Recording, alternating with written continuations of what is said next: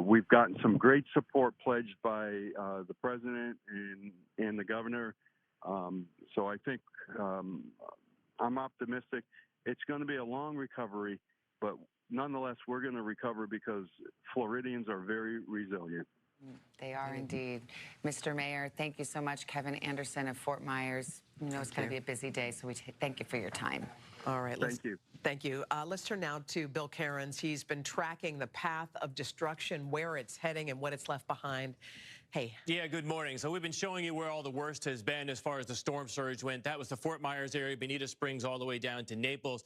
Overnight, we've still had a lot of heavy rain. Our NBC affiliate in Orlando, a meteorologist was saying in Kissimmee, there's been houses with homes with 1 to 2 feet of water in them. The Little Wekiva River in Seminole County, located right about here, is 1 foot over record flood stage. So again, there's still problems and still water going into homes right now because of this situation. And look at Daytona Beach, a wind gust of 69 miles per hour. So this is down to a tropical storm, but it is not a pleasant morning in Volusia County, Flagler County, heading up there to Jacksonville. That's where the storm surge is going to be coming in during the day today. So even though it's a weakened storm, there still could be some significant problems. And then it may actually intensify a little bit on its way up tomorrow in between Savannah and Charleston here into South Carolina. We may actually get landfall at either a strong tropical storm or as a hurricane tomorrow afternoon. And of course, we're going to get heavy rain in this area. Winds could gust possibly up to 70 miles per hour. And that way we could be dealing with some more power outages, guys, in this area too, and storm surge problems, which we'll explain more about during the show today. All right, Bill, thank you. Thanks, and Bill. As we've come on the air, President Biden has officially declared the state of Florida a major disaster. So that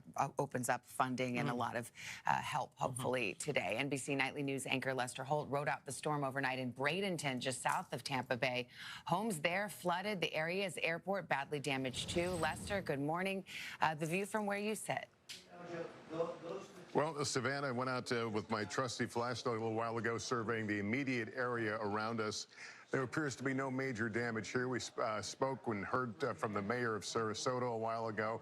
He was venturing outside his home for the first time, saw plenty of damage. He's not aware of anything catastrophic, but certainly during the night, we could hear this thing howling, ultimately dying down. Now the rain has stopped, and we're feeling relative breezes after what we saw and went through yesterday, but we're all okay. Yeah, difficult night for a lot of people, Lester. A lot of people spent the night in shelters. I'm sure they have tons of concerns about their homes.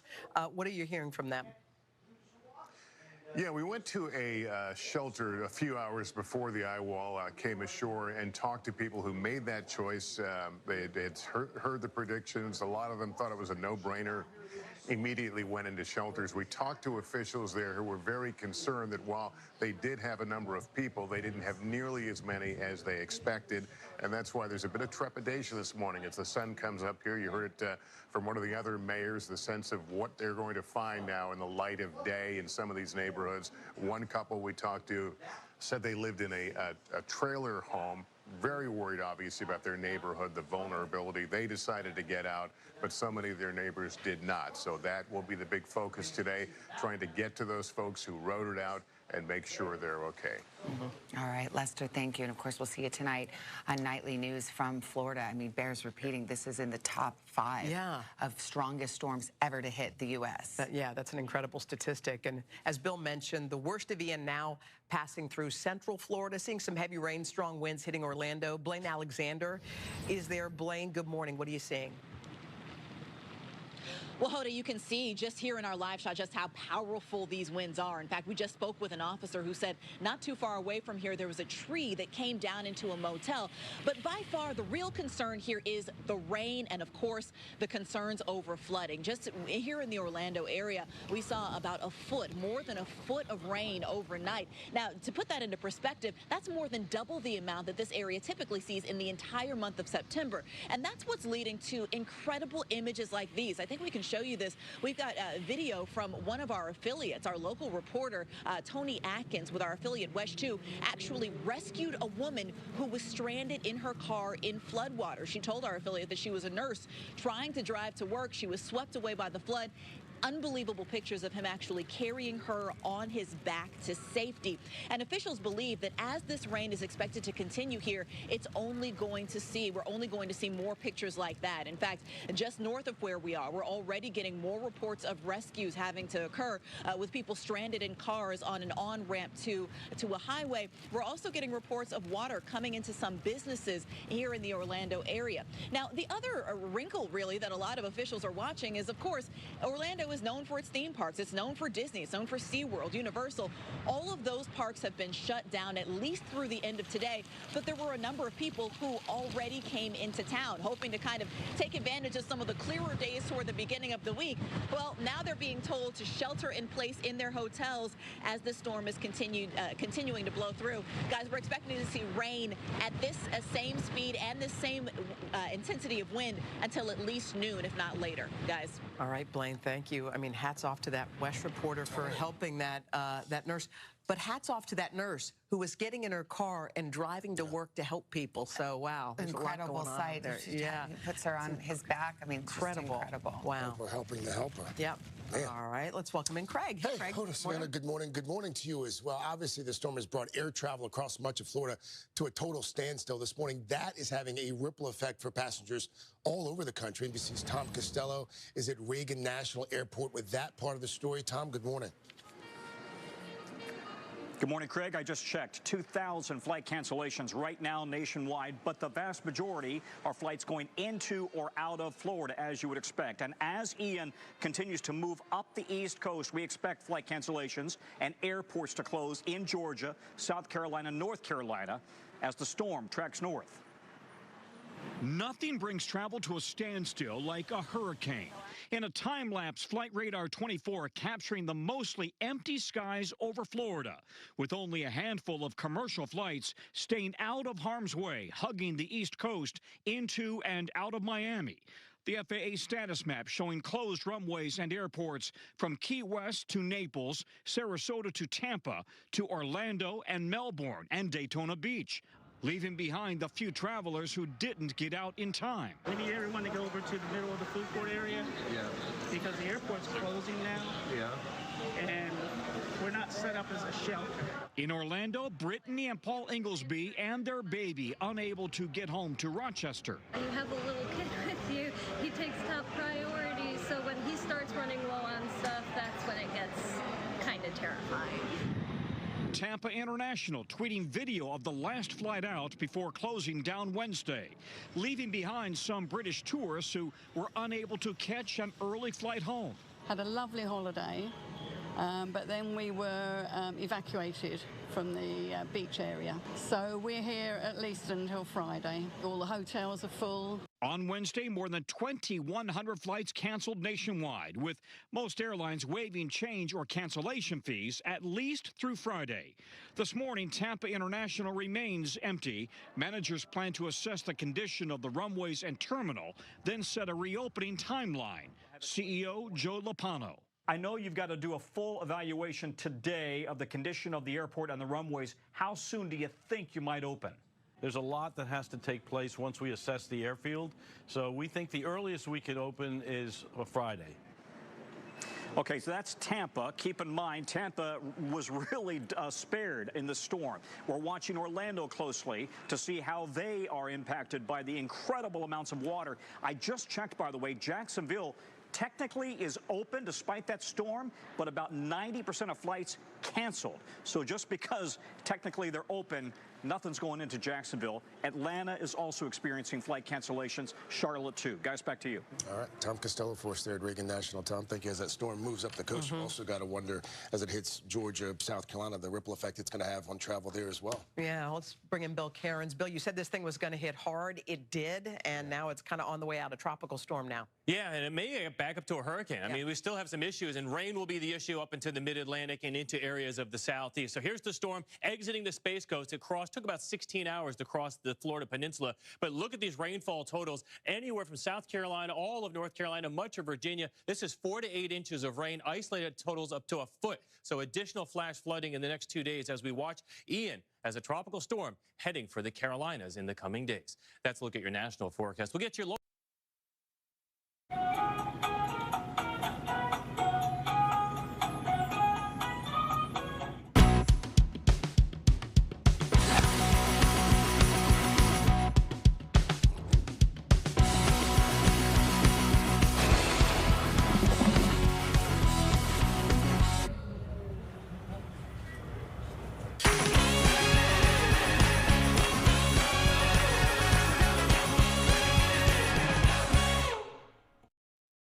Winds are significantly calmer across southwest Florida as we continue to assess the damage and start the road to recovery from impacts from Hurricane Ian. Winds are sustained at 15 to 25 miles per hour, and some encouraging news for you as you wake up this morning. Live Doppler radar is sweeping clear. After an injury, it's almost always the other side's insurance company, not the individual that we go up against. That's why size matters. There's only one Morgan & Morgan.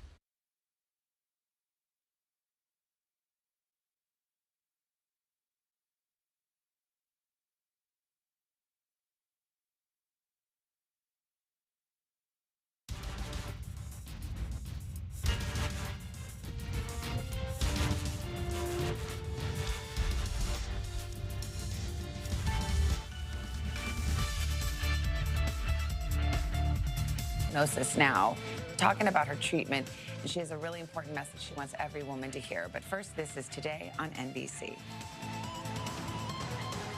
Welcome back, everyone. It is 7:21. You were just watching the Today Show and their national coverage of Hurricane Ian as we all lived through it yesterday when it hit our coastline just after 3 o'clock in the afternoon.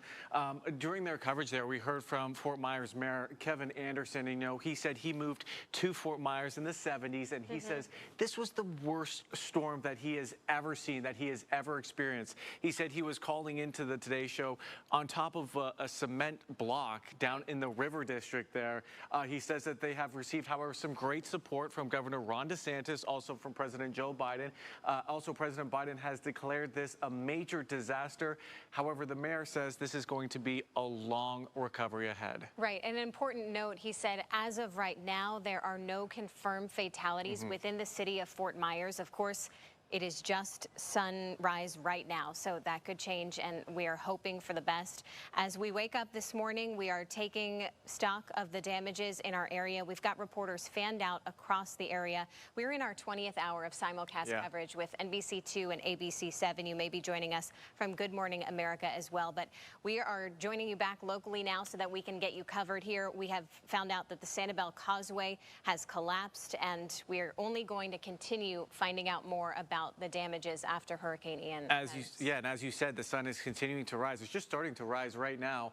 But a major thing that we want to get across to you folks here is that our area has been hit very hard, and we know that a lot of you are going to need help. That's why we want you to know that we are going to provide you with as much information that you need as possible. So we do have a message that we want to get out right now to all the stores and store owners out there, that if you are planning on opening up today, tomorrow, or this weekend, let us know. We want to know. We want to hear from you. We want to help our community as we begin to rebuild after Ian. So please, if you plan to open up again today, tomorrow, or this weekend and have any sort of supplies, things like water, food, gasoline, we want you to reach out to us. Right. We're asking people to stay at home if they can, but if you need to go get essential items, we want you to have a place to go and know where to go. So again, business owners, store managers, email us at newstips@nbc-2.com or newstips@abc-7.com. Send us your address, the times you'll be open. We will relay that to our communities, make sure they know where they can get their essentials. Absolutely, and a lot of people are going to need your help. So if you are going to be opening up today, tomorrow, or this weekend, let us know. We want to hear from you so we can help our community. Meanwhile, multiple cities and counties across Southwest Florida have curfews in place right now. It includes Fort Myers, Naples, all of Charlotte County, Marco Island, Northport. They are all under strict curfews. This is meant to keep you safe, again, while first responders, cleanup crews assess the damage. We want to make sure they can get to where they need to go. And of course, the roads really are not safe yet. We've got a full list of each curfew on our websites. Also, the city of Fort Myers posted this video here. It shows a tree down. The city says they are responding to structure fires, to flooding, and even some life-threatening conditions. They're asking for you, again, to stay safe and respect the curfew and to allow first responders to help those in need. If you're thinking about heading to Fort Myers Beach, don't. City leaders are asking you to stay away until at least Saturday. That includes people who live on Fort Myers Beach and evacuated. They want you to wait to go back home. The area, of course, as you know, was devastated by Hurricane Ian, and it's going to take some time to clean up. This includes homeowners. Let emergency crews get there first. Yeah, and you know, first responders, they're heading out into towns to help those in need. They've done so since around 3:30 this morning, when those winds finally got below 45 miles per hour. Take a look at this here. Northport Police Special Response Team, they are out right now assessing the damage. They're asking everyone, just be patient, be smart and safe, and say that help is coming and it's on its way. City of Cape Coral is asking you also to stay off the roads this morning. They have crews out beginning the cleanup as we speak. They want you to give them space if you can. They're warning residents of downed trees, power lines, and standing water in the Cape. And as we all wake up this morning and the sun will be rising here shortly, we're finding many roads are still underwater this morning, like Harborview Road in Port Charlotte. And BC2 meteorologist Justin Hobbs is in Port Charlotte this morning. Justin, what are you seeing at sunrise? Hey, good morning, guys. We are up here in Port Charlotte, right along Harborview Road along US 41. If you take a look behind me, this is Harborview Road. You can see as we walk a little bit closer, the water's almost meeting up to US 41. The road completely underwater. In fact, there are cars out in the distance. Now, I know a lot of folks this morning also listening to us on the radio. So this is right where the CVS pharmacy is as you're turning onto Harborview Road. But also you can see over here towards the right, for folks who are seeing images, this truck right here partially submerged underwater, and even looks like we have a bit of roof possibly pulled off of this building. We're seeing a lot of this flooding like this storm surge that's still in parts of these areas that are near and close to the canals, maybe a little close to the harbor as well. A good reminder that first of all, you don't need to be out this morning. You do not need to be getting out on the roads to check out the damage. Let first responders get out there, but also these waters are going to take some time to get down, especially in the canals. All that water is going to be rushing through them. So I want to remind everybody, because this is something we see a lot. We see a lot of folks driving through flooded roadways. Please do not do that. It is not worth risking your life. We're going to continue to be driving around parts of Port Charlotte and Punta Gorda. We've been seeing a lot of this scene behind us, and we're going to give you more updates as the day continues and as daybreak comes. Live in Port Charlotte, Justin Hobbs. There are multiple boil water notices in effect throughout our area. This includes Punta Gorda, Naples, Cape Coral, Fort Myers, and Northport. You're going to need to boil your water before drinking it. Not safe to drink, cook, or brush your teeth. For now, use bottled water if you have it. As the cleanup begins, power is starting to be restored to our area very slowly. FPL announced it has already restored power to over 500,000 customers in the wake of Hurricane Ian. Many of this is due to the extra linesmen that were sent from all across the country.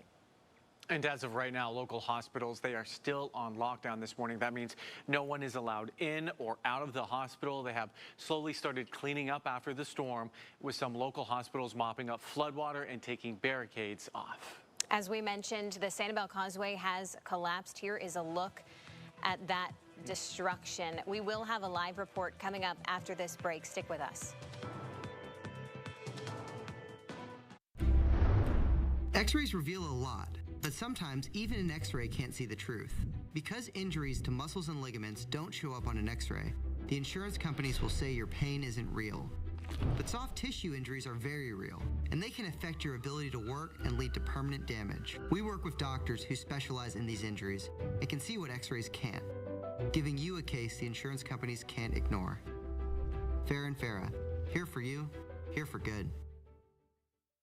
There's a reason Comcast Business powers more businesses than any other provider. Actually, there's a few. Comcast Business offers the fastest, reliable network, the protection of Security Edge, and the most reliable 5G network. Whether your business is starting or growing, you need Comcast Business. Simplicity and savings, all from one provider. Get internet, advanced security, and voice for $40 a month for 12 months when you add Comcast Business Mobile. Plus, enjoy free installation. And ask how to get a $500 prepaid card with a qualifying gig bundle. Call today. Ready? It's happening now through Monday at Rooms to Go. Pick from 100 beautiful rooms, each under $1,500. Picture it, your home, fully furnished in your style, with living rooms under $1,500, dining rooms under $1,500, bedrooms under $1,500. So many stylish options, each under $1,500. And it gets better. Finance for $30 or less per month, interest-free for 50 months. Now through Monday at Rooms to Go.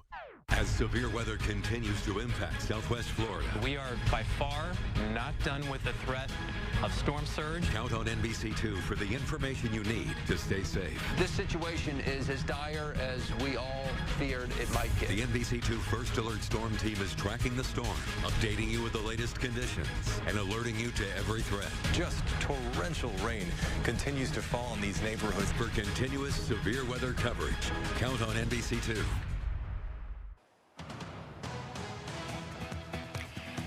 Getting you all caught up with all things Hurricane Ian. I want to start off with a live look now that we're starting to see a little bit of sunlight. This is actually from our tower camera here in Fort Myers, and you can see just next to our station, we're seeing what looks like the roof torn off of this building. That garage door kind of caved in, and perhaps some shifting of some of those cars as well. We're really just waking up, trying to see what the extent to that damage is. All right, let's get you caught up on what you need to know this morning. The good news is live Doppler radar is sweeping clear. There's, of course, going to be a lot of standing water. That storm surge threat, the worst of it is over.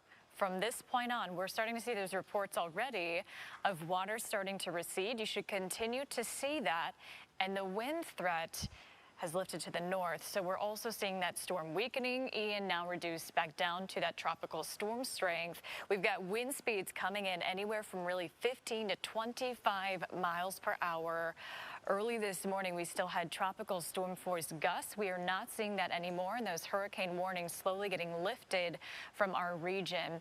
As we take you through futurecast wind gusts, however, we will continue to see this positive trend heading into around 3 gusts up to still around 25 miles per hour, but sustained winds down to 15.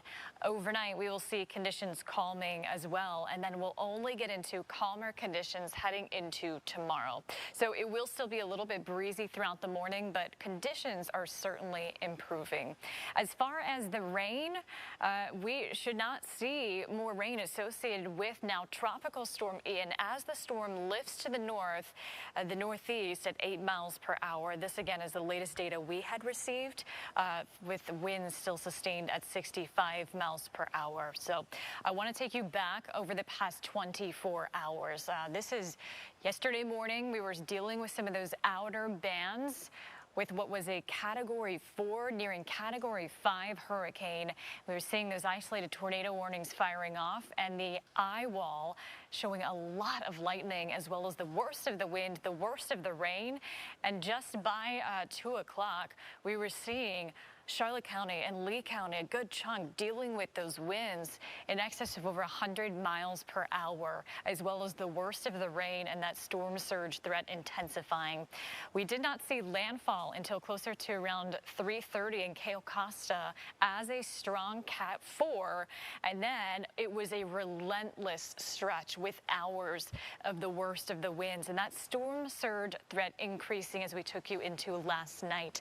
From there, we continue to watch as the winds wreaked havoc across the region, still dealing with those outer bands as well. And this morning, we are finally in the clear from Hurricane Ian. Unfortunately, it was a recipe for just an utmost disaster.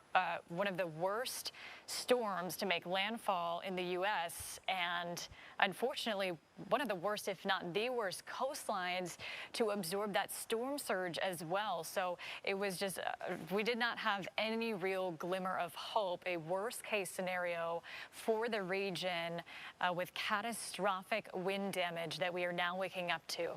As we take you throughout the day today, it is crucial that you let those responders get out and do what they need to do, and you stay put. We also are in that flash flood watch across the entire peninsula. They're still seeing flooding issues, even from what's left of Ian. Just to give you the magnitude of its power, again, reduced back down to a tropical storm and still producing flooding inside people's homes, even up toward the central peninsula. The storm will continue to batter the East Coast, bringing that flash flooding and heavy rainfall threat to Georgia and South Carolina. But with regards to Southwest Florida, we took the blunt of this system. I mean, Cuba, of course, dealing with devastation, the Cayman Islands, Jamaica as well. But here in Southwest Florida, we took Hurricane Ian at its worst along the most vulnerable coastline in the U.S. We have a very shallow continental shelf that allows water to pile in very easily. We have all of our canals and rivers. Of course, we saw storm surge in nearly all of our coastal communities, and even impressively for some inland spots here. As far as the seas, this is going to be an issue for rescue and recovery efforts throughout the day today, because these are still kicked up. We know, of course, the Sanibel Causeway showing significant damage. The Sanibel Island seeing some of the worst of the storm surge, likely people there who do need help. So those rescue efforts now forced, of course, by boat, and things that need to be taken over that causeway no longer can be. We will see the seas finally calming into tonight, at least to 5 to 7 feet, and then very much calmer heading into tomorrow and into Saturday and Sunday. Those winds finally subsiding. We will stay with you every step of the way, but for right now, I am going to send things back to the desk. All right, Lauren, thank you. And folks, we know that the sun is starting to come up right now, and that you're going to want to see the damage that was left behind from Hurricane Ian. We do have reporters, photographers who will be going out all over. They'll be assessing the damage. Of course, we will be showing you what we are seeing. Also, we want to remind you this morning to be safe. If you don't need to be on the roads, don't be on the roads. Let first responders get out there and help people who are in need of help. Meanwhile, Marco Island officials are monitoring conditions on the island right now. Police, they say the majority of the roads are no longer flooded, but there is still some flooding on North Barfield and San Marco Road, and you should stay away. Now, during the surge, we saw cars floating in the middle of the roads. Emergency teams are now trying to move those vehicles. Public Works is removing trees also from the roads. Pay attention, traffic lights are out, so that means if you come to an intersection, use that as a four-way stop. A lot of dangers on the roads right now. Yeah, absolutely. And again, as we just mentioned, as the sun comes up, we are seeing the destruction left behind by Hurricane Ian, especially near the islands. Yeah, not only flooding and traffic lights you have to worry about. As we've been showing you, part of the Sanibel Causeway has crumbled. NBC2's Kyla Gaylor is there live right now. Kyla, tell us what you're seeing right now as we're finally getting a look at this with the sun up. You know, Brenna and Alan, I'm at a loss for words for what I'm seeing here. It is just astonishing, the level of destruction.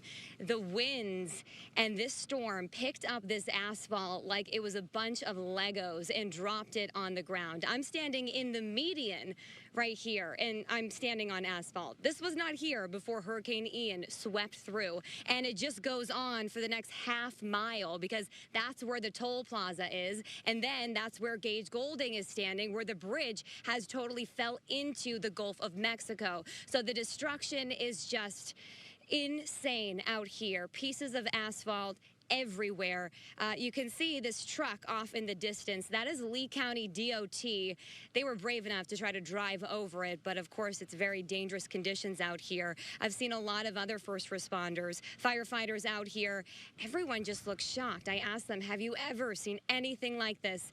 Everybody has said never. I want to show you another example of just how powerful these winds were. Look at this tree right here.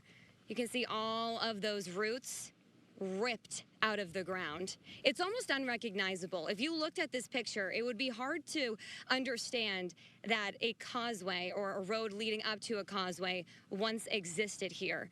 I also want you to take a look, if we can pan over to the erosion. This is something we noticed on the road leading up to the bridge, and actually in a lot of parts leading up to the coastline. You can see underneath there's water. Looks like some of the roads could be very vulnerable to maybe sinkholes or something. You can see this ladder has just toppled in. There's actually a lot of stuff in these mangroves. If we can keep panning over, so many things. I don't even know where it all came from, because in this spot where we are, there's no homes, at least from where I can see. So that just shows you how far the wind traveled all of these belongings from wherever they came from. It is just mass destruction, and it is really devastating to see. You can also see another tree uprooted here, but really the story is, of course, the bridge, the causeway, I should say, and the road leading up to it. You know, I have no idea how long this will take to fix. Absolutely months, you know, maybe even years at this point. My biggest concern right now is who is on that other side of the causeway. We do know there were some people who did not evacuate. How are they going to get on and off? You can't even get up to half a mile to this bridge. Lauren Hope was talking about how we have one of the most vulnerable coastlines, and you are seeing the results of having a vulnerable coastline when a strong Cat 4 hurricane rips through near Sanibel. Brenna, Alan? And Kyla, you mentioned you talked to first responders, and the question on everyone's mind is how are they going to get to people who are still on the island, maybe who need rescuing? Were you able to ask them at all or find out any information about how they're going to get to those people? You know, I didn't get a chance to ask them that, but I don't think they really know yet. They're just coming out here. They found out the bridge was collapsed into the Gulf of Mexico the same time we did. You know, it's been dark up until just about 30 minutes ago. So right now, that's going to be the priority, to try to figure out how to move forward. But a lot of people right now, those first responders I'm seeing, are just assessing the damage, trying to figure out how to move forward, because that is going to be the question on everyone's minds. I did see another person who came up. He wasn't a first responder. He said he has friends, family in the area, and he was really concerned. I tried to talk to him, but he was in a rush. He said, you know, people are homeless right now, and that is the priority. People are homeless. It's just going to be how many and how severe this storm has left people. Certainly, Kyla. Thank you so much for the information. We'll keep checking back in with you to see if you learn anything else that can help people. And it is 7:41, and we continue just to see the amount of damage left behind there after Hurricane Ian. Now, at the top of the show, we asked if you are a store owner and you're going to be open today. We want to know about it. We had Universal Supermarket at 26611 Old 41 Road in Bonita Springs. They will be open this morning at 10 o'clock. They have food, they have water, they have canned goods, and as more employees are able to show up for work, then we will have even their bakery running. Deliveries, we're told they'll start coming in tomorrow. So again, this is Universal Supermarket at 26611 Old 41 Road in Bonita Springs. They will open up this morning at 10 o'clock. Please only go there if you need something. Now, let's take a look at damages Hurricane Ian caused to the Sunseeker Resort in Port Charlotte. Scaffolding is just destroyed as you look here at your screen. A lifted walkway also just thrown off the building. Now take a look at this. A massive downed tree in Buckingham brought along 2 power lines with it. You can see our reporters were out here surveying the damage this morning. This is right on Buckingham Road. While they were shooting this video, our crews ran into a man driving around who says he was here for Irma and Ian was much worse. Just from seeing, like, driving around and seeing some of the destruction and then seeing, like, Matlash Day and stuff where it, like, actually made landfall, definitely. That man had 2 friends with him telling us they decided to go out last night just in case anyone needed help. Stay with us, folks, as we wake up this morning and show you live shots like this. The toll plaza, just past the toll plaza there, heading out to Sanibel Island, the damage left behind after Hurricane Ian wreaked havoc here in Southwest Florida. Stay with us. America, home of the free. Free is our favorite word. Like free shipping. I got a package? Free shipping. We get it. You can leave it right there. That's why at Morgan & Morgan, our fee is free. That means you don't pay anything unless we win your case. Injured? Call Morgan & Morgan, forthepeople.com. Right now at Rooms to Go, get your best night's sleep on any budget with our huge selection of top brand mattresses for as low as $297. Get this mattress, just $397, or comfort like this, just $497. Great options, just $597. Rooms to Go has them all. A great selection, just $697. And how about these choices, just $797? Choose your perfect mattress from this incredible selection and save. It's happening right now at Rooms to Go. No one's ever prepared to be hurt in a car accident. So we got prepared for you.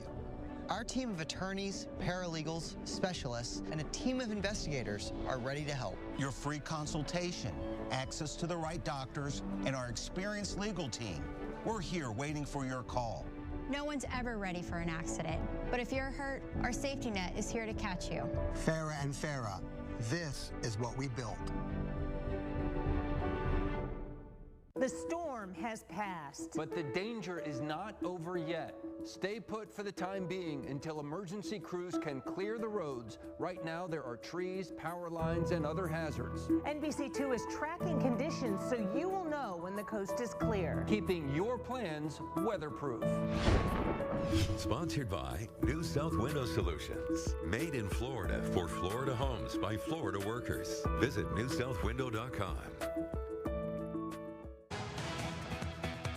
Out this morning as they continue to assess hazardous areas. Fort Myers police officers, they're asking you to wait until conditions improve to leave your homes. Do not pull emergency resources away from people who are in dire need. If you don't have to leave your house, don't. Also, Charlotte County residents, listen up this morning. If you are trying to call the Emergency Operations Center, the number has temporarily changed. Right now, grab a pen and a piece of paper. Write this number down. 941-743-1320. Again, that number is 941-743-1320. Now, once it goes back to the original number, you can count on us to keep you updated. NBC2 has continuing coverage of the impact of Hurricane Ian. We'll take you back live to the Sanibel Causeway to see this destruction, figure out how first responders are going to rescue people in need. We'll be right back. No matter how you've been hurt, in a car accident, on the job, or for medical malpractice, it doesn't matter. Life goes on. How that life goes on is where we come in. Farah and Farah, here for you, here for good. Everyone loves bundle deals, and the bundles are back at Kane's Furniture. Kane's. Bundle 3 or more items together. Get 20% off your entire purchase. Choose 3 of your favorite items from any department for 20% off store-wide. Over $30 million in inventory, in stock, and ready for you. Bundle up this weekend at Kane's and Cane'sFurniture.com. Get more for less. If your pets have turned your floors into an eyesore, we got some tricks in our tool belt. 54 now has the newest hardwood, tile, laminate, luxury vinyl, and carpet. 54 brings hundreds of samples to your home to see in your own light. 54 will do all the heavy lifting for you, and they can get most jobs done in a day. They'll even clean up afterwards. Call today to get free installation. 54 is home improvement done right. Call 777-54. Pick up the phone, we'll be knocking at your door. In the eyes of the law, all men are created equal. Whether your case is worth $5,000 or $5 million, it doesn't matter. This is your big case. Our principles and our fight remain the same. At Farah and Farah, it's all about you. As severe weather continues to impact Southwest Florida, We are by far not done with the threat of storm surge. Count on NBC2 for the information you need to stay safe. This situation is as dire as we all feared it might get. The NBC2 First Alert Storm Team is tracking the storm, updating you with the latest conditions, and alerting you to every threat. Just torrential rain continues to fall in these neighborhoods. For continuous severe weather coverage, count on NBC2. 7:48. Welcome back, everyone. We are continuing our coverage as Hurricane Ian starts to move out of the state. As you know firsthand, our area was hit hard. People are waking up, just starting to see the damage left behind. But before we get to that damage, we've got a message to stores and store owners, managers. Yeah, really anyone. If you are opening today, if you're opening tomorrow, or if you are opening this weekend, let us know. We want to help our community. So please, if you plan to open again either today, tomorrow, or this weekend, and you have supplies like water, you have food, you have gasoline, reach out to us. Email us at newstips@nbc-2.com or newstips@abc-7.com. Send us your address, the times you'll be open. We will relay that to our viewers. Universal Supermarket at 26611 Old 41 Road in Bonita Springs will be open this morning at 10 o'clock. They have food, they have water, they have canned goods, and as more employees are able to show up, they will then be able to open up their bakery and get that running again. Deliveries will start coming in sometime tomorrow. And as we wake up together and the sun starts to come up, we are seeing the destruction left behind by Ian, especially near the islands. It really is breathtaking, and it's only going to continue to shock us throughout the day. We're showing you part of the Sanibel Causeway that has crumbled. We just heard from NBC2's Kyla Gaylor. And Kyla, tell us what you're learning now. Well, I told you some county and city officials were starting to make their way over here, so I want to bring in Steve. He is a trades worker with the city of Sanibel. First of all, just to give our viewers some context, what do you do for your job? I mainly look after City Hall, take care of the property, fix things that need to be fixed, things like that. I mean, I work for Public Works. So we have multiple facilities over there that we take care of, so that's the department that I work for. But Public Works as a whole, I mean, obviously we look after the streets and the bike paths and all thoroughfares on the island, that sort of thing. Yeah. So you are always out and about, seeing the city of Sanibel, what it normally looks like there after storms. Have you ever seen anything quite like this? No, nothing like this. This is really bad. I mean, I've been in Florida since '94. I've been through a couple of hurricanes. No, I've never seen the road like this. This is bad. How do you even begin to describe what this is and the destruction? It's just devastating. You know, that's the biggest thing. The biggest thing I'm concerned about is human life, obviously. Things like this can be fixed. It'll take time and it disrupts people's lives, but as long as they're alive, I think we're all right. Absolutely. I mean, that's the biggest concern on everybody's minds this morning. So when something like this happens, when a storm rolls through, what's the process to begin to fix it? I know that, you know, fire officials, police officials, that sort of thing, as well as the county, they obviously have to make sure that the causeway's okay and clear for emergency crews, stuff like that, for us to be able to get to the island. After that happens, then it's a matter of going through, checking roadways, looking for down power lines, starting to basically clear the island and bring it back to a form of accessible, safe life, you know. How do you get to people who need help when the bridge is collapsed? That I don't know. I'm sorry. I have no idea. If they would come by boat, helicopter, I'm not really sure.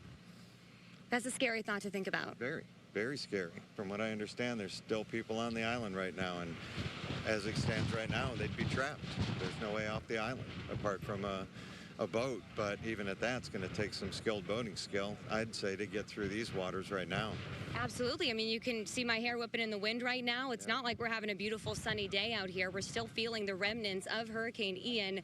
I mean, what do you think the next steps are from here? I don't know. There was a county official. He was just driving down, and obviously they're assessing the road.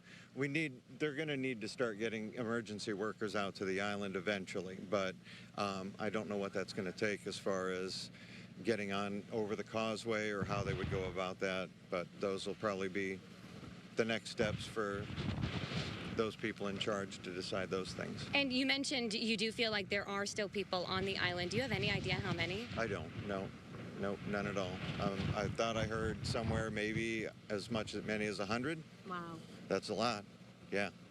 That could be a lot of people stuck on this island for who knows how long right now. Exactly, yeah. Wow. It's going to be a while. It's a very scary time for our community. Stay safe. Yeah, thank you so much, Steve, for your time. Stay safe as well. One thing I also wanted to point out that I was showing you guys in the last live shot, I said I didn't know where all this debris came from. It's because I couldn't see this house or this building that once existed because it's been torn down to pieces. Where I was standing, there was a couple of tree branches in front of me, so I didn't even see this. So I'm just trying to give you another level. I mean, I think you guys can get the picture just from looking at what I'm seeing. This is serious. This is life-threatening. Again, I'll repeat myself. I'm just thinking about those people who are now stuck on Sanibel. Many of them may need help, and we don't know when or how first responders are going to get to them. That is something I'm going to continue working. I'm going to keep asking everybody who shows up, how are we going to get these people the help that they need? So NBC2 will continue asking those questions, try to find the right people, and I'll report back anything else I can find. Brenna, Allen? Kyla, thank you. You heard Steve say human life is our priority right now. And speaking of which, a limited number of Florida search and rescue crews have been on Fort Myers Beach looking for people who may need help. We know many people decided to stay on the beach when the storm hit. The storm surge came in quickly, forcing people to take higher ground. Crews will continue helping those on the beach in the upcoming days. Charlotte County is preparing to help its residents, and this morning they need your help. They're looking for volunteers to help assist those who were impacted by Hurricane Ian. We do have a link.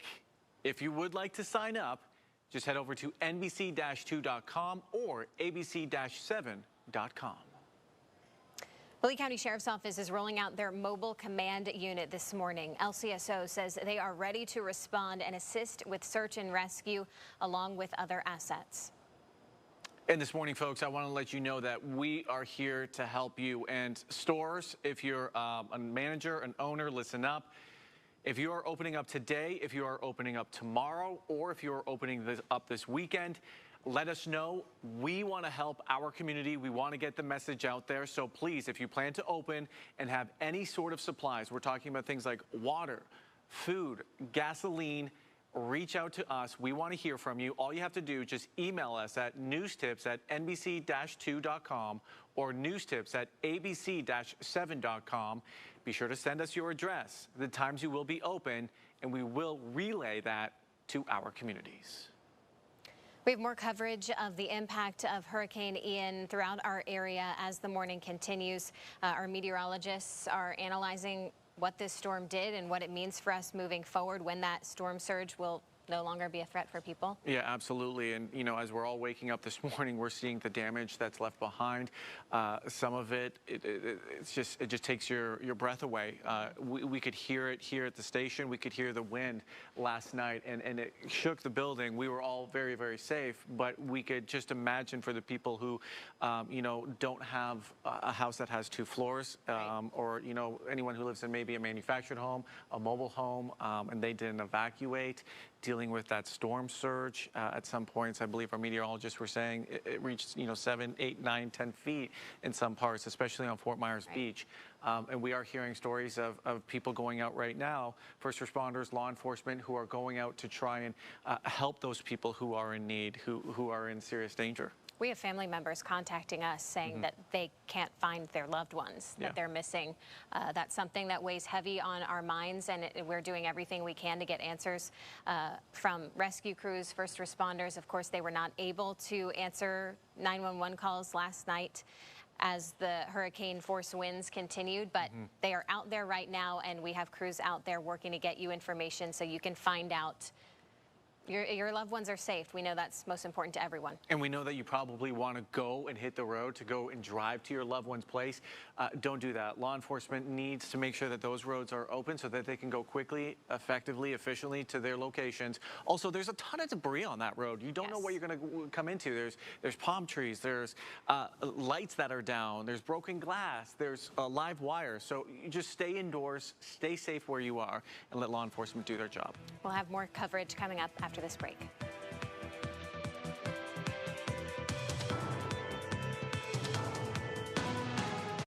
Commitment isn't just a word we throw around. It's baked into everything we do.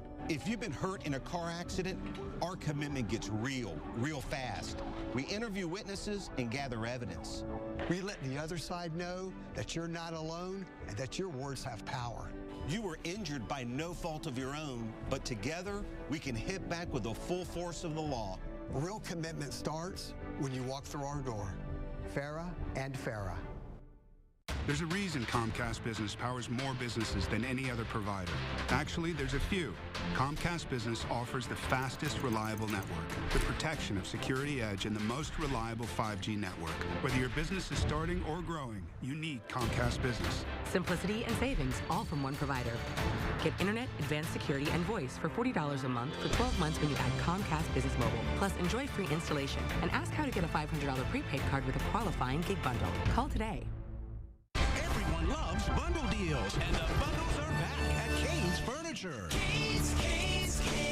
Bundle 3 or more items together. Get 20% off your entire purchase. Choose 3 of your favorite items from any department for 20% off store-wide. Over $30 million in inventory, in stock, and ready for you. Bundle up this weekend at Kane's and Cane'sFurniture.com. Get more for less. As severe weather continues to impact Southwest Florida, we are by far not done with the threat of storm surge. Count on NBC2 for the information you need to stay safe. This situation is as dire as we all feared it might get. The NBC2 First Alert Storm Team is tracking the storm, updating you with the latest conditions, and alerting you to every threat. Just torrential rain continues to fall in these neighborhoods. For continuous severe weather coverage, count on NBC2. Welcome back, everyone. It is 8 o'clock on this Thursday morning, and we're continuing our coverage of Hurricane Ian as it starts to move now out of the state. Right. Our area was hit hard. Of course, the major impacts, the wind, the storm surge that we saw are moving out of our area. It seems like the calm after the storm now, but people are waking up and seeing the devastation. Every new piece of information we get just makes our hearts sink a little bit more and worry for our community. Before we get to the damage, we have a message to some store owners. We want to make sure you're able to get what you need. Right. So listen up here, because if you are open today, you're open tomorrow, or if you're open this weekend, let us know. We want to help our community. So please, if you plan to open and have any sort of supplies, we're talking about things like water, food, gasoline, reach out to us. Necessities. Email us newstips@nbc-2.com or newstips@abc-7.com. Send us your address, the times you'll be open. We want to tell our viewers where they can get the things they need if they have to leave the house. And right now we know that Universal Supermarket at 26611 Old 41 Road in Bonita Springs will be opening up at 10 o'clock this morning in a little less than 2 hours. They have things like food, they have water, they have canned goods, and say as more employees are able to show up, they will then be able to get the bakery up and running, and say deliveries will start coming in tomorrow sometime.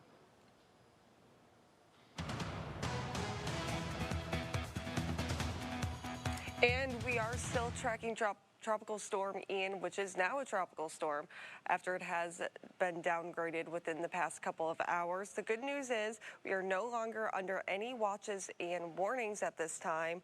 Plus, the winds are starting to weaken, and we are no longer under the threat for storm surge within Southwest Florida. So this is all great news for us here within the area. I do want to go ahead and check on our radar. We just got our live radar back up and running, and things look really good in terms of the rest of the morning, the afternoon.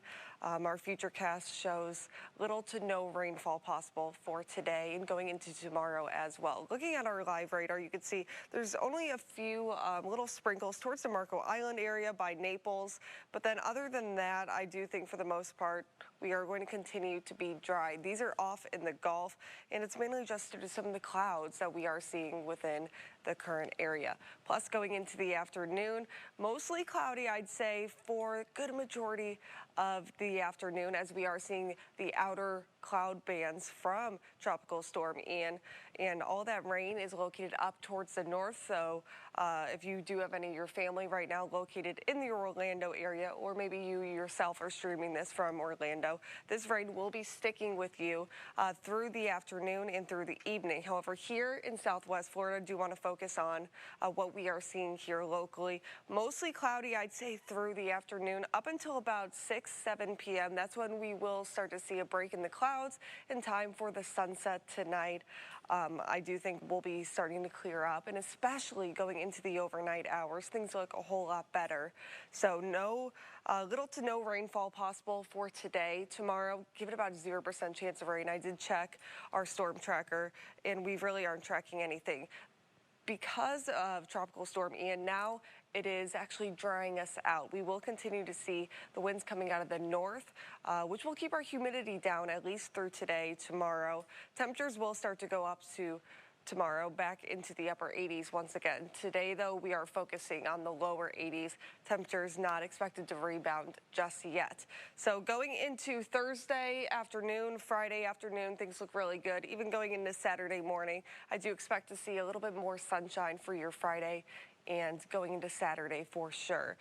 So if you do want to get outdoors and start to pick up things, I think you are good to go within the afternoon. The winds are going to start to calm down as well. Looking at our current wind speeds, still maintaining about 30 miles per hour in portions of the Fort Myers area, as well as towards Sanibel, Punta Gorda, Arcadia, about 33. So this is under tropical storm speed. We are no longer under that tropical storm warning. And we are going to continue to decrease the wind speeds over the next couple of hours. I'd say by lunchtime now, we are all seeing gusts in the mid-20s. Plus, this is gusts. I do think we'll be maintaining about 15 miles per hour. And we'll continue to see that weaken overnight as well and through the early morning hours. And that'll give us some more normal Friday for us, too. We'll have more coming up within the next half hour. Got live looks here in your NBC2 Alert Center showing all different areas of Florida dealing with the remnants of what was Hurricane Ian, as you said, Sammy. Now, Tropical Storm Ian. Take a look now at INET4. This is Jacksonville, northeast Florida. So they're dealing with the impacts now that we saw much, much worse yesterday. You can see that camera really bumping along in the wind. Obviously, they're dealing with rain as well. Nowhere near the severity that we were dealing with yesterday, but they're still seeing the impacts. And if we look at INET6, I want to show you, this is a highway in central Florida. I was looking at this live shot a couple of minutes ago. They had zoomed in, and there is quite a bit of ponding there on the entrance ramp to this highway. People still driving through, though, so keep in mind, if you experience any flooding on the roads when you do go out finally, make sure you turn around. Do not drive through floodwaters.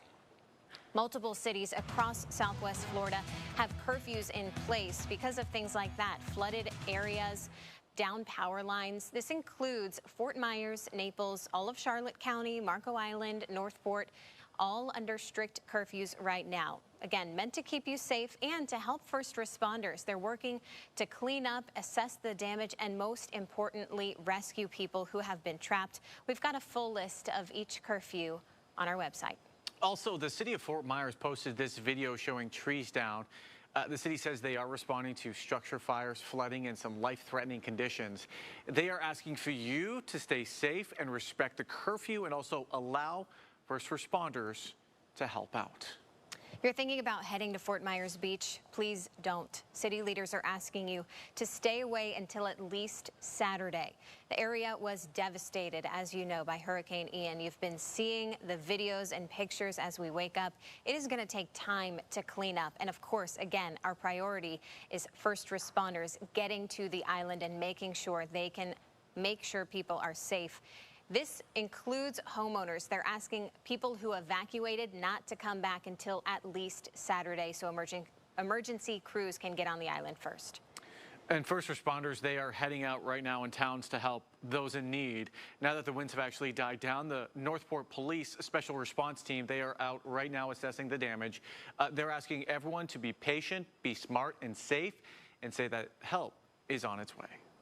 City of Cape Coral is asking you to stay off the roads this morning. They've got crews out beginning the cleanup, and they want you to give them space if you can. They're warning residents of downed trees, power lines, and standing water in the area. Okay, some news you can use. There are multiple boil water notices in effect. This includes Punta Gorda, Naples, Cape Coral, Fort Myers, and Northport.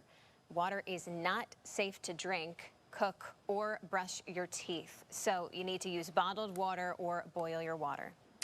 And as the cleanup begins, power is starting to be restored to our area. FPL announced it has already restored power to over 500,000 customers in the wake of Hurricane Ian. Many of this is due to the extra linesmen sent from literally all across the country. Now that the storm has passed, it's important you begin the cleanup process. Failure to remove contaminated materials can cause serious health risks. If you had flooding, work on getting that water removed any way you can. Scrub down your walls and your counters anywhere that water touched. Wash any fabrics that may have been contaminated. Remember, a lot of that water is on the ground and it is mixed with sewage. All right, it is 8:08, and as of right now, local hospitals are still on lockdown. That means no one is allowed in or out of the hospital, but they have slowly started cleaning up after the storm, with some local hospitals mopping up floodwater and taking barricades off. We will have a lot more updates for you as the sun comes up. If you've got pictures and you're in a safe place to send us pictures or video of what you're seeing this morning, please do. We'll bring them to you here on NBC2 and ABC7.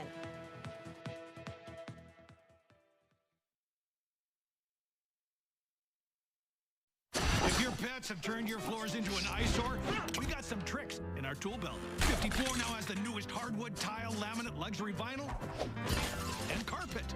50 Floor brings hundreds of samples to your home to see in your own light. 50 Floor will do all the heavy lifting for you, and they can get most jobs done in a day. They'll even clean up afterwards. Call today to get free installation. 50 Floor is home improvement done right. Call 777-50 Floor. Pick up the phone, we'll be knocking at your door. There's a reason Comcast Business powers more businesses than any other provider. Actually, there's a few.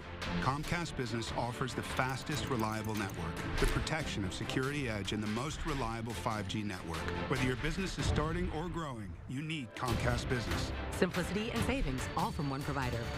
Get internet, advanced security, and voice for $40 a month for 12 months when you add Comcast Business Mobile. Plus, enjoy free installation. And ask how to get a $500 prepaid card with a qualifying gig bundle. Call today.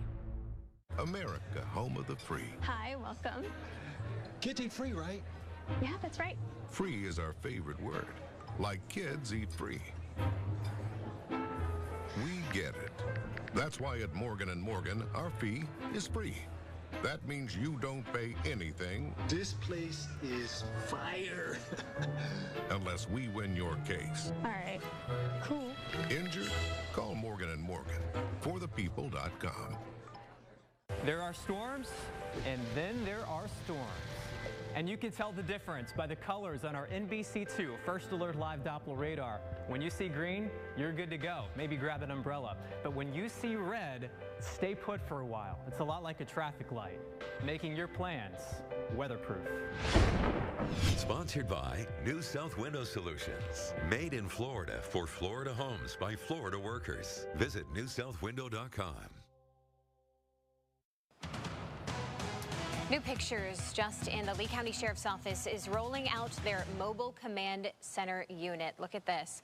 LCSO says they're ready to respond and assist with search and rescue. Of course, we know they were not able to respond last night during the brunt of the storm, and now they are heading out.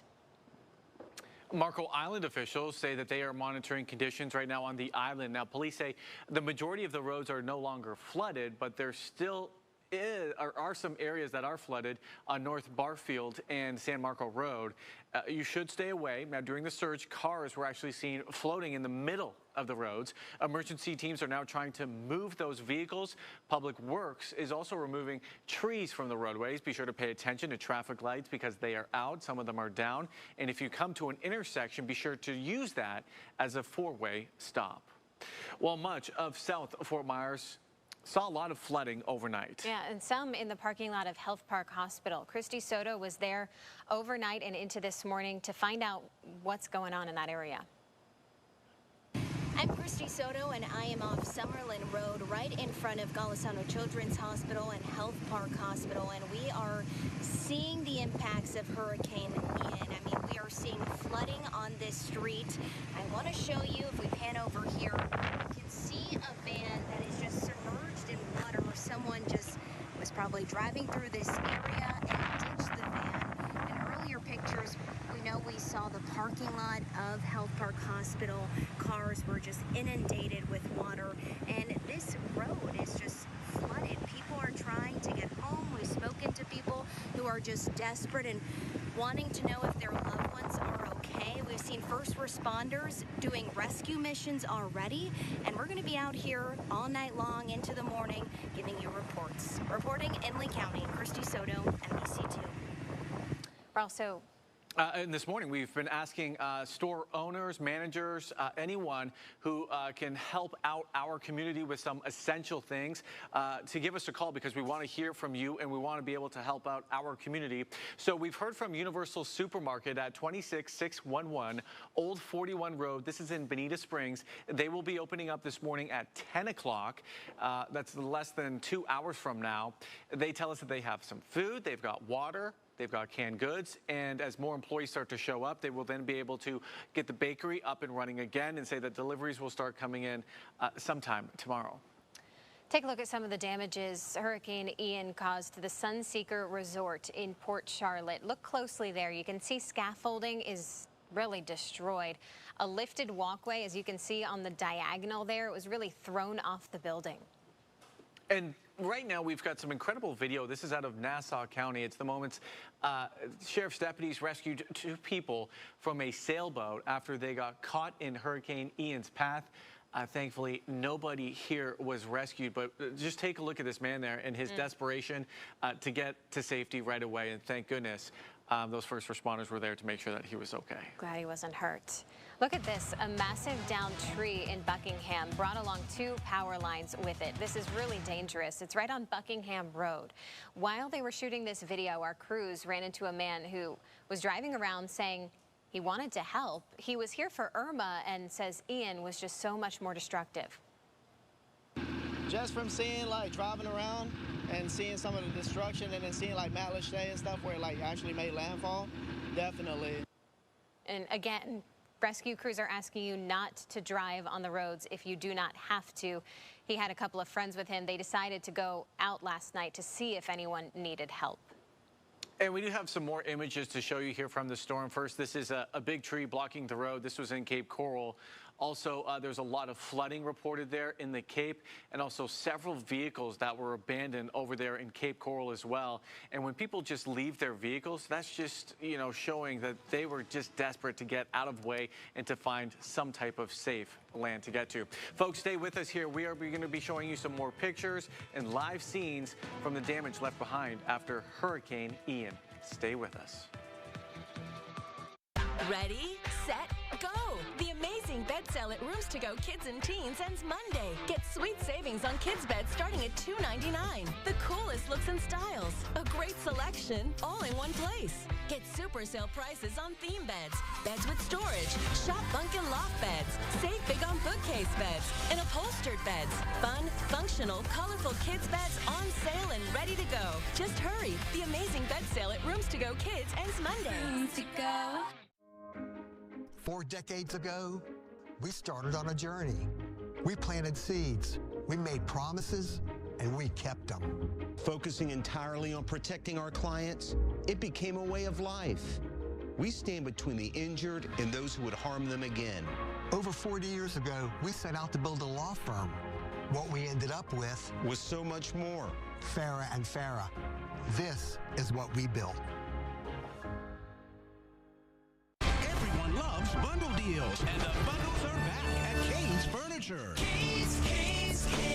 Bundle 3 or more items together. Get 20% off your entire purchase. Choose 3 of your favorite items from any department for 20% off store-wide. Over $30 million in inventory, in stock, and ready for you. Bundle up this weekend at Kane's and Cane'sFurniture.com. Get more for less. As severe weather continues to impact Southwest Florida, We are by far not done with the threat of storm surge. Count on NBC2 for the information you need to stay safe. This situation is as dire as we all feared it might get. The NBC2 First Alert Storm Team is tracking the storm, updating you with the latest conditions, and alerting you to every threat. Just torrential rain continues to fall in these neighborhoods. For continuous severe weather coverage, count on NBC2. It is 8:18, and as the sun comes up, we are sharing with you and seeing for ourselves the destruction left behind by Hurricane Ian, especially near the islands. And most importantly, trying to find out how crews can help as many people as possible. We've been showing you that part of the Sanibel Causeway has crumbled this morning. NBC2's Kyla Gaylor is there live. Kyla, what's it looking like? Well, we moved a little bit farther down on McGregor. You can see the asphalt here is intact, just about a little bit up the road. When you hit that half mile to the toll plaza sign, that's when the asphalt is just in pieces everywhere. I wanted to show you the mangroves over here and all of the debris that has been shoved right into it. Just to get an idea of how powerful this storm was, see how well this truck is wedged into these mangroves? All right, now I'm going to have you pan over here. Walk with me all the way across the road. This is where that truck came from. Think about that. The truck moved 4 lanes across McGregor and ended up in the mangroves over there. I think that just shows you how strong of winds we were dealing with. It's just hard to fathom when you're looking at it that this all happened from a storm overnight, and it's devastating to look at because where this truck came from, it looks like it has a business logo on it, and of course that is someone's livelihood, someone's home, someone's business possibly, because the house is in shambles now on the other side of the road. Something else I wanted to point out to you, if we can kind of come down to the road here, look at this layer of sand. This is everywhere from here all the way to the causeway and on the causeway as well. It's a compact layer of sand. It just shows you this whole area was underwater and probably for some time. I've seen a lot of creepy crawlers, a lot of crabs over here. They're probably confused thinking it's their ocean because the ocean was up here probably just a few hours ago. It's really devastating, and it's just hard to fathom that this all happened overnight, and unfortunately this is what people are waking up to today as the sun rises. I also was chatting with my friend Steve, who I introduced to you a few minutes ago, and he told me that there are some volunteers from Louisiana on their own boats that are coming down to try to help rescue people. I'm trying to verify that to figure out, if they are able to rescue anyone, how many people, because again, that is the biggest concern, especially if there are hundreds of people over there still stuck on the island. Brenna, Alan? So, Kyla, when you were showing us the damage there in the mangroves, you showed us that truck, but then it looked like there was some staircase that belonged to that home across the street there. Any indication that people were living in that house, or was it a storage area or anything? Is anyone saying anything? I mean, nobody's said anything yet to confirm. By the looks of it, it looks like someone lived in here, at least at some point. Maybe it was more of a winter home, because we know a lot of people do have houses that they just use in season here on Sanibel. But whatever it was, you can barely tell what is left. It's just a couple of poles. I don't know if you can see through these palm trees here, but there is just nothing left. I'm seeing slabs of concrete, wood just thrown about, pieces of metal. It looked like there may have been 2 different structures. I'm not sure if it was the same property or maybe one, but yeah, I really am feeling for whoever owns those houses who come back to see this, because imagine that, an entire staircase ripped from a home, and just like the truck, dragged 4 lanes across McGregor. It's just insanity. Brenna, Alan? Yeah, it really is. Sanibel, a lot of people, they do have homes there. They come down here for season. And, it's September right now. They come down for Thanksgiving. I know a lot of people, they hire home watch people to make sure that their houses are boarded up and prepared for hurricanes or any type of storms that are coming their way. Have you seen any crews who are coming to you where you are, besides any type of construction crews or anything? Or people just saying, hey, I want to go and check on a house over there. How am I going to be able to do that? Has anyone been able to come to you yet and ask you that? I've only seen one man who seemed really worried about some people he knew on the island who stayed behind.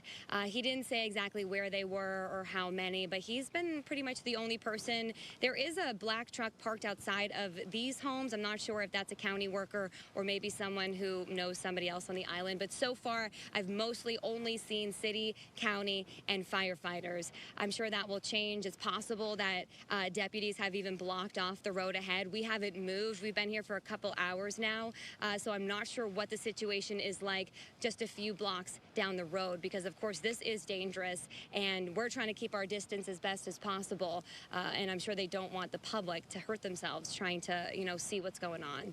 Absolutely, Kyla, thank you. We hope that soon you'll be able to deliver the news that first responders have found a way to get to those people. We'll keep in touch with you throughout the morning. Fort Myers police are heading out this morning as they continue to assess hazardous areas. They're asking you to wait until conditions improve to leave. Now, that doesn't mean they're asking you to wait until the hurricane has moved. We know that's happened. They don't want you to pull emergency resources away from the people who need it, get stuck in floodwaters, drive over a down power line. It's really not safe to leave if you don't have to. If you live in Charlotte County, listen up this morning, because if you are trying to call the Emergency Operations Center, the normal number, or it's temporarily changed to this number. Grab out a pen and a piece of paper and write down 941-743-1320. Again, that number is 941-743-1320. Now, once it goes back to the original number, you can count on us to keep you updated. Fort Myers Fire Department responded to a structure fire on Catherine Street. Look at these pictures. They were pulling a hose line around fallen trees and possible electrical hazards. Of course, the conditions making things a lot more difficult. Good news is the fire is out now. Crews are just assessing the damage.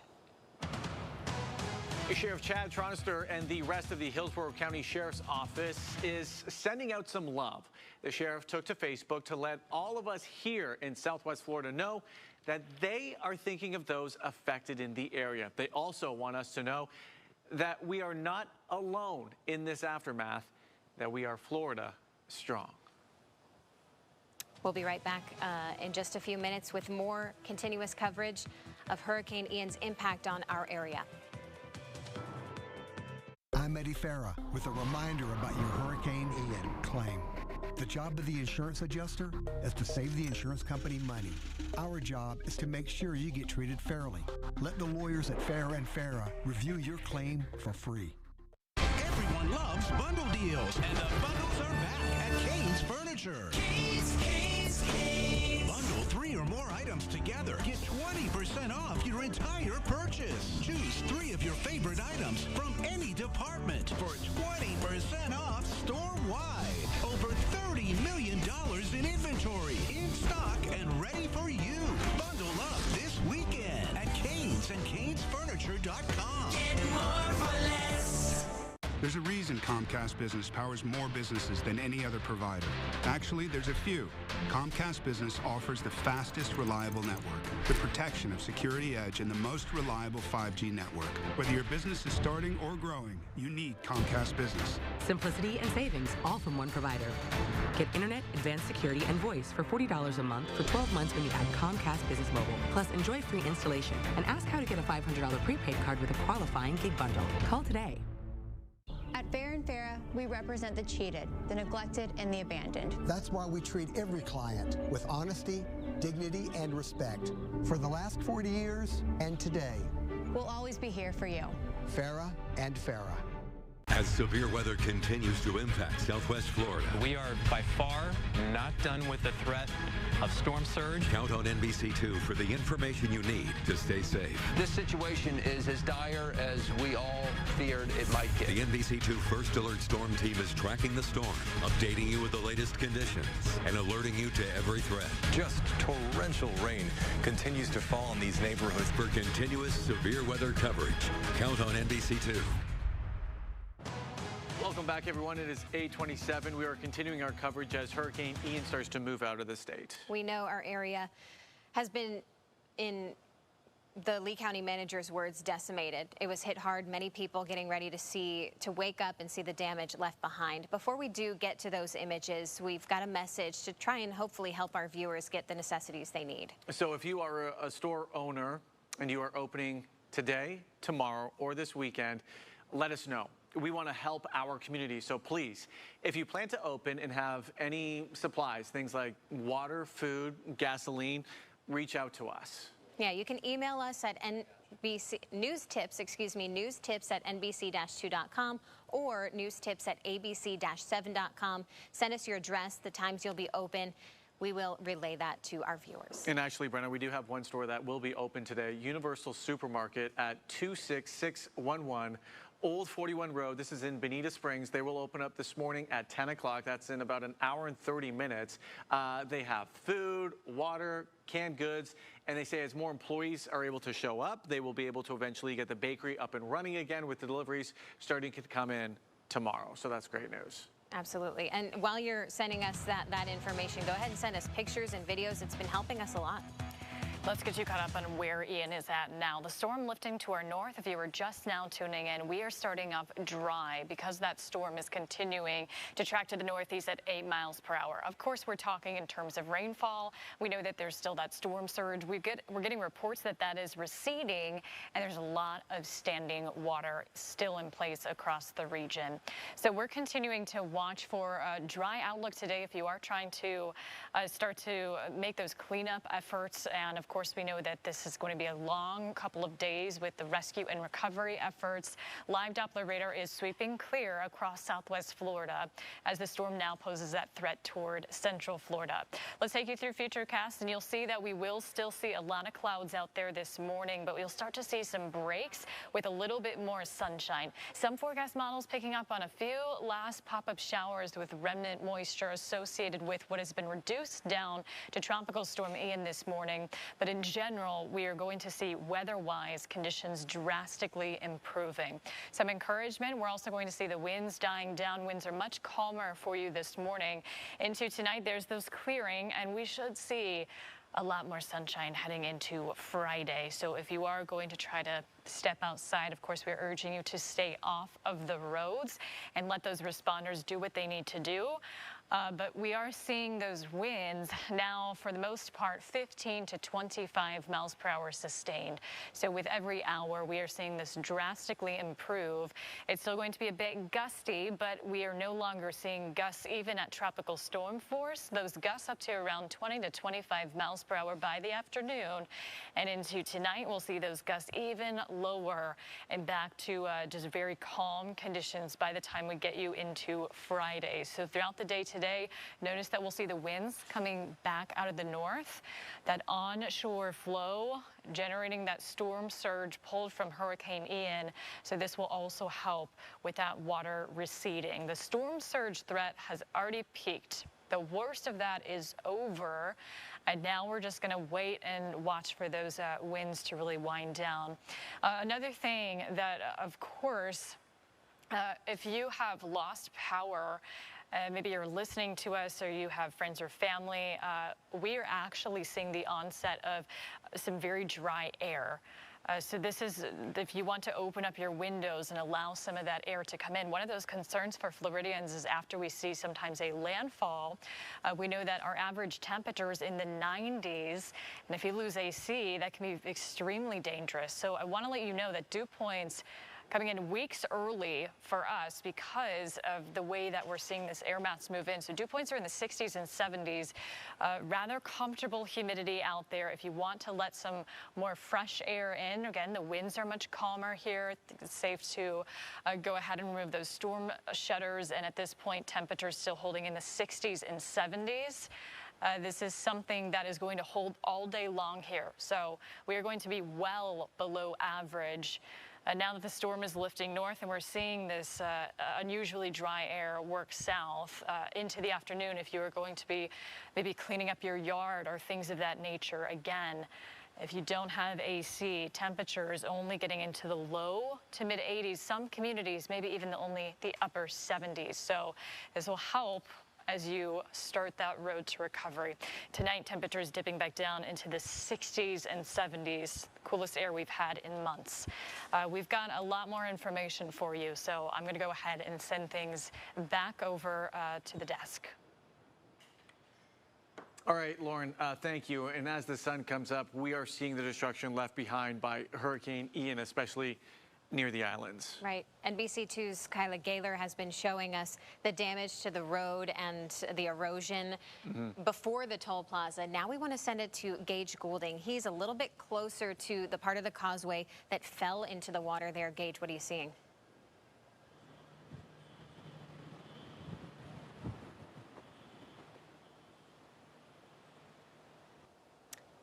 Gage, can you hear us? We're going to ask you one more time if you can't. We are having some technical difficulties. Of course, by the islands, there are some real service issues. So no Gage. Okay, we're going to move on right now to speaking about Marco Island Police. They are actually getting some help with Hurricane Ian recovery. Executive Auto is now helping remove vehicles from roadways. So again, Marco Island Police are getting some help with recovery from Hurricane Ian. Executive Auto is now helping remove vehicles from roadways. So it's great to see that the community is coming together to help clean up the damage left behind. Right, one silver lining. Also, crews from LCEC, Pike Electric, along with equipment and personnel, are set up and ready to remove debris in Marco Island. LCEC is ready to restore power as soon as it is safe to do so. We'll have an update on FPL power outages in just a couple minutes. Also, Charlotte County is preparing to help its residents, and they need your help this morning. They're looking for volunteers to help assist those who are impacted by Hurricane Ian. We do have a link for you to sign up. Just head over to NBC-2.com or ABC-7.com. A limited number of Florida search and rescue crews have been on Fort Myers Beach looking for anyone who might need help. We know there were 3 boats out overnight looking for people who were stranded. We know many people did decide to stay on the beach when the storm hit. Unfortunately, that storm surge was quick and dangerous, forcing people to take higher ground, some getting on their roof. Crews will continue helping those on the beach in the upcoming days. Okay, we're going to go back here to Gage Goulding as our Ian recovery coverage continues this morning. You know, we're seeing a lot of destruction left behind by Hurricane Ian, especially near the islands. Right, let's go ahead and try and see if we can get Gage up for this live shot and see if service is a little bit better. Gage, what are you seeing?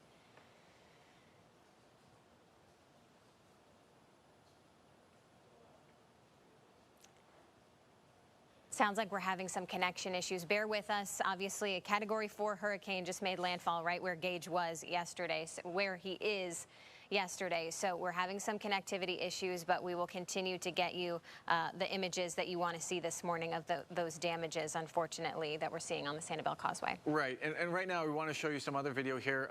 Fire rescue searching floodwaters. This is in Warrington Boulevard in Port Charlotte. Do we have that video here that we can show? I think we're going to take a minute to regroup. We'll have more on the FPL power outages coming up after this. We've got some new pictures of crews working to get you power as well. Preparing for hurricane season starts with a plan, and it's easier than ever. Scan to get the NBC2 First Alert Hurricane Guide Plus on your phone now. It's packed with information about what you need to know before, during, and after the storm from the weather experts you count on. The NBC2 First Alert Hurricane Guide Plus, sponsored by New South Window Solutions. Made in Florida for Florida homes by Florida workers. There's a reason Comcast Business powers more businesses than any other provider. Actually, there's a few.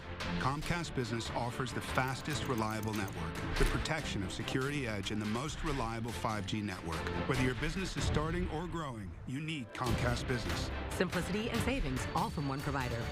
Get internet, advanced security, and voice for $40 a month for 12 months when you add Comcast Business Mobile. Plus, enjoy free installation and ask how to get a $500 prepaid card with a qualifying gig bundle. Call today. I'm John Morgan of Morgan & Morgan. 40% of Americans don't have $400 saved in case of an emergency. People are working harder and harder, but falling further and further behind. That's why at our firm, our fee is free. You don't pay us anything unless we win your case.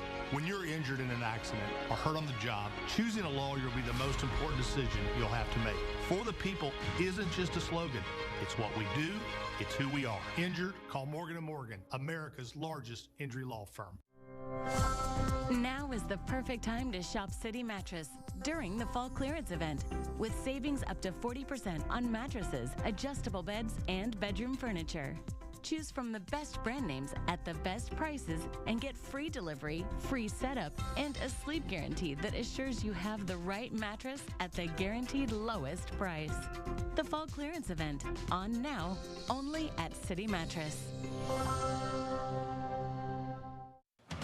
8:38 and our Ian recovery coverage continues this morning as the sun is coming up over southwest Florida. We are seeing the destruction left behind by Hurricane Ian, especially near the islands. Absolutely. Gage Goulding is there, and we've tried a couple times to chit-chat with him, but these images are just so important. This is the only way on and off of Sanibel Island. Gage, tell us what you're seeing.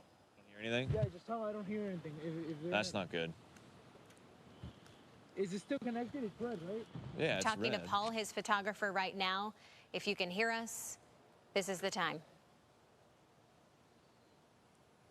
Unfortunately, it sounds like we're having some issues again. So here's a live look. We'll talk you through this ourselves. This is the toll plaza sign. You can see it says it's a half a mile away. You can see the causeway in the distance. This road is torn up, as you can see. I mean, just trees everywhere, sand covering it. And it's not just debris. The road is torn up, asphalt everywhere. As we saw with Kyla, where Gage is, he said there was 50 to 60 yards missing from the causeway. Yeah, it just fell in to the water there. I mean, he said it was just gone. It was like someone had cut it and then just literally that road just fell away. And you can see that there is erosion there as well on either side, and those mangroves pushed over. We had Kyla Gaylor out there earlier. She was showing us there was a truck that was packed into the mangroves. There was debris from a home, cinder blocks on one side of the road, and then more debris on the other side. I mean, this is a serious issue here. And a serious sign of what is on the other side of that bridge. Look, we're getting a live look right now. It looks like of a helicopter. This is the U.S. Coast Guard, yeah. Okay, that's great news. Obviously, we knew rescue crews were going to be moving into the area today, and this is confirmation that help is on the way. I'm sure it is a welcome sight for many, many people who are trapped on that island right now. Obviously, we're talking about the bridge being damaged beyond repair. So this is one of the only ways we're going to get rescue crews onto the island. And the thing is, we don't know how many people are still on that island. Right. You know, this is the only way on and off that island. Folks right now need to think, how are we going to go? How are we going to get onto Sanibel? How are we going to get people off who may be stranded there? People who might have a serious medical condition. It looks like, you know, by the U.S. Coast Guard being out there, that they're kind of assessing the situation. And when they have usually a chopper in the air, one of my friends is actually a recovery diver in the United States Coast Guard. Usually when a chopper is out there in the air, they're surveying the damage left behind.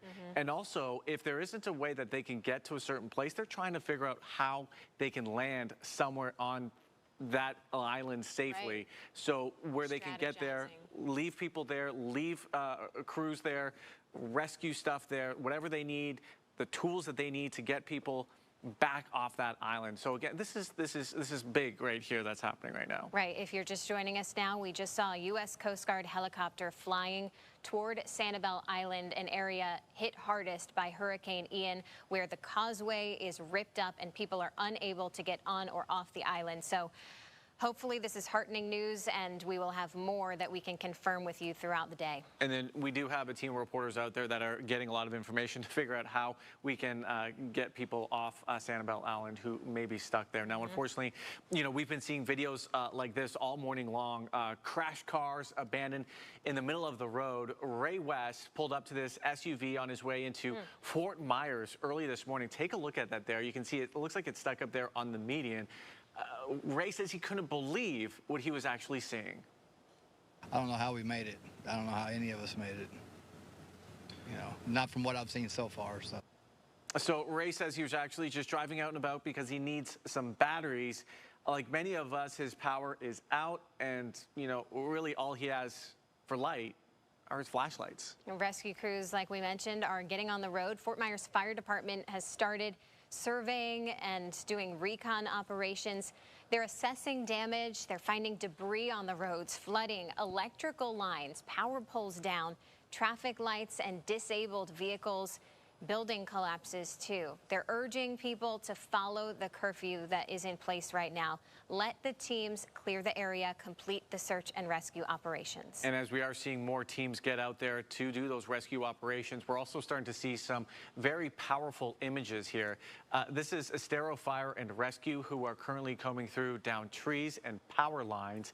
They say they are working to clear the streets as fast as they possibly can. They're asking you to stay off the road until things are safe again. A small number of search and rescue crews are on Fort Myers Beach looking for anyone who may have been left behind. We talked to people yesterday who were on the second floor of their homes, seeing water all the way up to the second floor. They were asking for help, but rescue crews were not able to get onto the island during those hurricane conditions. So now we know that that limited number of Florida search and rescue crews are on the island of Fort Myers Beach looking for people who need help. A lot of people decided to stay on the beach, unfortunately, but this is a good sign that hopefully they will get help soon. Charlotte County is preparing to help its residents this morning, and they say they need your help.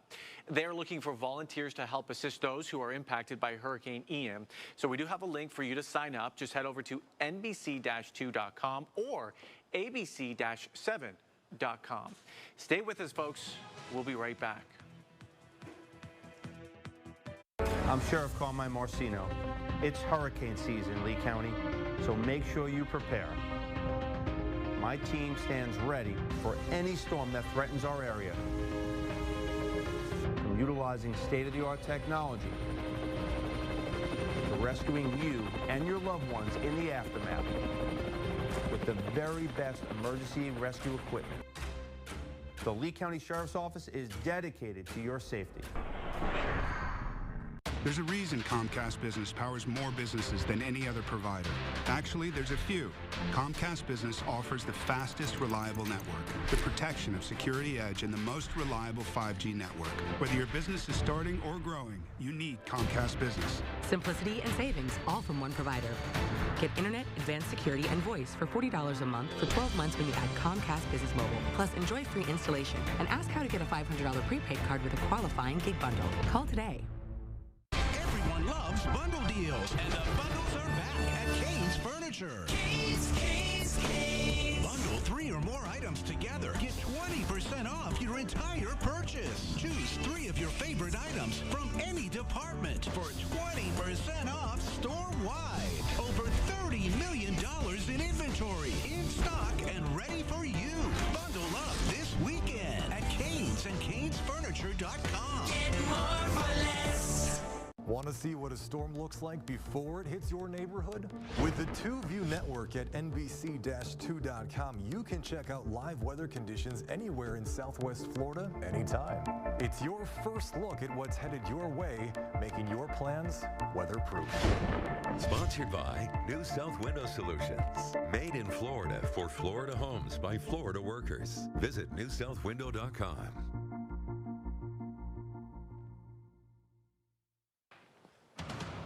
8:46 in this morning, we all continue to see the destruction left behind by Hurricane Ian, especially near the islands. Absolutely, and we just saw live as a U.S. Coast Guard chopper was flying toward the island. The Sanibel Causeway just destroyed. Gage, what are you seeing right now?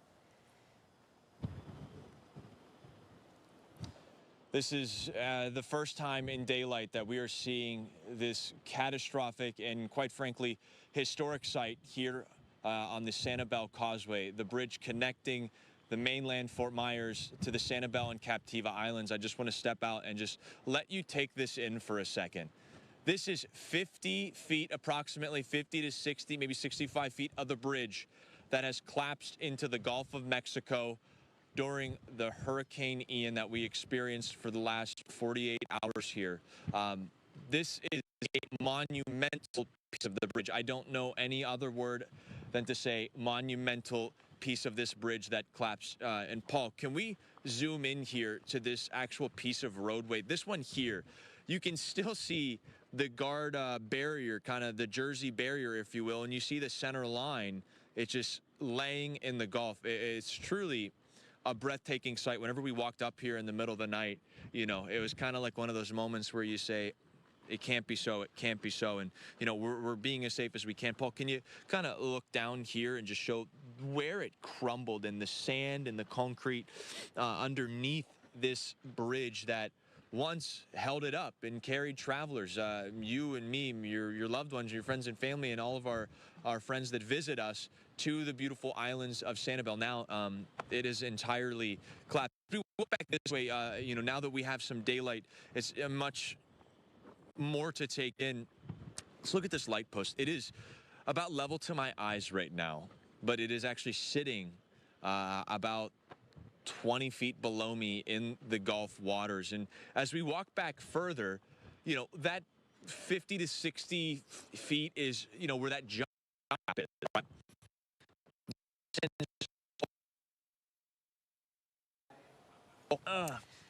Again, that service issue, I'm glad we got to see what Gage was telling us about, and we could see firsthand the situation on the causeway. We'll keep checking in with him throughout the day, but I want to check in right now in the alert center on power outages in our area. I know a lot of people, hundreds of thousands, in fact, are in the dark, starting to get hot in your homes, and we want to know when that power will be restored. New pictures here from FP&L. As you can see, these were taken before sunrise as trucks and crews were lining up to get ready to restore power. Look at this staging area. You can see the bucket trucks, lots and lots of buses, people from all over coming, linemen to help restore our power. I've been checking on this map, and I have to say, I keep refreshing it. I'm going to do it right now on screen because they haven't updated since 5 a.m. So let's go ahead and take a look at Lee County. Still says 5 a.m. was the last time they updated this.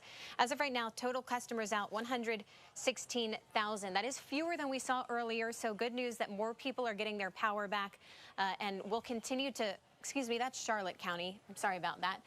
But you can check this online as well. And so hopefully everyone will have their power restored soon. FPL, as you could see from those pictures, was working hard to do so. And Brenna, remember, FPL said that they were prepared. They were ready after the storm passes to go out there and make sure that they can restore that power to people who lost it as quickly and efficiently as possible. All right, now look at this here. A boat crashes into Fort Myers condo. This, is this the right video for this? So this was actually at the Riverwalk complex downtown next to the Heitman House. Unfortunately, we had the wrong video there. We'll hopefully be able to show it. There we go. Look at this here. So again, this is a boat that crashed into a Fort Myers condo at the Riverwalk complex downtown next to the Heitman House. But again, just another image of just how powerful this storm was when it blew through. Now we're going to tell you about flooding in downtown Fort Myers. The road is now part of the river. It's just covered in water. You can see right there the water in the street. Traffic lights are also down right now. One more reason you shouldn't be on the roads. This is also in the downtown Fort Myers area. Also, we showed you many images. Health Park Medical Center yesterday. It was severely flooded, surrounded with cars in the parking lot. Just look at this here. We just got this video in from the, an NBC2 viewer around 8:40 this morning. You can still see just how wet the pavement is, although most of the water, it's now gone. But you can also see multiple cars moved from the water, and there's scattered debris and branches, broken trees, literally all across the parking lot there. We'll also just heard from another NBC2 viewer that they found fish in the parking lot there as well. Florida Chief Financial Officer and State Fire Marshal Jimmy Petronas has announced the deployment of 4 urban search and rescue teams, along with 2 additional teams coming in from Virginia. They are set to begin life-saving missions immediately. They'll be leaving from Miami, and they'll head first to Captiva and Marco Island. Also, we did see a lot of damage in Charlotte County. This here is Punta Gorda. Turn lane signs are down. Our crews are seeing lots of trees and power lines down. They say downtown Punta Gorda has minimal damage, but the side streets, they are under water. lot of damage, you know, as the sun is coming up and we're starting to see this. It really takes your breath away. And this is just the tip of the iceberg. This is just the tip of the iceberg. And we've got crews all out there today to show you the video, to show you the damage that is left behind after Hurricane Ian. Now we want to get back out to the Sanibel Causeway. I believe we've got Kyla Gaylor. Our producers got an update on that for us. We've got multiple crews all throughout the area and near the causeway. Okay. All right, so we're actually seeing construction right now. This is the causeway, I'm being told. Correct, Bree? Thank you. Perfect, thank you. So what you're looking at on the right side of your screen, it looks like crews are already out there trying to clean up. Obviously, it's going to take quite some time with the damage that we've been showing you throughout the morning, but at least we know things are in motion. It looks like they're trying to remove some of the debris, and now we're getting an aerial view so you can see from a bird's eye view what's going on there. Look at that asphalt all to the side of the road. That's going to be quite the cleanup. Yeah, they're going to have their hands full, that's for sure. And then also trying to get across to the island. I mean, that's #1 priority right now. Yeah, how are they going to do it? So there's a lot of very intelligent minds that are going to be coming together to see how they can get to the island safely and to evacuate people from the island if there are people who are over there. But again, you're looking live right now at construction crews out there, bulldozers moving that asphalt. Once they move all that, you know, where are they going to move it to? And then, you know, clean it up, and then they have to fix up that road. So there's a lot of work still to be done. Right, and now I'm hearing Kyla is there watching the construction that's going on. Kyla, can you tell us a little bit more about the changes? It looks like we're actually seeing some movement here. That's good news, right? Yeah, it absolutely is, especially if maybe you're home and you're watching or you know people on the island. Certainly a sigh of relief because these crews are not waiting. I was just talking to one of the gentlemen who's working the equipment. He told me he lives on Matlacha. He hasn't even seen his house yet, and he's out here trying to clear up the road. The priority right now is just to move the debris. That's the goal, because then at least crews can get closer to the bridge and they'll be able to assess the damage more. I asked how long something like this takes. They said they're really just trying to move it really fast. So hopefully they'll be able to get it done quickly. I don't know if that means a couple of days. I don't know if that means maybe they could get it all done in one day. But if they can, it really helps speed up the process. But the thing that nobody really knows yet, at least from the people I have talked to here on scene, is how they are going to get the people on the island. I was just talking to a group who was on Punta Rasa, and they said they saw cars floating by.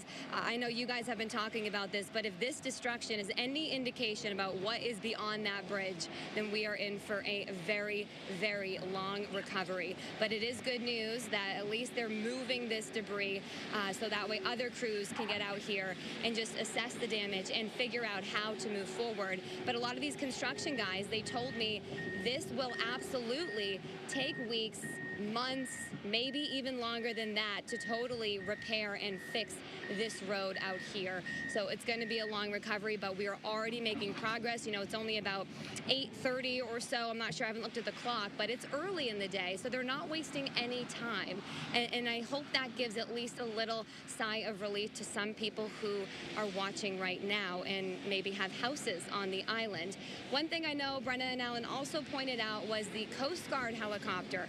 I have been seeing the Coast Guard helicopter fly around now actually since before the sun was rising. So they've been out. Hopefully they've been able to maybe assess some of the damage from the sky as well. I mean, I have no idea how these people are going to get off the island, especially if they need help. It sounds like the Coast Guard may be their only option right now, aside from what some deputies were telling me. This Cajun Navy is what they call it, is also coming to the rescue. Hopefully it's not too loud with all the construction crews, but they mean business out here. They're getting to work. I'm going to keep watching them, and I'll give you updates on their progress. Hopefully, you know, we can get people closer to the bridge, but still it doesn't solve the problem, the fact that half the bridge is in the Gulf of Mexico right now, and the road over here, if we can pan over this way, still looks like this. You know, where do you even clear all of these concrete slabs when they're this big, taking up the whole road, and the other half of the area is covered by mangroves and debris? So a lot to figure out here. We're on scene. I'm asking everybody who comes this way, hey, what's the plan? What's the process? How are we going to get to those people? I'm trying to get you all answers at home because I know everybody is waiting, standing by to get those answers. Brenna, Alan. So, Kyla, we've noticed there's some people there behind you as well. Are they workers? Are they surveyors? Or who are those people that are near those machines? They are actually also media. I believe they're from a national network. They came out. They're stuck in a hotel down there, they were telling me.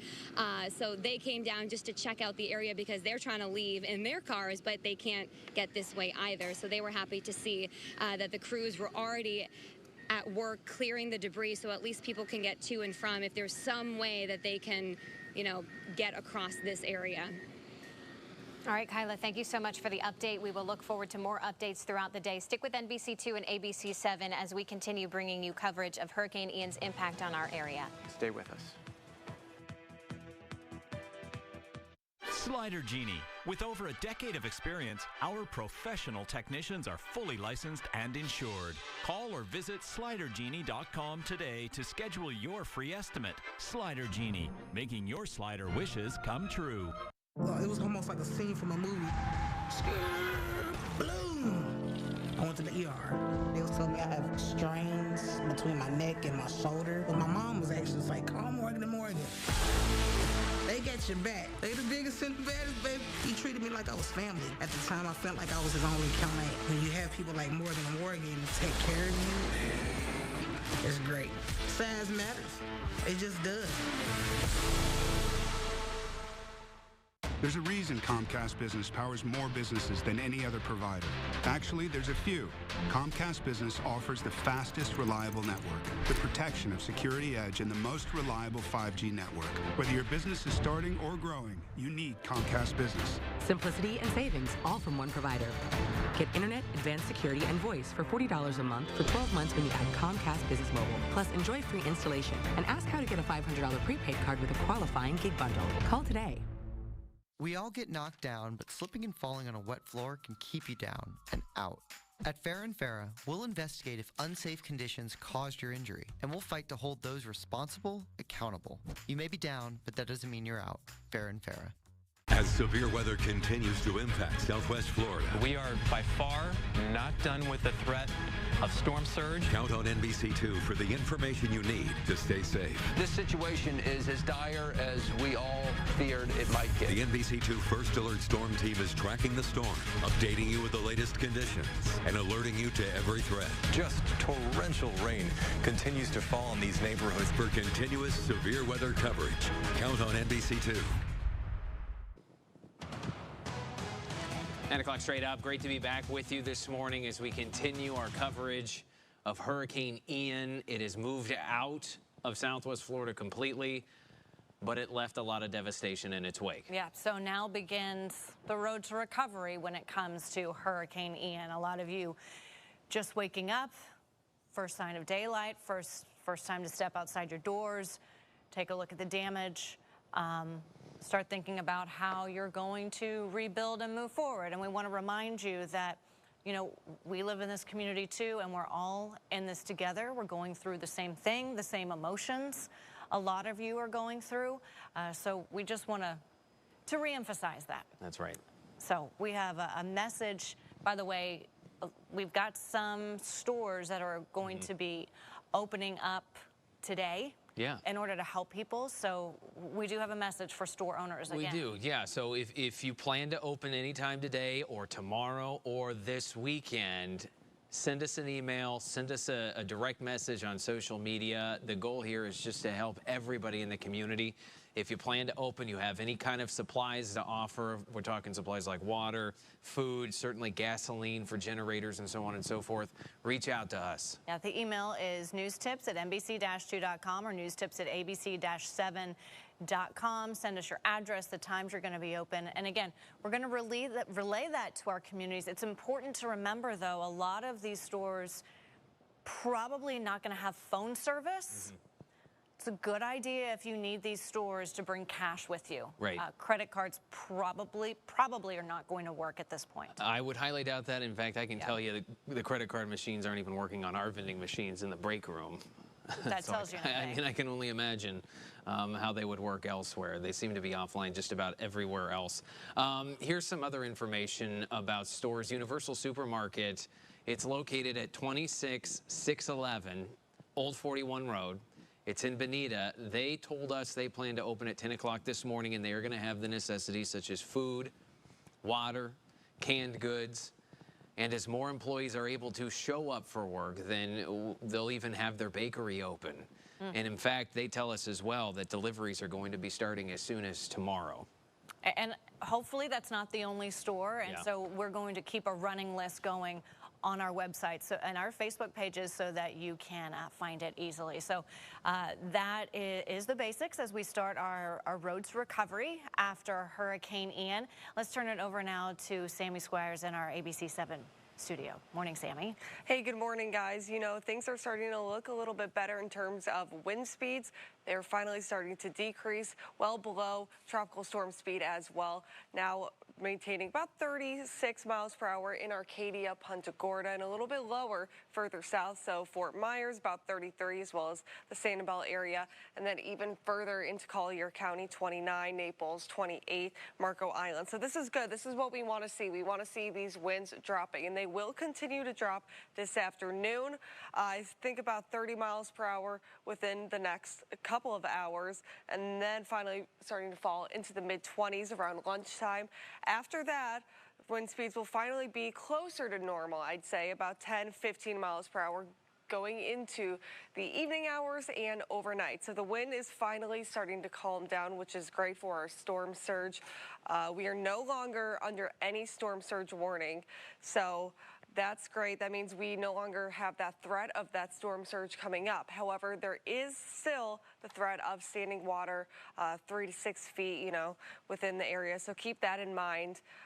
If you are planning on trying to go outside today to do any cleaning up, I think you are okay in terms of being rain-free throughout the afternoon and through the evening.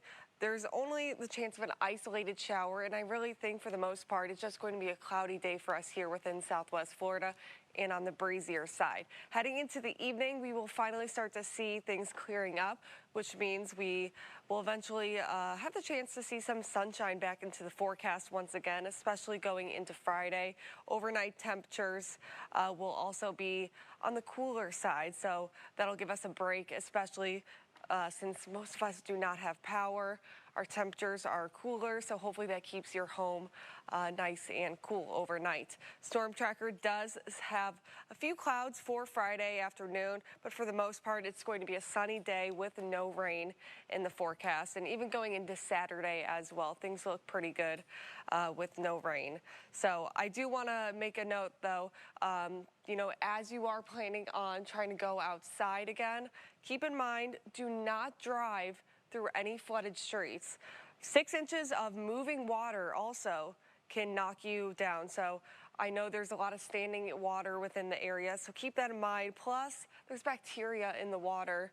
You don't want to be walking through that water, especially with bare feet, you know, open cuts or anything like that, because you could get some of that bacteria. Also, a foot of water can carry your car. Keep that in mind. Even if you have a truck, that's the same thing. So when you have all of that water in the area, it's just not a good idea to try to go through it at this time. Keep in mind, wait for the emergency personnel to go through in the meantime, and then over the next couple of days, hopefully you could get outside and check to make sure everything's okay. In terms of temperatures, we're looking at the upper 60s to the lower 70s this morning. Upper 60s towards the Arcadia area. Fort Myers, I have about 72. And then, of course, looking down towards the Key West area, it is much warmer than that. But I do think we are going to be heading into the lower 80s this afternoon, and we will stay there. So 81 by 3 p.m. in the Fort Myers area, Naples Park, Marco Island. But everyone else, though, is in the upper 70s. Arcadia about 77, Moorhaven looking at 79 degrees. Then overnight, temperatures will start to fall, and we're talking the lower 70s, 72 for Fort Myers, 70 towards Punta Gorda, upper 60s for Arcadia. We have not seen temperatures like this in a really long time, which is great because most of us do not have that air conditioning at this point. Overnight temperatures will be dropping into the upper 60s to lower 70s through the early morning to start your Friday. For those temperatures start to go up into the lower 80s. And I also want to just touch on the dew points here. They are starting to decrease into the upper 60s rather than the 70s. And then by tonight, we'll have the lower 60s for those dew points. That means it's going to feel much more comfortable outside and not nearly as muggy as it has been. We'll have our next update coming up in the next half an hour. Back to you guys. Sammy, thanks. And we've just been receiving these earlier this morning. New pictures coming from Matlacha, damage from the hurricane. As you see here, entire roads washed away and cars abandoned in the middle of the road. Water rushing up, buildings destroyed. We're always working to find out exactly. Well, this is Pine Island Road. This is the main road in and out of Matlacha. And here's what we just confirmed as well. A quarter-mile length of Pine Island Road right before the Matlacha Bridge is damaged. LCSO deputies are there turning people away. They're not letting them on the island. It's just not safe right now. Our NBC2 and ABC7 crews are working to get out there because, as you can see, these are pictures that were posted from people there at night. So we're working to get a crew out there to show you what it looks like in the daylight. But as you can see, there is some extensive damage on Matlacha. If you do have to drive in Charlotte County, you need to be very careful. Right now, roads are very dangerous. The Charlotte County Sheriff's Office says many life-threatening situations are out there. There are road washouts, there are down trees, there are down limbs, there are down power lines, and they're just urging everybody to stay home, all for your own safety. Charlotte County personnel are currently clearing the roads the best that they can. They're assessing the conditions. I mean, first things first is they got to clean up the best that they can so that we'll be able to just get out and try to get to point B. Right. You know. And one of the ways that they're trying to keep us safe is by implementing these curfews. Right. And there are curfews in place across Southwest Florida this morning. So that includes Fort Myers, Naples, all of Charlotte County, Marco Island, Northport. Again, those are all very strict curfews that are in place, and they're to keep us safe because those first responders, they've got to get out. They've got to assess the damage. I mean, we've been showing you some of the images from Sanibel to Pine Island, and you can see just how extensive the damage is to our community. And again, this is just the tip of the iceberg. This is just the beginning of knowing what our community looks like this morning. Yeah, the best thing we can do is stay out of their way. Let them do their jobs. Absolutely. City of Fort Myers actually posted this video we're showing you. Trees have been knocked down, and the city says that they are responding to structure fires as well as flooding and life-threatening conditions. And again, to reiterate, they're asking all of us to stay safe, respect that curfew, stay where we are, and allow first responders to do their job so that they can ultimately help us all out. Okay, we cannot emphasize this enough. We know that there's a lot of people who want to get to Fort Myers Beach. City leaders are saying, do not come. You're going to have to stay away until at least Saturday. Please, they're asking you. That area is just devastated. We're working on getting a crew out there so we can show you the images firsthand so that you don't have to go out there. This includes homeowners. They say let emergency crews get there first. First responders are heading into towns to help those in need now that the winds, of course, have died down. Ian is officially out of Southwest Florida. Northport Police Special Response Team is out assessing all of the damage. Again, they're saying the same things just about every emergency management team is saying, and that is just be patient, be smart, be safe, stay where you are. Help is coming. City of Cape Coral is asking you, again, stay off the roads this morning. we know that this sounds like a broken record, but that means that people are still trying to do it. The crews are out there cleaning up, and they want you to give them as much space as possible. They're saying that there's down trees, there's down power lines, there's standing water. That's all just a recipe for disaster. And well before Hurricane Ian touched down in Southwest Florida yesterday, many people, especially those living near the water, they knew that the strength of the storm would leave impact. And Chandler Blackman spoke with one man just south of the Cape Coral Bridge who's now left to rebuild one part of his home that he lost in a previous hurricane. Well, around this time yesterday, I was standing in this exact area, and I told you all how the owner of this home was worried about his dock after the previous dock was swept away by Hurricane Charlie back in 2004. Well, as you can see, his dock is now gone, and this boat, it wasn't here to begin with. Now, Mike, this isn't your boat right here. No, that belongs to my neighbor's grandson-in-law. And they had it up and tied up as high as they could get it. And, but you know, you can't fool Mother Nature when she wants something. Right. So other than that, you know, my neighbors, everybody, most of the houses here look like the houses are okay. So it's just the outsides. Yeah. Chandler Blackman reporting, and again, there are multiple boil water notices in effect, including the Cape Coral is one of them. Punta Gorda, Naples, again the Cape, Fort Myers, Northport. The water is not safe to drink. You shouldn't cook with it. You shouldn't brush your teeth with it. Right now, bottled water is what you need to be using. And of course, what about our power? As cleanup begins, power is slowly starting to be restored in areas of Southwest Florida. FPL announced it has already restored power to over 500,000 customers. Now, many of this is due to the extra linesmen that were sent from all over the country. We were calling them yesterday the Cavalry, prepared to come out and rescue us from the dark.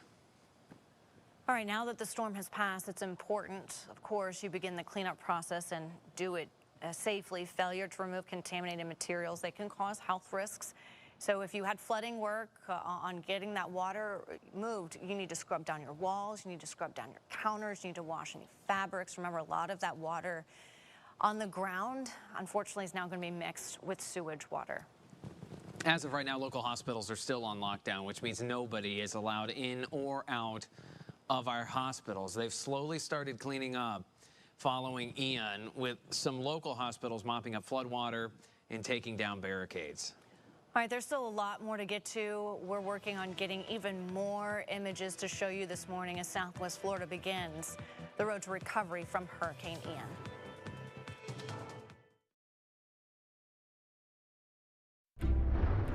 X-rays reveal a lot, but sometimes even an X-ray can't see the truth. Because injuries to muscles and ligaments don't show up on an X-ray, the insurance companies will say your pain isn't real. But soft tissue injuries are very real, and they can affect your ability to work and lead to permanent damage. We work with doctors who specialize in these injuries and can see what X-rays can't, giving you a case the insurance companies can't ignore. Farah and Farah, here for you, here for good. In nature, form doesn't follow function. Form is function. Introducing the next generation of Prana Sleep mattresses, about the closest thing to nature you can find in a mattress. Made by hand, here in the USA, of the best and purest natural components we can find anywhere in the world. Let us make you one today. Prana Sleep. Amazing sleep. If your pets have turned your floors into an eyesore, we got some tricks in our tool belt. 54 now has the newest hardwood, tile, laminate, luxury vinyl, and carpet. 54 brings hundreds of samples to your home to see in your own light. 54 will do all the heavy lifting for you, and they can get most jobs done in a day. They'll even clean up afterwards. Call today to get free installation. 54 is home improvement, done right. Call 777-54. Pick up the phone, we'll be knocking at your door. As severe weather continues to impact Southwest Florida, We are by far not done with the threat of storm surge. Count on NBC2 for the information you need to stay safe. This situation is as dire as we all feared it might get. The NBC2 First Alert Storm Team is tracking the storm, updating you with the latest conditions, and alerting you to every threat. Just torrential rain continues to fall in these neighborhoods. For continuous severe weather coverage, count on NBC2.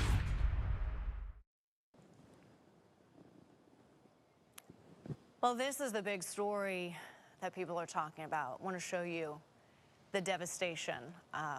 On the right, these are drone shots of the Sanibel Causeway before Hurricane Ian came through. This is from earlier this year. And then you can see on the left-hand side where that Sanibel Causeway had just fell into the Gulf. And to give you some perspective, if you're just joining us from where this is, actually, in that drone video, you could see the area that we're referencing. So as you first come through the toll booth, where it starts to make the incline, that's where part of the bridge collapsed. That's where our crews have been showing the just jaw-dropping footage of the Sanibel Causeway completely changed from how we remember it. And a shocking sight. It really is. Without question. Well, here's another oh my God. another piece of video here sent from viewers. This is Fort Myers Shore, sent in by Tanya Johnson. And it looks here, the lanai ceiling was completely lifted up by Ian's wind speed, which was extraordinarily extreme, hitting in the triple digits right here in Southwest Florida, even in Fort Myers. I just saw an email come in from the Lee County Emergency Management. They talked about that their crews were out before the sun came up, and this is an example. This is the Lee County Sheriff's Office rolling out its mobile command center unit. The Sheriff's Office says they're ready to respond. They're ready to assist with search and rescue. If you're listening to us, this mobile command center is huge. And that gives you an idea of the type of equipment that is needed in order to go into some of our areas. And so a reminder of what our emergency law enforcement are going to be using in order to safely assess the damage across our community.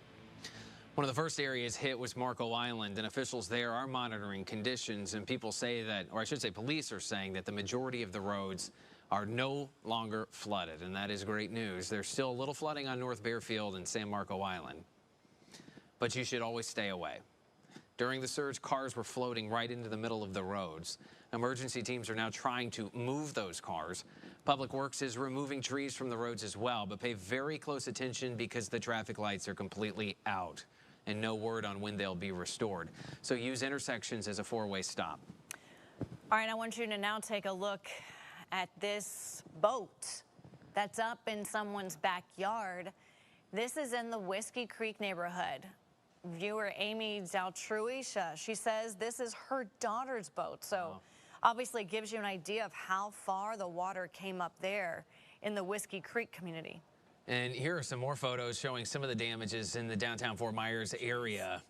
Maybe you've seen some of the videos on your social media feed of just how underwater downtown Fort Myers was. So these were taken by one of our producers who was downtown, and you can see a roof that was completely pulled off the top of one of the buildings there.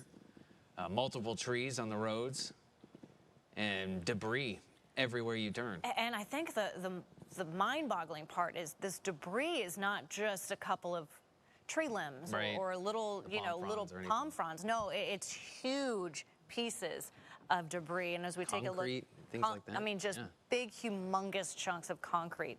Also, of course, this is one that we had a lot of people asking us about what was going to happen during Hurricane Ian. I want you to take a look at some of the damages that Hurricane Ian caused to the Sunseeker Resort up in Port Charlotte. They have these huge scaffoldings. They've got those cranes. You can see one scaffolding just destroyed. Wow. Lifted a walkway, threw it off the building. So extensive damage there as well. And those cranes are meant to swing around in winds. But when you're talking, like you said, in the triple digits, it's a different ball game altogether.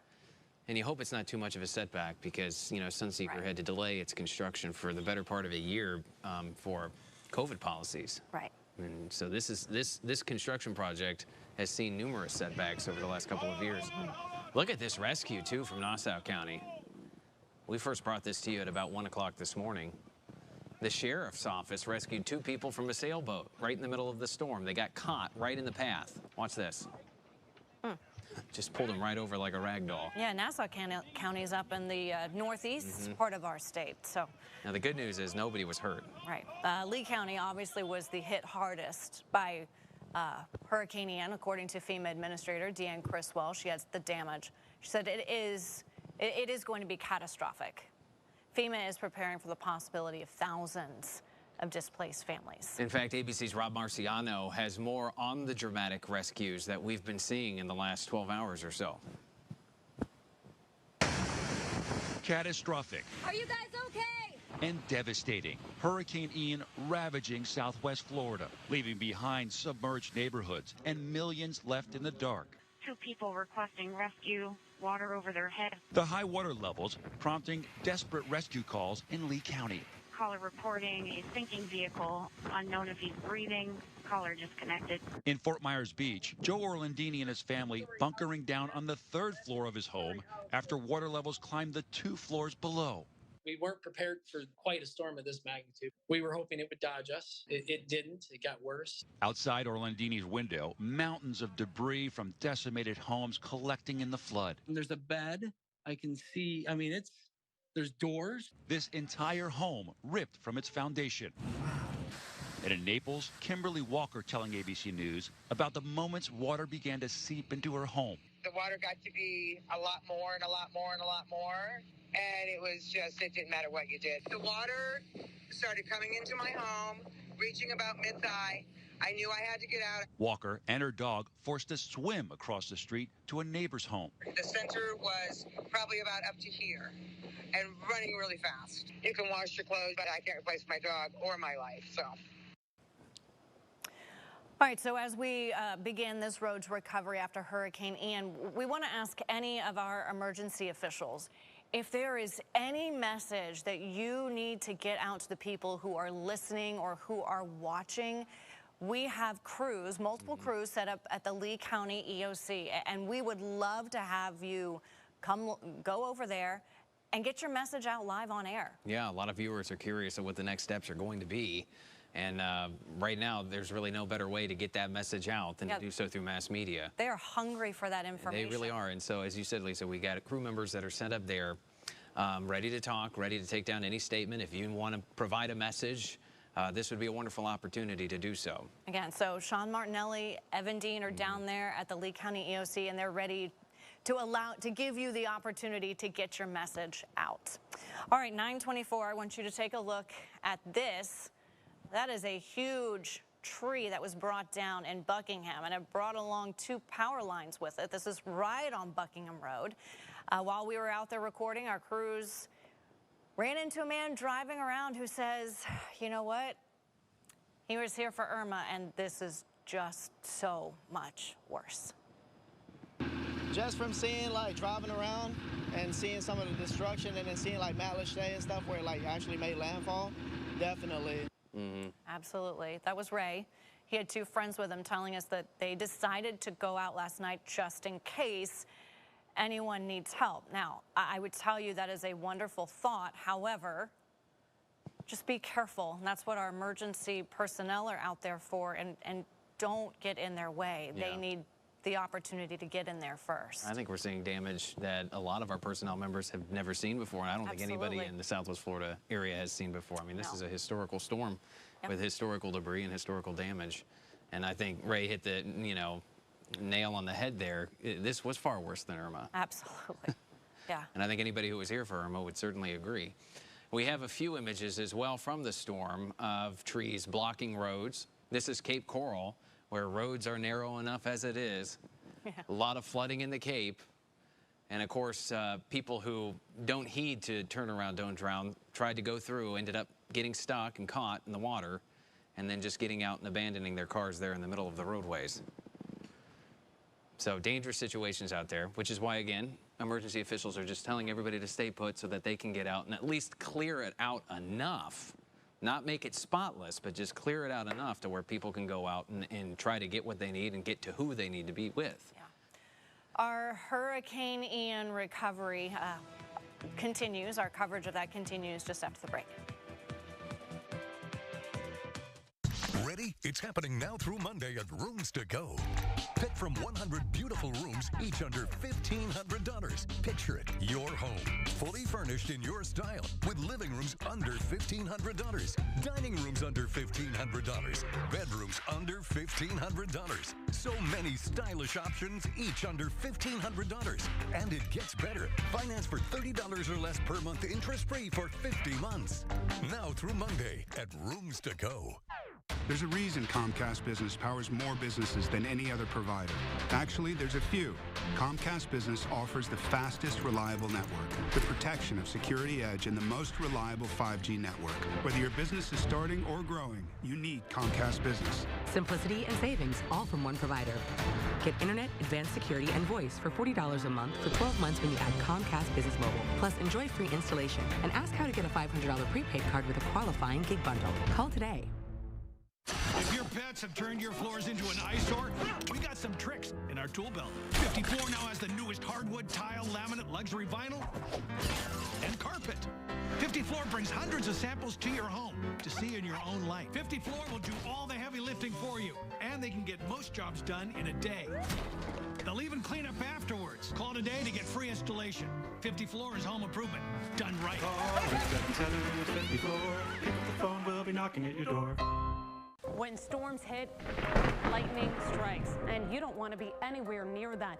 NBC2's First Alert Live Doppler radar tracks every single lightning strike, so we know where it's hitting hardest and where it's headed, so you can steer clear, making your plans weatherproof. Sponsored by New South Window Solutions. Made in Florida for Florida homes by Florida workers. Visit newsouthwindow.com. Just shy of 9:30 this morning, Charlotte County Emergency Operations Call Center phone number is currently unavailable. We just want to let you know about that. Until the issue is fixed, there's another number that you can use. It's 941-743-1320. Well, are you in Charlotte County? Because the county is going to be discussing its response and recovery for the hurricane today. That is going to be on Facebook Live in about a half an hour at 10 o'clock. Meanwhile, Sheriff Chad Chronister and the rest of the Hillsborough County Sheriff's Office are sending love. In fact, the sheriff took to Facebook on their official Facebook page to let us know that all of us here in Southwest Florida, they're thinking of us affected by this storm. In fact, have a listen to this message. I spoke to my fellow sheriffs down in Charlotte County and Lee County where the storm made landfall. Our hearts, our prayers go out to the residents down there. I've been informed that it's total catastrophic loss. Hang in there. I spoke to my fellow sheriffs down in Charlotte County and Lee County. Very kind message. Yeah. And they also want us to know that we're not alone in the aftermath, that we are Florida strong. Listen, we get it. Greg and I have been trying to contact our family. Oh, yeah. We know it's difficult to get in touch with family and loved ones after Hurricane Ian's landfall here in Southwest Florida. A lot of us currently without power, and by a lot of us, we mean almost all of us, unable to communicate. As long as the area is accessible, the Lee County Sheriff's Office can dispatch deputies to check on residents and ensure they are safe. If you need to request a well-being check, the Lee County Sheriff's Office says please call their non-emergency number. It's 239-477-1000, and they say please only call 911 for emergencies. Time right now is 9:30. Let's give you a live look outside. What is the specific location that we're looking at, Bree? Sorry, we don't know where this is. Okay. For Southwest Florida. We know this is Southwest Florida. But West Palm Beach Station. we have, so what you're looking at, we're just being told what we're looking at. This is the helicopter from our sister station in West Palm Beach. We're working to find out where specifically this helicopter is flying over, but you can see right here. We know this is Southwest Florida, but we're working to figure out where specifically in Southwest Florida this damage is from. But You know, a number of modular homes destroyed. there, is what we're looking at. I there's barely any dry land.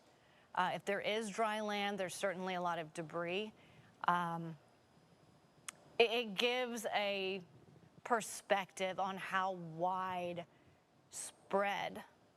the damage is in Southwest Florida. And again, we're working to figure out where specifically this view is from. But this is a live look over parts of our community that are just devastated. And I was trying to make out, there was a body of water back there. I couldn't tell if it was the results of storm surge or if it's perhaps Charlotte Harbor or... Yeah, I was looking to figure that out too. Or maybe areas in the northeast side of the Caloosahatchee. But clearly a devastation. And take a look at this here. Oh my goodness, that is... If we can make out this landmark with a big yacht back here. We've got a lot of people in here trying to figure out, again, where this video is. But if you're listening in... Okay, so that's the Gulf of Mexico in the back, in the background, right excuse me. It appears to me to be the Iona McGregor area. That is Fort Myers Beach in the far background. Okay. It looks like they're going to Sanibel or going to the bridge. You know what? They might be. Look, there's the Sanibel Causeway. Okay. Right there. So now we've got our bearings, and this There's is, the toll again... bridge right there. There it is. This is an aerial view heading to Sanibel. Now we're getting a better look at the causeway. This is another section of causeway that we're looking at. So now we know of two, the first at the entryway of the bridge. At least two. And then this is a main causeway area on the Causeway Islands. So again, we're watching this in real time with you. You can see the first break right there to the lower right. Yeah. Again, this is all live. As anticipated, I mean, we knew we would be seeing a lot more as we were getting into daylight. And so, there. Do me a favor, because we have a lot of people listening to us on the Okay. video. Describe something. There's a second breach of the causeway, a third breach. So in third breach right there. So for those of you who are listening, we're currently looking at together, we're getting our first look at the Sanibel Causeway. Yeah, and you can hear Greg responding. We've seen at least 3 breaches in the Sanibel Causeway. This appears to be as you come over that big bridge and on the flat part of the causeway that's heading into Sanibel itself. It's just completely collapsed. Look at that. Into the Gulf. And a main thoroughfare here in Southwest Florida. So many vacationers here to the islands, as a matter of fact. And look at right here. This is completely washed out. This is the 4th breach. Absolutely submerged. There is no bridge there. There's not even a collapse. It is absolutely gone. The water washed it completely out. These are the causeway beaches, which are always packed with people every weekend. Jet skiers, kayakers, anglers. There's no access via road to Sanibel at all. I mean, the water just completely decimated it, washed it away. And a question we had posed yesterday, because there seemed initially to be a lot of comparison between Hurricane Ian and Hurricane Charlie. Now, Charlie was what was called a geographical changer, and how it changed Captiva and North Captiva and so on and so forth. So we posed the question yesterday, is there potential that Hurricane Ian could as well be a geographical changer? And I think that answer is being given as we speak. Right, and again, this is a live look at the Sanibel Causeway from above, at the damage, and it's giving our first glimpse at just how extensive. In fact, those are our crews down there. That might be Gage. That's Gage and Claire, and I think Anissa's out, Bohannon is out there. Well, but I mean, it really, we were looking at it first in the dark, and we saw some glimpses of it, but when you see it from above, and when you see just how extensive the damage is, and now they're giving us a better look, aerial view of the road leading up to. This is the area near Shell Point. Correct, and there's no road there. It's unreal. So now we're working our way back to McGregor. Sanibel outlets. Here's Sanibel Marina right here. Boats are certainly washed up. Yeah.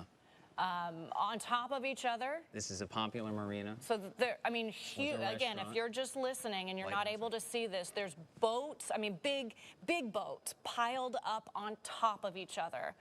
at the Sanibel Marina. Boats washed up on shore. Yeah, and to clarify, this isn't the Sanibel Yacht Club. This is a public marina where people can store their vessels. There's indoor storage as well as wet slips. And look at that.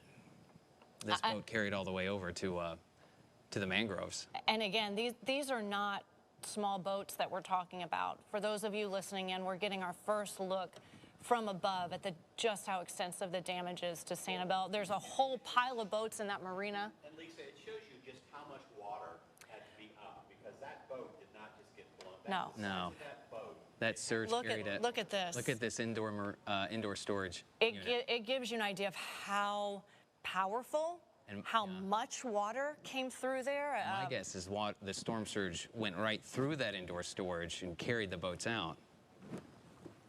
So, I mean, again, it is just a jaw-dropping scene that we're looking at from above. We're looking now at a Shell Point.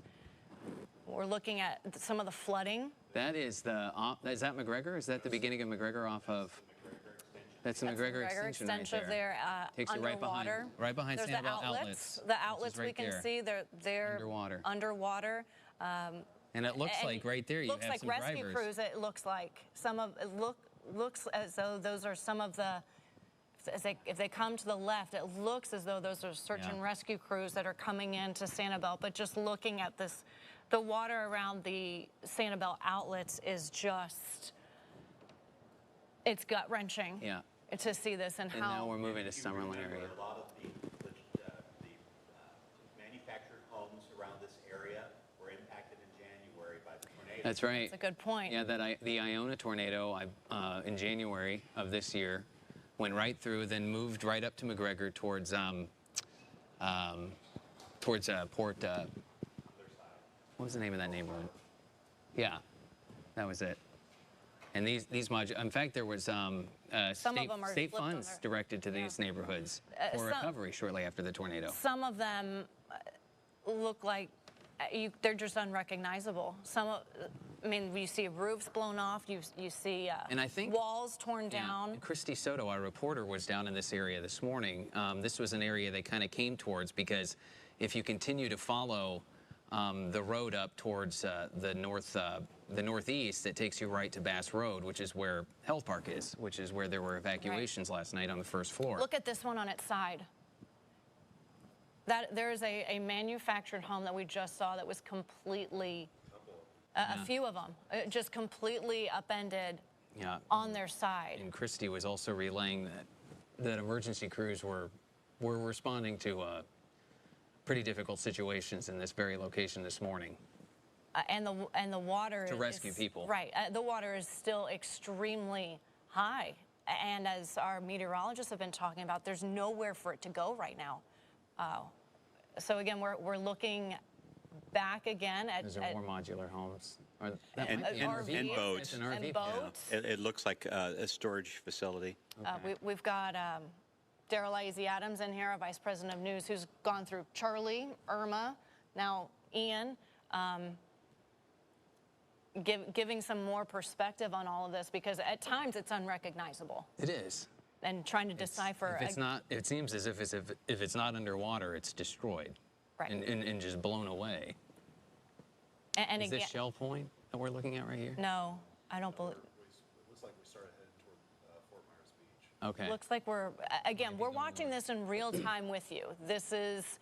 And you know, Lisa, what I find amazing about it is that you look at some of the newer construction homes and you see, I mean, whether they be condos or homes, and you see that we don't have anywhere near the amount of roof damage we did like during Charlie. I mean, during Charlie, we lost so many roofs and so much was changed after Charlie, and you can see that it actually helped.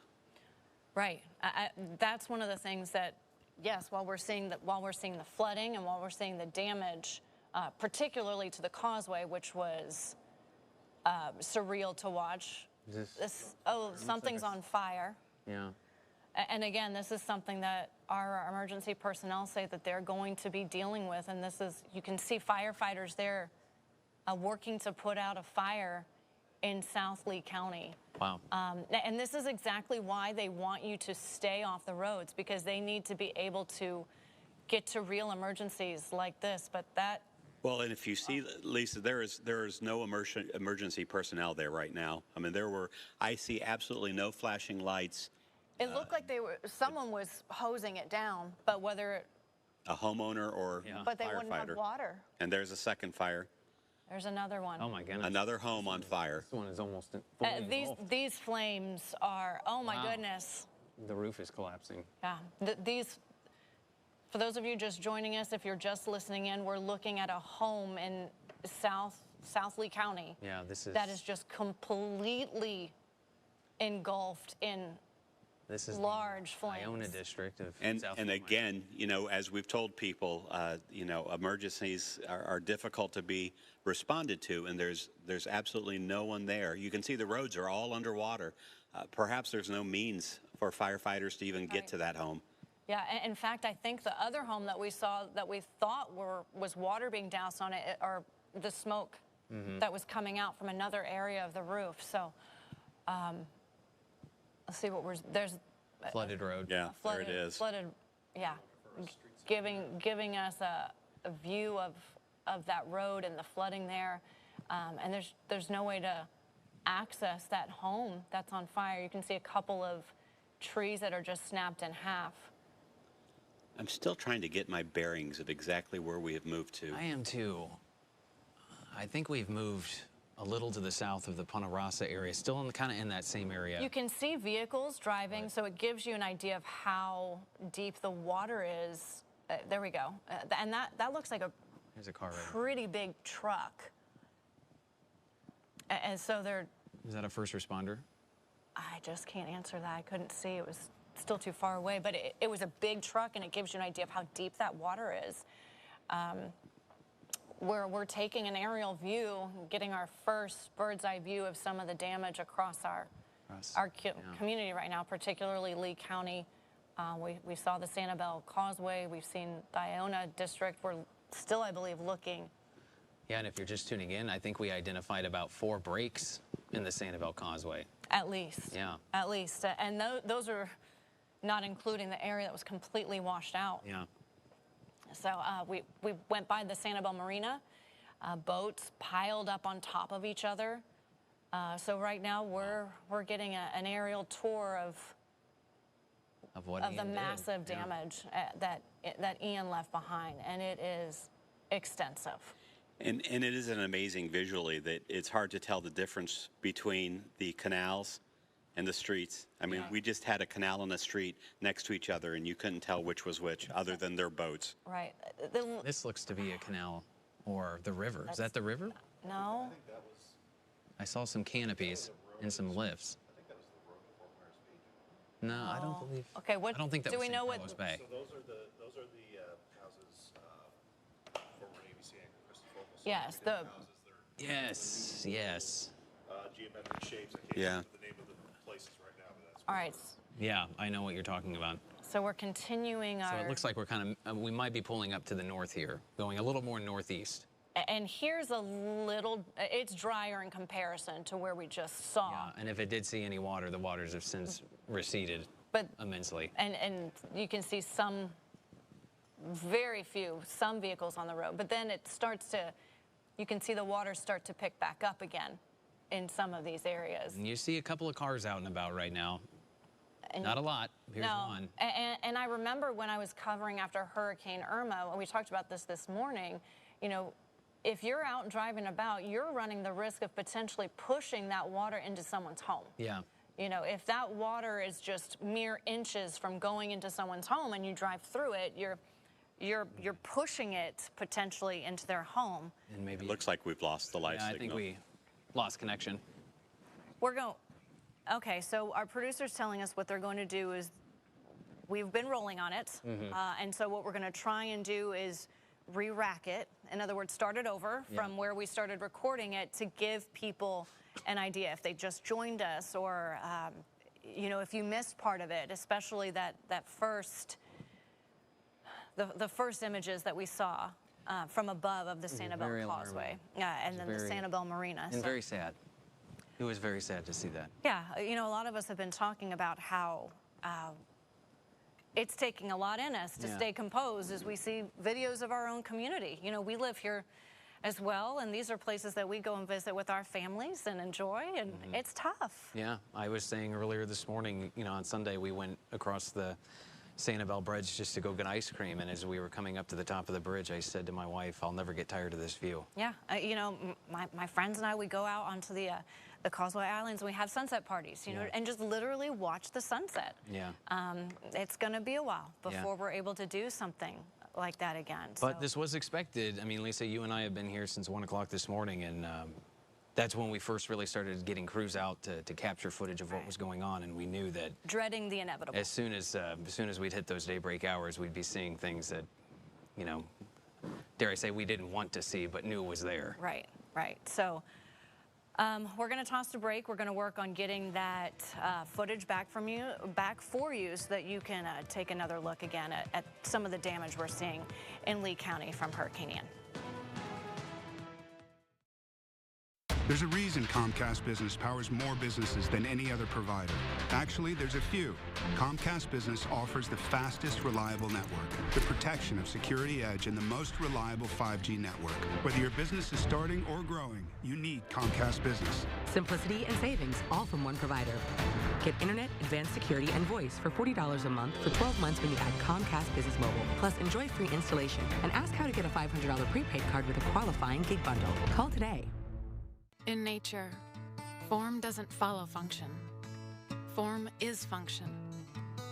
Introducing the next generation of Prana Sleep mattresses, about the closest thing to nature you can find in a mattress. Made by hand, here in the USA, of the best and purest natural components we can find anywhere in the world. Let us make you one today. Prana Sleep. Amazing sleep. Commitment isn't just a word we throw around. It's baked into everything we do. If you've been hurt in a car accident, our commitment gets real fast. We interview witnesses and gather evidence. We let the other side know that you're not alone and that your words have power. You were injured by no fault of your own, but together we can hit back with the full force of the law. Real commitment starts when you walk through our door. Farah and Farah. As severe weather continues to impact Southwest Florida, we are by far not done with the threat of storm surge. Count on NBC2 for the information you need to stay safe. This situation is as dire as we all feared it might get. The NBC2 First Alert Storm Team is tracking the storm, updating you with the latest conditions, and alerting you to every threat. Just torrential rain continues to fall in these neighborhoods. For continuous severe weather coverage, count on NBC2. All right, well, if you were just with us, you know that we were taking a look at some of those initial first looks of aerial footage across Lee County of the extensive damage and the extensive flooding, and we're working to kind of re-rack that because we were rolling on it. So if you missed it, stay with us because we'll be showing you that all over again. Also some looks at the breaches on the Sanibel Causeway. So let's get you caught up on Tropical Storm Ian. The storm, of course, continuing to weaken due to land interaction. So, of course, slamming into Southwest Florida yesterday afternoon as a powerful, nearing Category 5 hurricane. It has now dropped down to tropical storm strength as of the latest data. As this continues to move north, flooding is going to be a continual concern for the Orlando area. They had a few flash flood emergencies this morning, and we are left with a lot of standing water. That storm surge threat, to ease your mind, has passed. The worst of that is over. We, of course, know there's a lot of water in businesses and homes, boats and structures washed away as well, but we should see that water continue to recede from this point on. As we see responders getting into those rescue and recovery efforts, live Doppler radar is sweeping clear. And if you're stepping outside for the first time and looking at the damage on your home, you're not going to have rain in the forecast today, but just keep in mind you have to stay off the road so you can let those responders do what they need to do. Lots of people need help.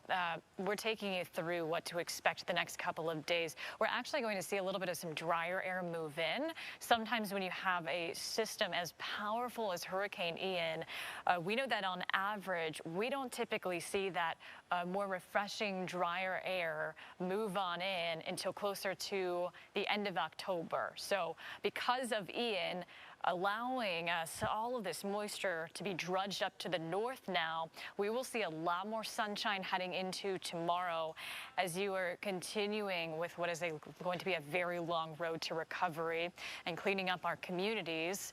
But we're also going to see a very comfortable feel. This is very important because a lot of you, if you're just listening, we know that you are dealing with power outages. We have still over 400,000 without power in Lee County, over 200,000 in Collier County, and over 100,000 in Charlotte County.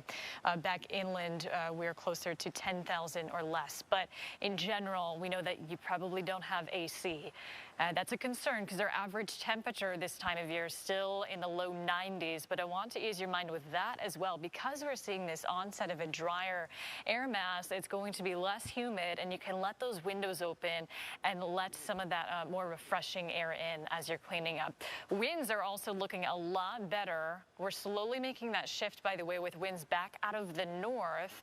And so that is, again, we were dealing with persistent onshore winds, only making storm surge threats worse. So it is nice to see that shift back out of the north, calmer conditions filtering on in, and we'll see winds right now 15 to 20 miles per hour. Gusts could still be a little bit greater, but overnight, we were still seeing tropical storm force wind gusts. We are no longer seeing that. So we take you through the afternoon. Gusts still below 25 miles per hour. So there we go. Things are looking a lot calmer for you. Overnight, gusts up to 15 to 20 miles per hour. So in terms of just the weather conditions, this will be nothing out of the norm for us heading into tomorrow. In fact, things will be very calm, and we should not have rain in the forecast because of this drier air mass. Bear with us because, of course, we are struggling to get a little bit of data in here, but I just want to give you that look at what we're dealing with as far as humidity levels. We've got dew points in the 60s. That is some of the driest air we've had in months. Temperatures as well in the mid to upper 70s, and we expect many areas to actually hold there. We're coming up on almost 10 o'clock this morning, and even into the afternoon, we will be running well below average. This will be helpful for those of you who do not have AC and have no idea when you'll actually get power restored. So we expect to see temperatures today topping off in the upper 70s to low 80s, perhaps the mid 80s for some communities, and then into tonight by 7 o'clock, temperatures dipping into the upper 70s. We'll see the 60s overnight, the coolest air in months for Southwest Florida, as we again see those rescue and recovery efforts and cleanup efforts beginning this morning as we really see our first glimpses in daylight of the magnitude of Hurricane Ian's aftermath. As far as the seas, of course, this is a concern for those rescue efforts as well. Unfortunately, we still have very high sets coming on in at around 10 feet. But just as I showed you the winds, the seas will follow. So as winds are still winding back down, we will see the seas calm as well. This is by tonight, 10 p.m. We'll see seas back down to 5 to 7 feet. We saw how angry the Gulf was yesterday, and even into Friday, back down to 4 to 5 feet. Heading into Saturday and heading into Sunday, we will see those seas back down to what they typically are at, 1 to 3 feet here. So again, we now have Ian reduced back down to tropical storm force strength as that continues to lift north of our region. No more rain. You should stay dry. No more rainfall for today and into tomorrow. And in the opposite, we should actually see some drier air working south, and we'll see those winds continuing to calm, and the storm surge threat has passed. So we're still, of course, seeing that water in plenty of structures in people's homes, and it's really hard to even fathom how widespread the devastation is going to be. We have some alerts going off. a boil water advisory. Okay, so if you can hear some of those alerts going off, that boil water advisory is still in effect, of course. I do want to see if we have that video back. Again, if you missed it, we were taking a look at, I believe it was a station's helicopter going over Lee County, and we lost that connection. And if you missed it, we were looking at our first aerial footage of Lee County, the Sanibel Causeway, as we've seen parts of it actually collapsed. And this is a huge concern because we know that there are people stranded needing help on Sanibel Island, and that causeway is the only way to get there by car. We've got roads turned into rivers right now. It's hard to differentiate what is canals, what are roads, and we're seeing just so much standing water after we saw some of really the worst case scenario for our coast and some of the most vulnerable areas as well. So this is, again, we have one of the most vulnerable coastlines in the entire country. Other coastlines would have been able to handle Ian far better than ours. If it's okay, I think we're going to send it back over to the anchor desk. All right, Lauren, so we've been... well, we've been looking at new pictures that have come in. From Fort Myers Beach that have just been devastating. Yeah. Specifically Junkanoo and... what was Junkanoo? Fresh, I mean, honestly... Yeah, my wife and I just had our anniversary, and that's where we went there on Saturday night for dinner. It was one of the first places my husband and I went to on Fort Myers Beach. It's gone. It is gone. It's gone. And we're going to work on getting those images for you. That was someone that sent those images to our news tips. It's just stuff like that just kicks you. It takes your breath away. It's like getting sucker punched. And unfortunately, we're going to continue to see images like this throughout the coming days and weeks. And we're going to do our best to continue to walking you through Ian's recovery. At Farah & Farah, we want you to know that if you suffered property damage from Hurricane Ian, we're ready to get to work on what you need right now. Insurance adjusters will tell you that they're there to help you. But make no mistake, their job is to help the insurance companies save money. They have zero incentive to find hidden damage like a ruined roof. Let us review your claim for free. Farah & Farah, we're ready to take action. Call us. In nature, form doesn't follow function. Form is function. Introducing the next generation of Prana Sleep mattresses, about the closest thing to nature you can find in a mattress. Made by hand, here in the USA, of the best and purest natural components we can find anywhere in the world. Let us make you one today. Prana Sleep. Amazing sleep. I would describe myself as a fighter. I'm John Morgan of Morgan & Morgan. For over 30 years, my fights have been against giants. I fight the powerful for the powerless, and our results speak for themselves. We have recovered billions and billions and billions of dollars for our clients. $1.2 billion in one case alone. I risk millions of dollars of my own money in case costs fighting these wrongdoers. If you want a fighter, you can count on me. There's only one Morgan & Morgan for the people. As severe weather continues to impact Southwest Florida, We are by far not done with the threat of storm surge. Count on NBC2 for the information you need to stay safe. This situation is as dire as we all feared it might get. The NBC2 First Alert Storm Team is tracking the storm, updating you with the latest conditions, and alerting you to every threat. Just torrential rain continues to fall in these neighborhoods. For continuous severe weather coverage, count on NBC2. We are continuing our coverage as we begin the recovery efforts after Hurricane Ian just changed our community. Yeah, even in the commercial break, we're just getting more and more viewer pictures and video. And we appreciate it. Breathtaking. It is. It takes the wind out of you. It does. It's not pretty. We're not going to sugarcoat it. And one of the things that we saw just moments ago was we were getting an aerial view of how bad the damage is to the Sanibel Causeway. Kyla Gaylor is out there right now. She's been assessing the damage out there, Kyla. It's just, it's horrifying. It is horrifying, Lisa, and I can hear the emotion in your voice because I think that's how we're all feeling right now when you look at this and you realize this was our beautiful Sanibel Causeway, the road that led to the causeway to the beautiful Sanibel, one of the most iconic spots of Southwest Florida. And today it looks like it is just in ruins. I will say crews out here have made some progress. If we can zoom in down the road, you can see them hard at work.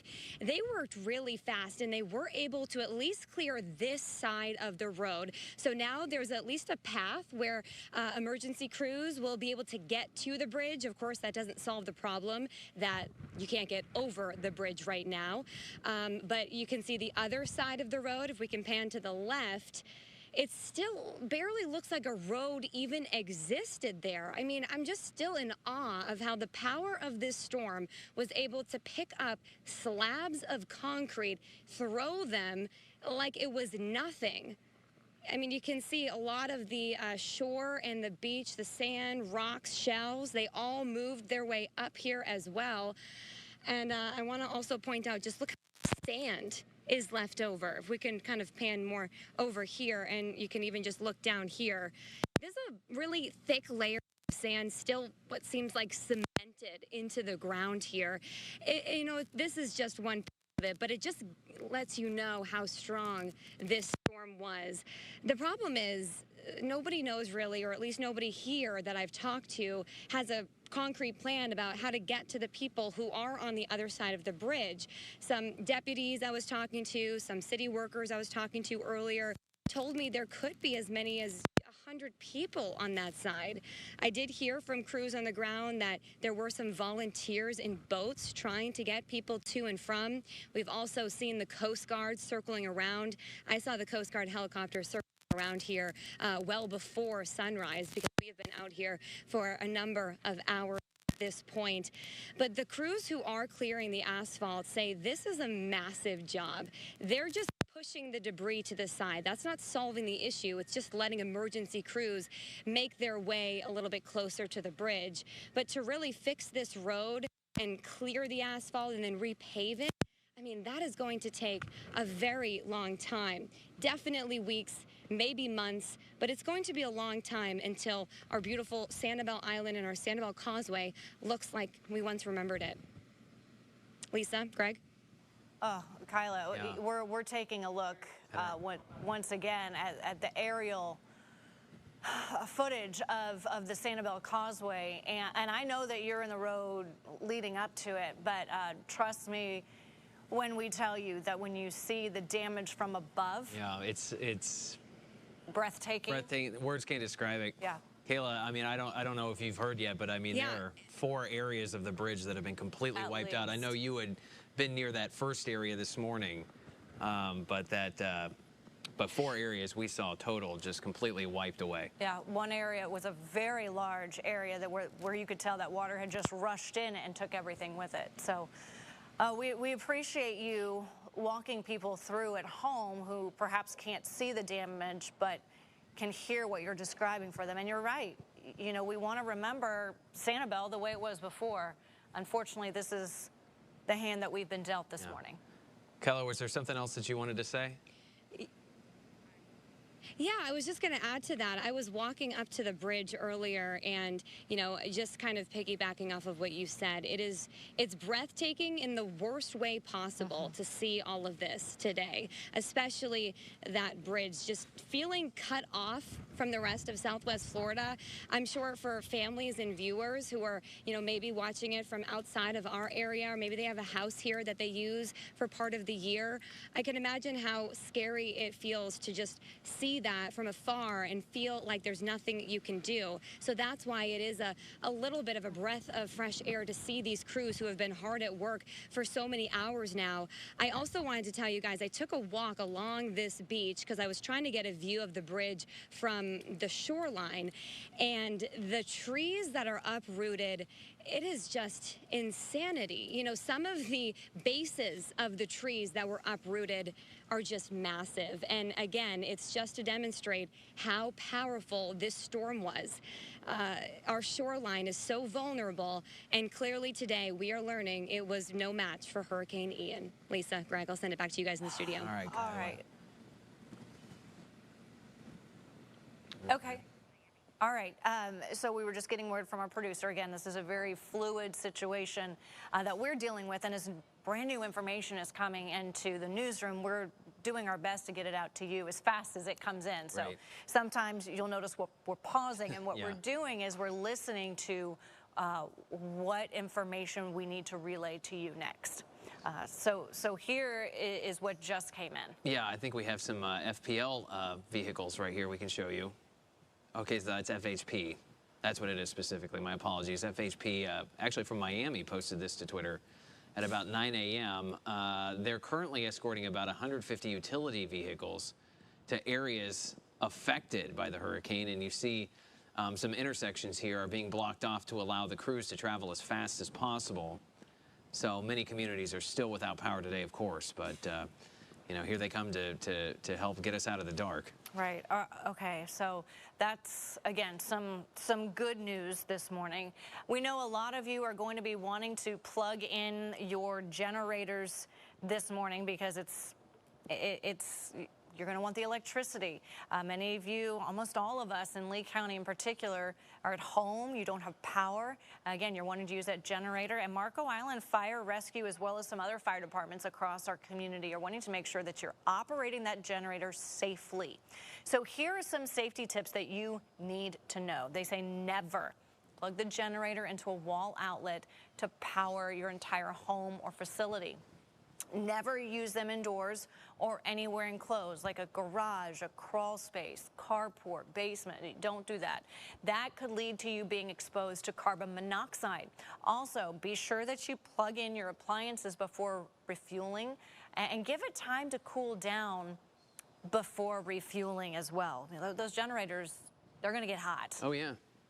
And on the other side of that, too, Lisa, is that it's not uncommon to see people attempt to steal generators. Right. And that's what encourages people to want to put those generators inside of their homes to prevent a theft. And that can have a very deadly outcome. Right. Another important tip I had seen one of the fire departments post is make sure that you have a working carbon monoxide detector. Sure. And put the generator away from a window or anywhere that carbon monoxide could seep into your home. And the key there is to have that working carbon monoxide detector. Okay, 10:08 is the time. We do have some updates for you when it comes to garbage. And I'm sure you're going to be collecting a lot of it around your property. If you do live in Lee County, solid waste garbage collection is actually going to resume next Wednesday. That's October 3rd. Now, the normally scheduled day for all routes will then pick up following October 3rd. This is for household garbage only. The everyday trash items, the debris, the everyday trash items and spoiled food, that's what we're talking about. The debris and stuff like that might be a little bit further down the road. Recycling will be picked up at a later date. So if you're starting to clean up around your property, Lee County Solid Waste does ask you to set storm debris at the curb, but put it away from the normal household trash. Do not put your trash under any trees or any power lines. Keep it away from fire hydrants. Keep it away from the mailboxes. But Lee County will not be resuming trash pickup until next Wednesday. And I think that's a week from yesterday. The days are kind of blending. What's today? Today's Thursday. Is today Thursday? So it's 6 days. You're right. The days are certainly blending together. When you don't get any sleep for 36 hours. That's right. President Biden has ordered federal funding for people affected by Hurricane Ian. This is going to affect almost all of us in some way. Assistance insured property sustained loss from Hurricane Ian. You can apply for assistance by using the FEMA app. I want to take you back to some of our aerial footage that we had shown you previously, because this will give you a better sense of what we're going to be dealing with in just one of the areas, but certainly an area that almost all of you, I would guess at some time, have probably traveled.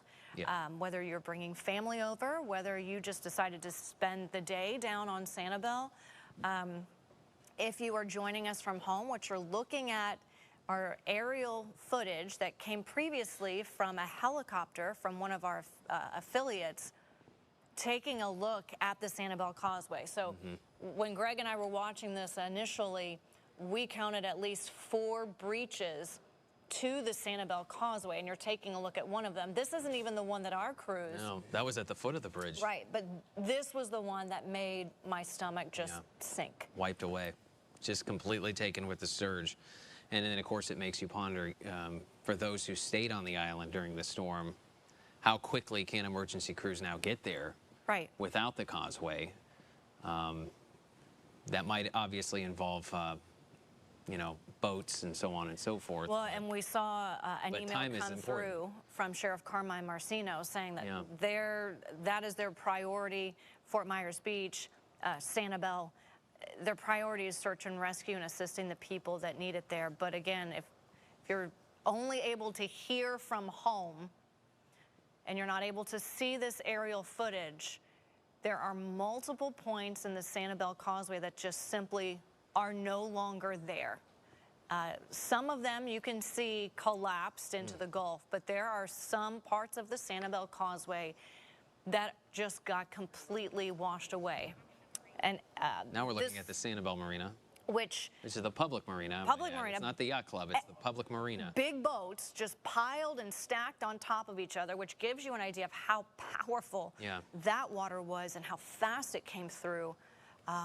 Quite a surge. In fact, this is a marina that has wet slips and also indoor storage. I think it's, I believe, about 4 or 5 stories worth of indoor storage. But you can see how these boats have been pushed out of the indoor storage facility, not necessarily by the winds, but the surge, I believe, was so high that it was able to lift those boats out of the storage and just shove them out. Because on the other side of that storage unit, they're just piled on top of one another, like stacked almost. Yeah, again, if you're looking from home, picture a child stacking toy boats just up on top of each other, and that's what it looks like from above. I mean, it's, what can you say? It's mind-boggling. It's just mind-boggling. All right, we're going to take a quick break, and our coverage of Hurricane Ian recovery continues after this. Everyone loves bundle deals, and the bundles are back at Kane's Furniture. Kane's.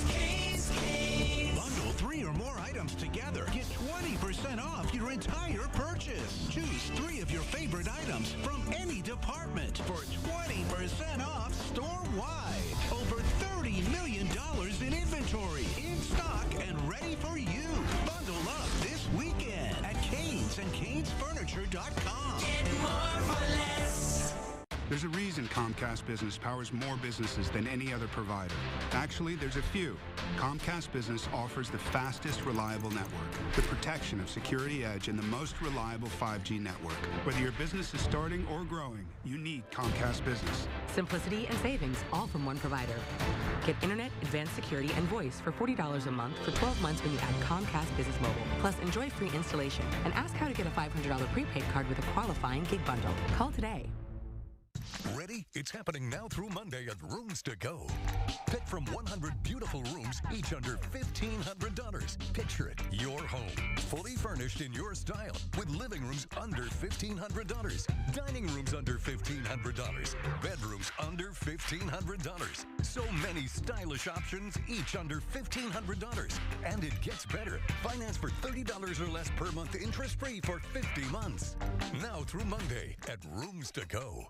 As severe weather continues to impact Southwest Florida, we are by far not done with the threat of storm surge. Count on NBC2 for the information you need to stay safe. This situation is as dire as we all feared it might get. The NBC2 First Alert Storm Team is tracking the storm, updating you with the latest conditions, and alerting you to every threat. Just torrential rain continues to fall in these neighborhoods. For continuous severe weather coverage, count on NBC2.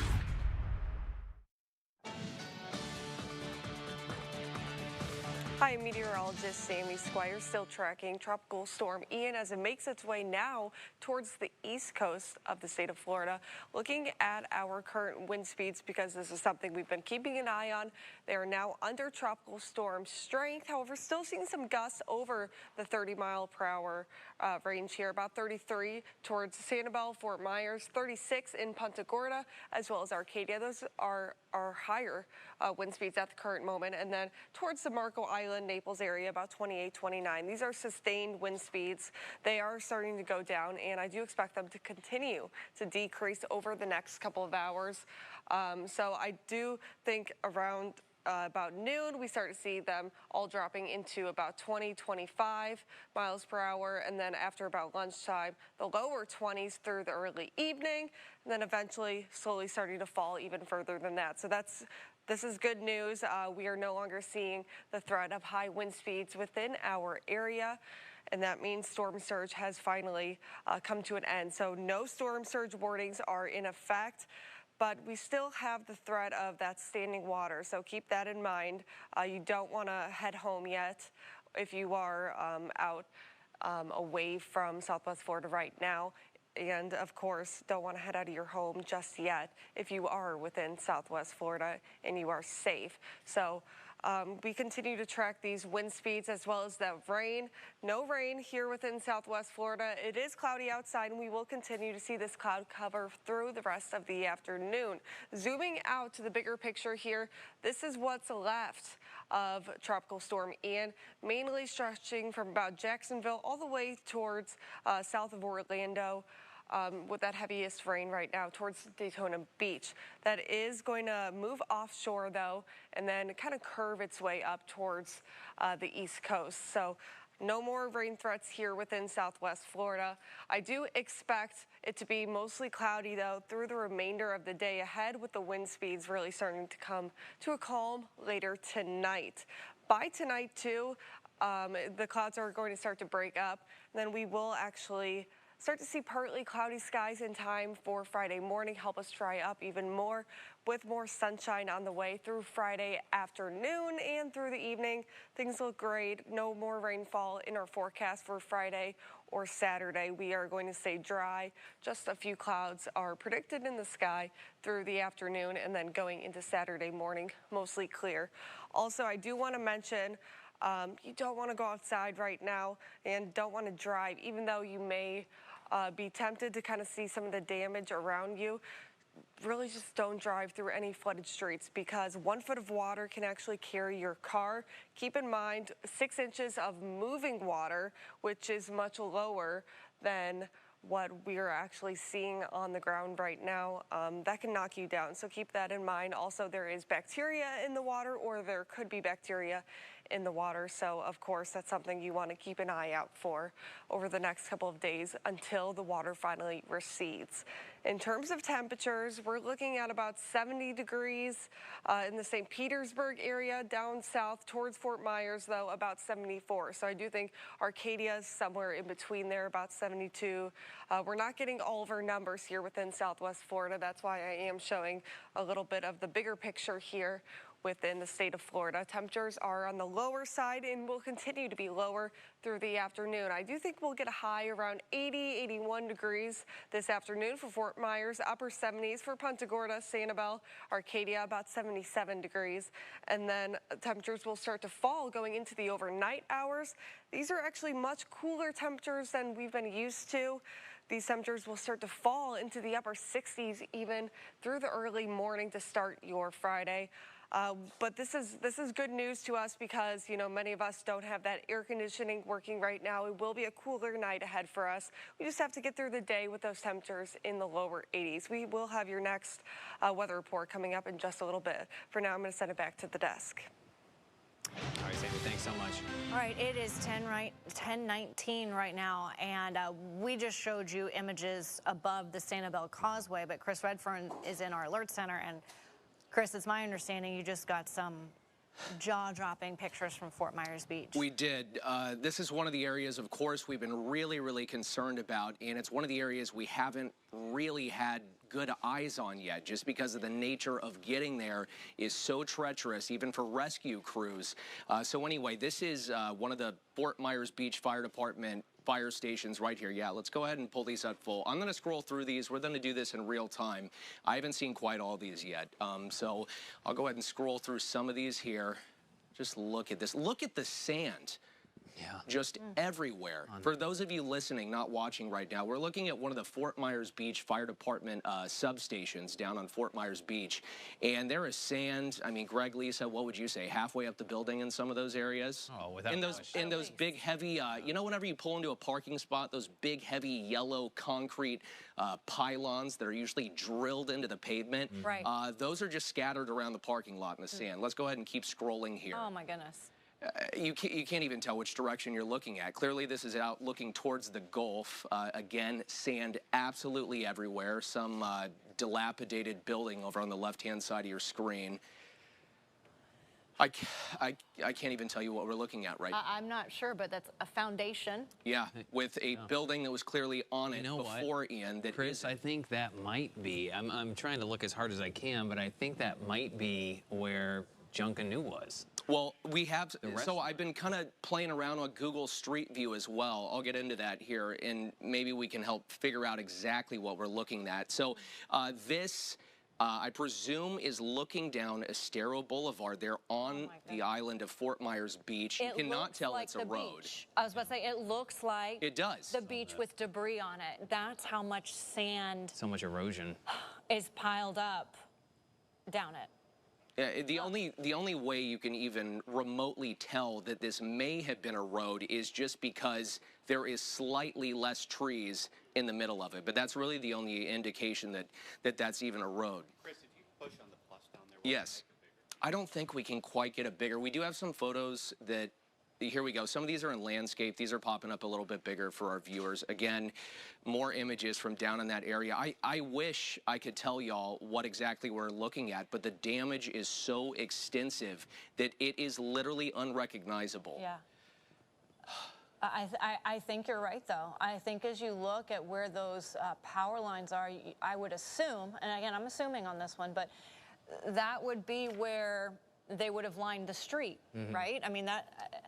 Here you go. Here's Junkanoo. Yeah, Junkanoo. As you see, excuse me, completely wiped off its foundation. There isn't a Junkanoo. And I believe the restaurant that it was once connected to just 24 hours ago, is Fresh Catch Bistro. And right now, all that's standing is maybe 3 palm trees. You know, so many of us who live in Southwest Florida, you know, Junkanoo is a place where, you know, it's another one of those, you know, gorgeous stretch of sand. One of the first spots I heard about whenever I moved here. Exactly. You know, it's a great place to take a family and just have a chill atmosphere and look and to see it just... Another iconic spot down on Fort Myers Beach. That's Fresh Catch Bistro. Fresh Catch. Okay, so this one I actually do. Here we go. I can give you guys a little comparison. Yeah, see here. This is what it would have looked like yesterday. Yeah, to the left is Junkanoo. To the right is Fresh Catch Bistro. It is. Chris, I don't know if that's how it is. Let me see. Let me scroll through these images and see if there is anything to the. See, I can't even tell from these pictures if Junkanoo's even there anymore. I think one of the previous photos you showed was the foundation. That's it right yeah, there let's on the go. left. Here, let me. You know what? Let's do this in real time. I want to. Yeah, okay. Because this is where the street sign is. Yeah. Right. So here we go. This is going to be a very similar angle to what we were just looking at, folks. And what's saddening too is that I mentioned this in the commercial break. Is on this past Saturday, my wife and I celebrated our anniversary, and we celebrated our anniversary at Junkanoo and ate a delicious meal and watched a gorgeous sunset right there at Junkanoo. That's what it was known for. Greg, what's it like for you looking at, you know, these, because this is presumably about what it looked like whenever you guys went to dinner the other night. Just like that on Saturday. It was a beautiful night, and to see that is devastating. And this is just a little microcosm of what so many Southwest Floridians are experiencing today.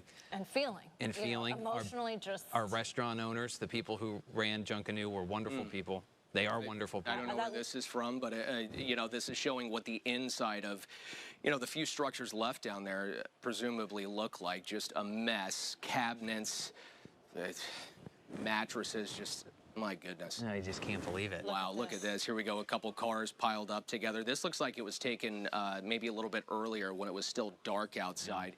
And that's been one of the most almost disorienting aspects of all this is as you're going around, you forget how dark it is without any ambient light. Right. You know, whenever you're talking about street lights, little restaurants, things like that, it adds so much light, even just walking out into our studio parking lot. You know, I've been carrying a flashlight around with me 24/7 because it is just so dark out there. My goodness. I wonder if we're seeing, It says happy 30th birthday. Clearly looks like some kind of sports bar in there. We got some hat stuff up at the top. Sorry, I'm going over. I'm seeing if we're looking at smaller monitors getting here a in the closer studio. look. If I had to venture a guess, I would say that is, I believe, is it Leaky Tiki Barbecue? Which is right on Estero Boulevard. I believe that's what it's called. I could be wrong, but that's what that looks like the facade of. As soon as I toss it back to you guys, I'm gonna go online. I'm gonna try to find some shots inside. It's a Patriots bar. I mean, that sounds silly, but if you go back, Chris. Yeah. If you look at the banners up top, yeah, that's look what at I was Patriots noticing bar, as well. and then in the back it says something about New England. You know what? So there's a 30th birthday sign as well. In fact, Chris, I believe Kyla 24 hours ago when she was down at the beach, you might have seen her tweet about some patrons sitting up at a bar. That is I think that might be the bar. We'll need to ask her. I think, and remember, we'll have to double check that, but I think that might be the bar. And if you were tuned in yesterday, she was talking to a few folks there, some of them, you know, very reluctant to leave. Right. Very confident that, oh, I'd been through Irma, I'd been through Charlie, everything's going to be okay. You know, some people brushing off some of Kyla's comments, frankly, about, you know, this whole area could be underwater tomorrow. Let me, I think, here, hold on, we may have one more. Okay, could be the same area. Oh my goodness, look at this one. These look like private homes, if I had to guess. Yeah. Beach homes, vacation homes, Airbnbs. But it should tell, for those people who are listening at home, it should give you an idea that some of these images we can't tell. Yeah. We just can't tell what we're looking at, except unless it's a landmark like the Junkanoo one, like the Fort Myers fire substation here. So. And one of the things that, you know, you guys have seen live on air with us this morning is it is really difficult to even be in communication with our crews out in the field with all the, you know, technology and brilliant engineers we have here working at NBC2. It is just really difficult. I mean, I had cell phone service, ironically, last night. I have none today. Similar story for a lot of our crews in the field. Trying to use the microwave emitter, satellite dish, whatever we can do to try to get some images and visuals back to y'all. But it is really tough right now. So things like this, please continue sending it in. You really are our eyes and ears on the ground right now. And, you know, And to go to your point with that, Chris, we appear to be getting email just fine, right? Yes, that's so like true. while Very good to point out. we're not, you know, I'm not in touch with my family. Greg's not in touch with his family. Exactly. But we can email. So if you're able to email us, then please do. Yeah, what's the email folks should be using for that, Lisa? There's two that they can use. They can either newstips@nbc-2.com or newstips@abc-7.com. Okay. Either of those are going to come into the Waterman newsroom, and since we're simulcasting and combining forces, we'll be able to get that information out. And one thing I really want to harp on here is first responders are watching this right now. They are paying attention to the areas that are hardest hit so they can map out their rescue missions. Of course, they have resources at their disposal where, you know, they're planning out kind of their map of attack to try to get folks in danger out of there. But, you know, they're paying attention to this as well. So if there's particular areas that are hit hard that need a little attention, send it in to us. We'll try to get it up on air, and hopefully first responders can be there you know, helping you guys out here before too long. Chris, you might have this in your email as well, and I know we've sent some of these pictures to our producers, but we have some updated pictures of what the Naples Pier looks like this morning. Yeah, so we'll send them to you as well because... yeah, I'm plugged into email over there. Anything from anyone, please send it my way. We'll do a lot more of this throughout the newscast. All right, thanks so much, Chris. We're certainly going to be checking back in with you in a little bit. In the meantime, we are going to send it to a break, and we'll be right back.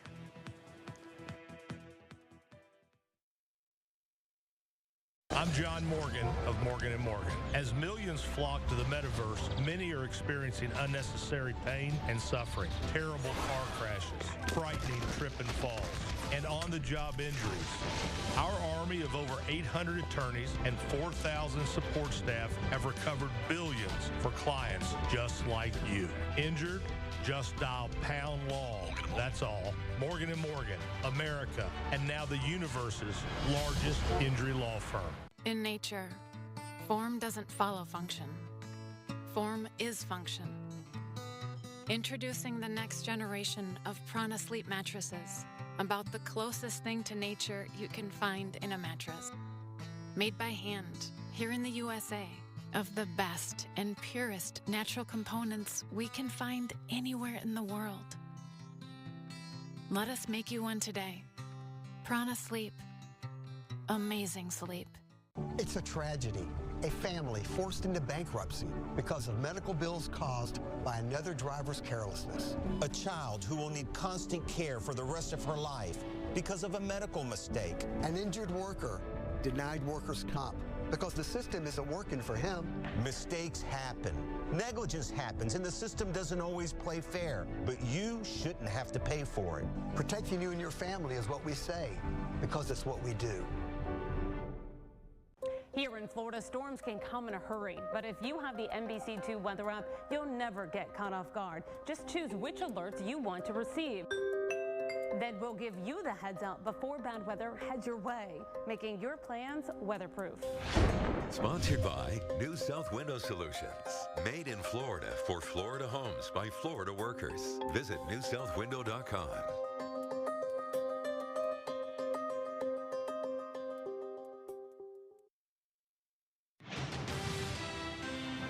All right, your time right now is 10:31, and about a half an hour ago, in real time, we were able to see our first images from above of the damage that Hurricane Ian left behind. So, if you missed it, this is a helicopter from one of our sister stations.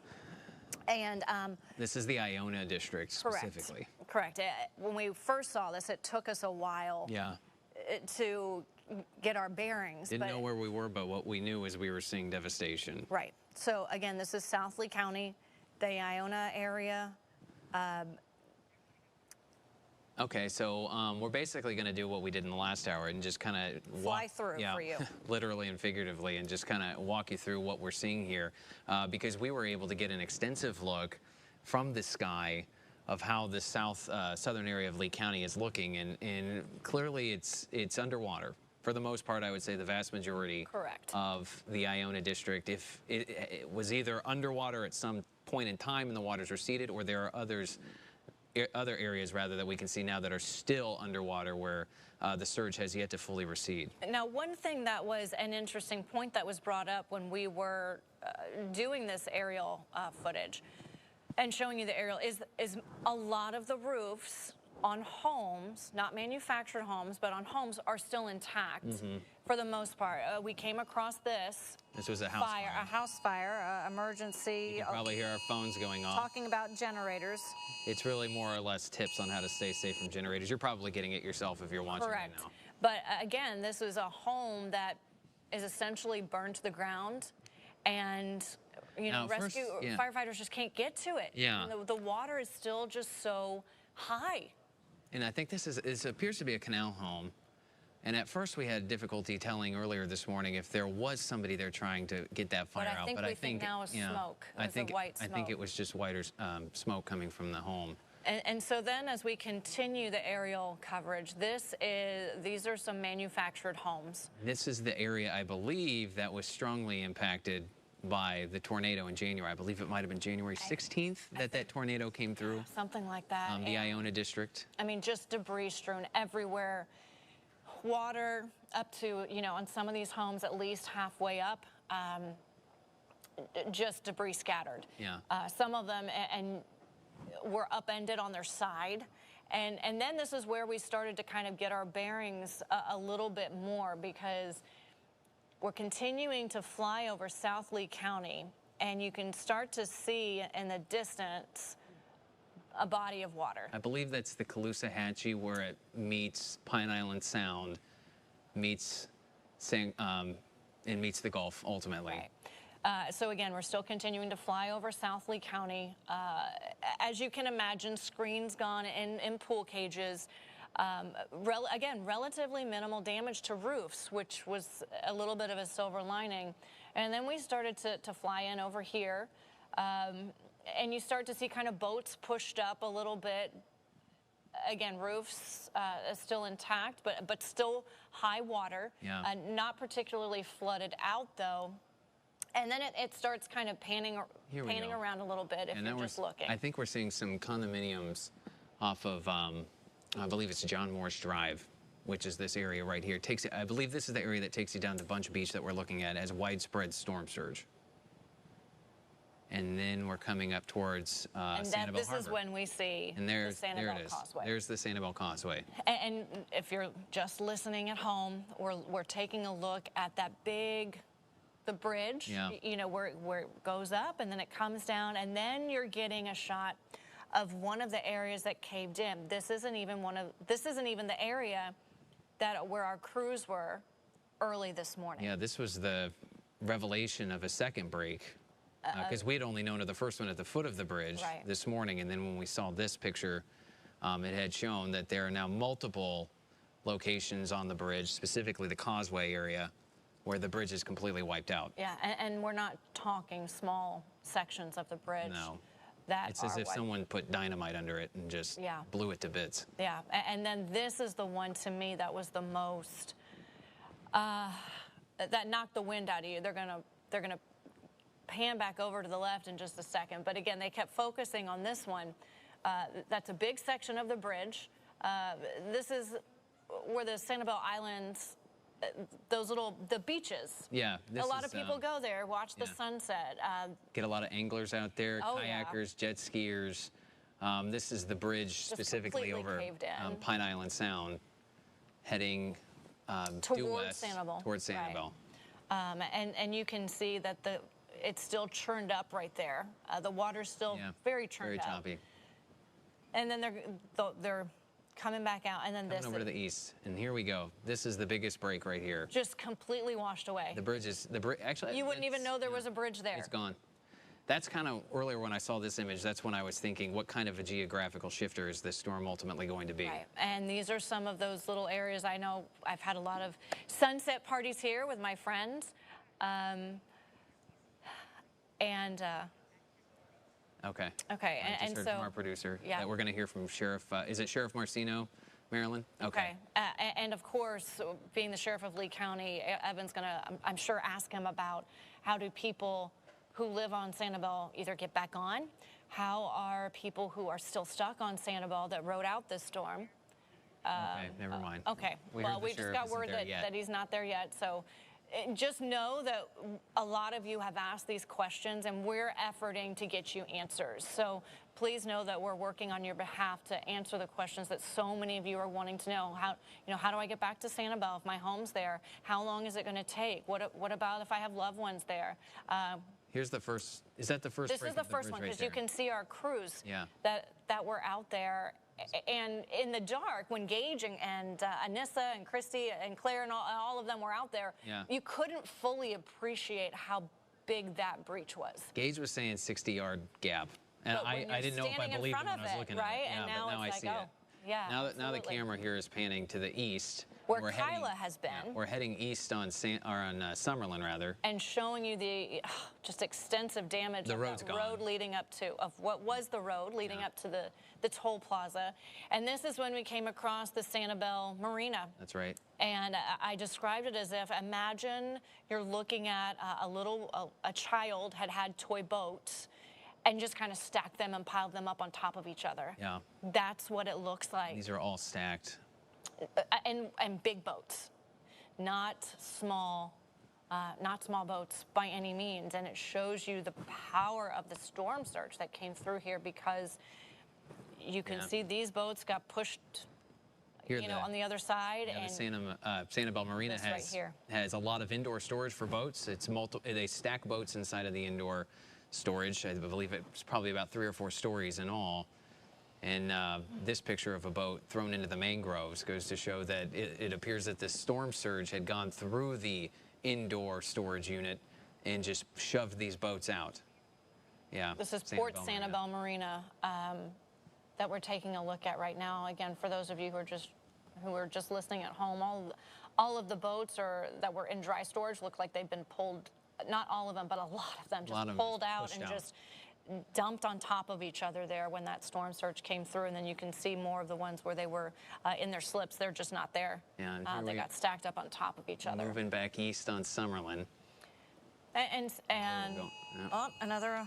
Well, the phones keep going off. Again, this is for if you live in Lee County. They're reminding you to use bottled or boiled water for usage until further notice. Here we're looking at the McGregor extension right off of Summerlin. And it'll pan out, and you'll take a look and see the Sanibel outlets. It's underwater. Underwater. And you can see it looks like a crew. We're hoping a crew of first responders right there, that line of cars working to get in. But yeah, the Sanibel outlet's just completely underwater. The parking lot is essentially non-existent. You can't even see it. It looks like a lake. Yeah, looks like the Sanibel outlets are floating. Yeah. And then we come some modular homes right here on this shot. Again, underwater. And this is where we started to see there's an RV just tipped up on its side. Things I didn't notice before. That RV just tipped on its side right there. You know, at one point, you'll come across another modular home, several modular homes that just got dumped on their sides. Here's this video that I remember seeing, just the damage. They're not upright, completely upended on their side, just floating in all of that water. And if they are upright, they sustained a lot of damage. Yeah. You can see a very large debris field. You have to wonder, you know, who was there as the surge was coming through.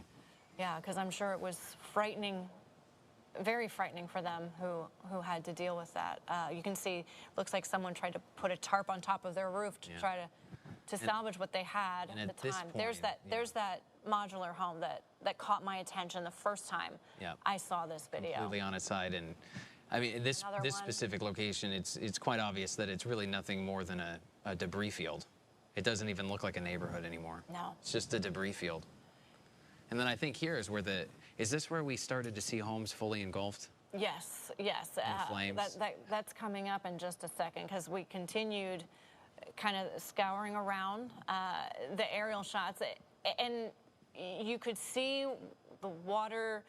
You could start to see a road again, but then you see that truck right there goes back through. Again, another look at I think that's a some storage boats just up on top of each other, just RVs pushed up on top of each other. Boats on trailers. And then it kind of zoomed back out and continuing to fly around South Lee County. Yeah. And again, we were at the mercy of the helicopter pilot and their camera. Yeah. As they were seeing things in the air, they were turning their camera and pointing it at things that they were catching their attention. And so you can see, once again, communities back underwater. And as Greg mentioned, some of these, it was difficult to tell if they were just retention ponds that had always been there that just looked a little high, or if it was left over from the storm surge. That has yet to recede. And is that a golf course? This is a golf course, and I wondered this morning if it's Shell Point Golf Course, if it's the one that's out there near the Caloosahatchee. It's tough to tell because of all the devastation. I mean, everything just is so leveled, and all the water. I mean, this time 2 days ago, water was a landmark. You kind of knew where you were. Based on what you were seeing. Based on what you were seeing. And everything is underwater pretty much, and it makes it quite difficult to decipher each community, if you will, here in the Iona area. And so again, this was where we started to see the homes.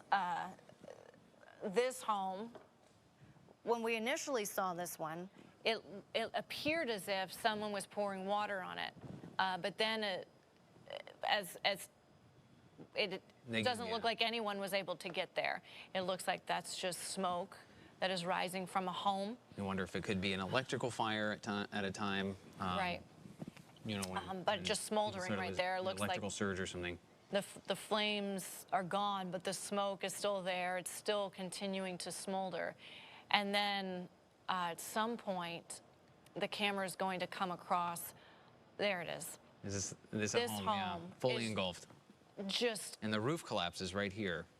Yeah, there it goes. Or part of it at least does. Just absolute devastation. And you have to pray that whoever was there was out before the storm. Right.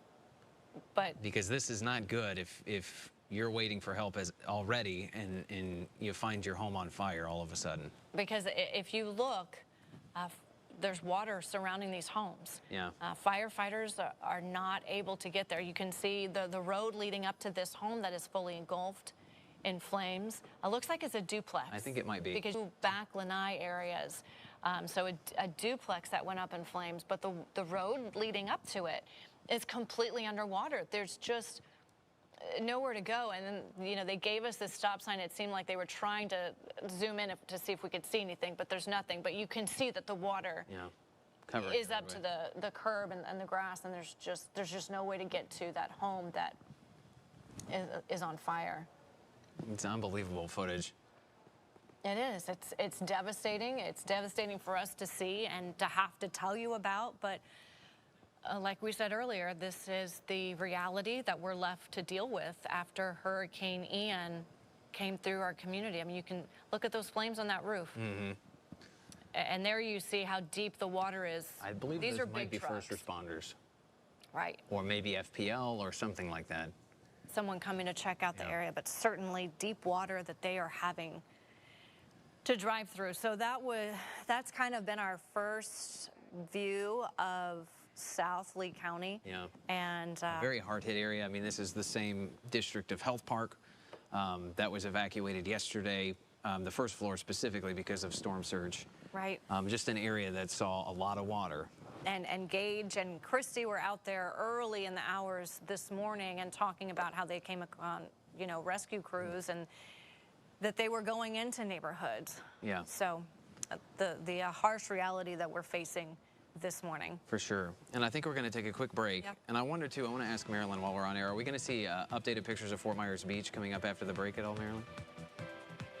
Okay, Chris is going to have those all set for us. I see them over here off to the camera, and you're not going to believe what we're going to show you. There's a reason Comcast Business powers more businesses than any other provider. Actually, there's a few. Comcast Business offers the fastest, reliable network, the protection of Security Edge, and the most reliable 5G network. Whether your business is starting or growing, you need Comcast Business. Simplicity and savings, all from one provider. Get internet, advanced security, and voice for $40 a month for 12 months when you add Comcast Business Mobile. Plus, enjoy free installation. And ask how to get a $500 prepaid card with a qualifying gig bundle. Call today. Everyone loves bundle deals, and the bundles are back at Kane's Furniture. Kane's. Bundle 3 or more items together. Get 20% off your entire purchase. Choose 3 of your favorite items from any department for 20% off store-wide. Over $30 million in inventory, in stock, and ready for you. Bundle up this weekend at Kane's and Cane'sFurniture.com. Get more for less. If your pets have turned your floors into an eyesore, we got some tricks in our tool belt. 54 now has the newest hardwood, tile, laminate, luxury vinyl, and carpet. 54 brings hundreds of samples to your home to see in your own light. 54 will do all the heavy lifting for you, and they can get most jobs done in a day. They'll even clean up afterwards. Call today to get free installation. 54 is home improvement done right. Call 777-54. Pick up the phone, we'll be knocking at your door. Now that the storm has passed, finding gas can be a challenge, but NBC2 has you covered. We're tracking gas stations across Southwest Florida to let you know who has it and who doesn't, so you can fuel up without the runaround, keeping your plans weatherproof. Sponsored by New South Window Solutions. Made in Florida for Florida homes by Florida workers. Visit newsouthwindow.com.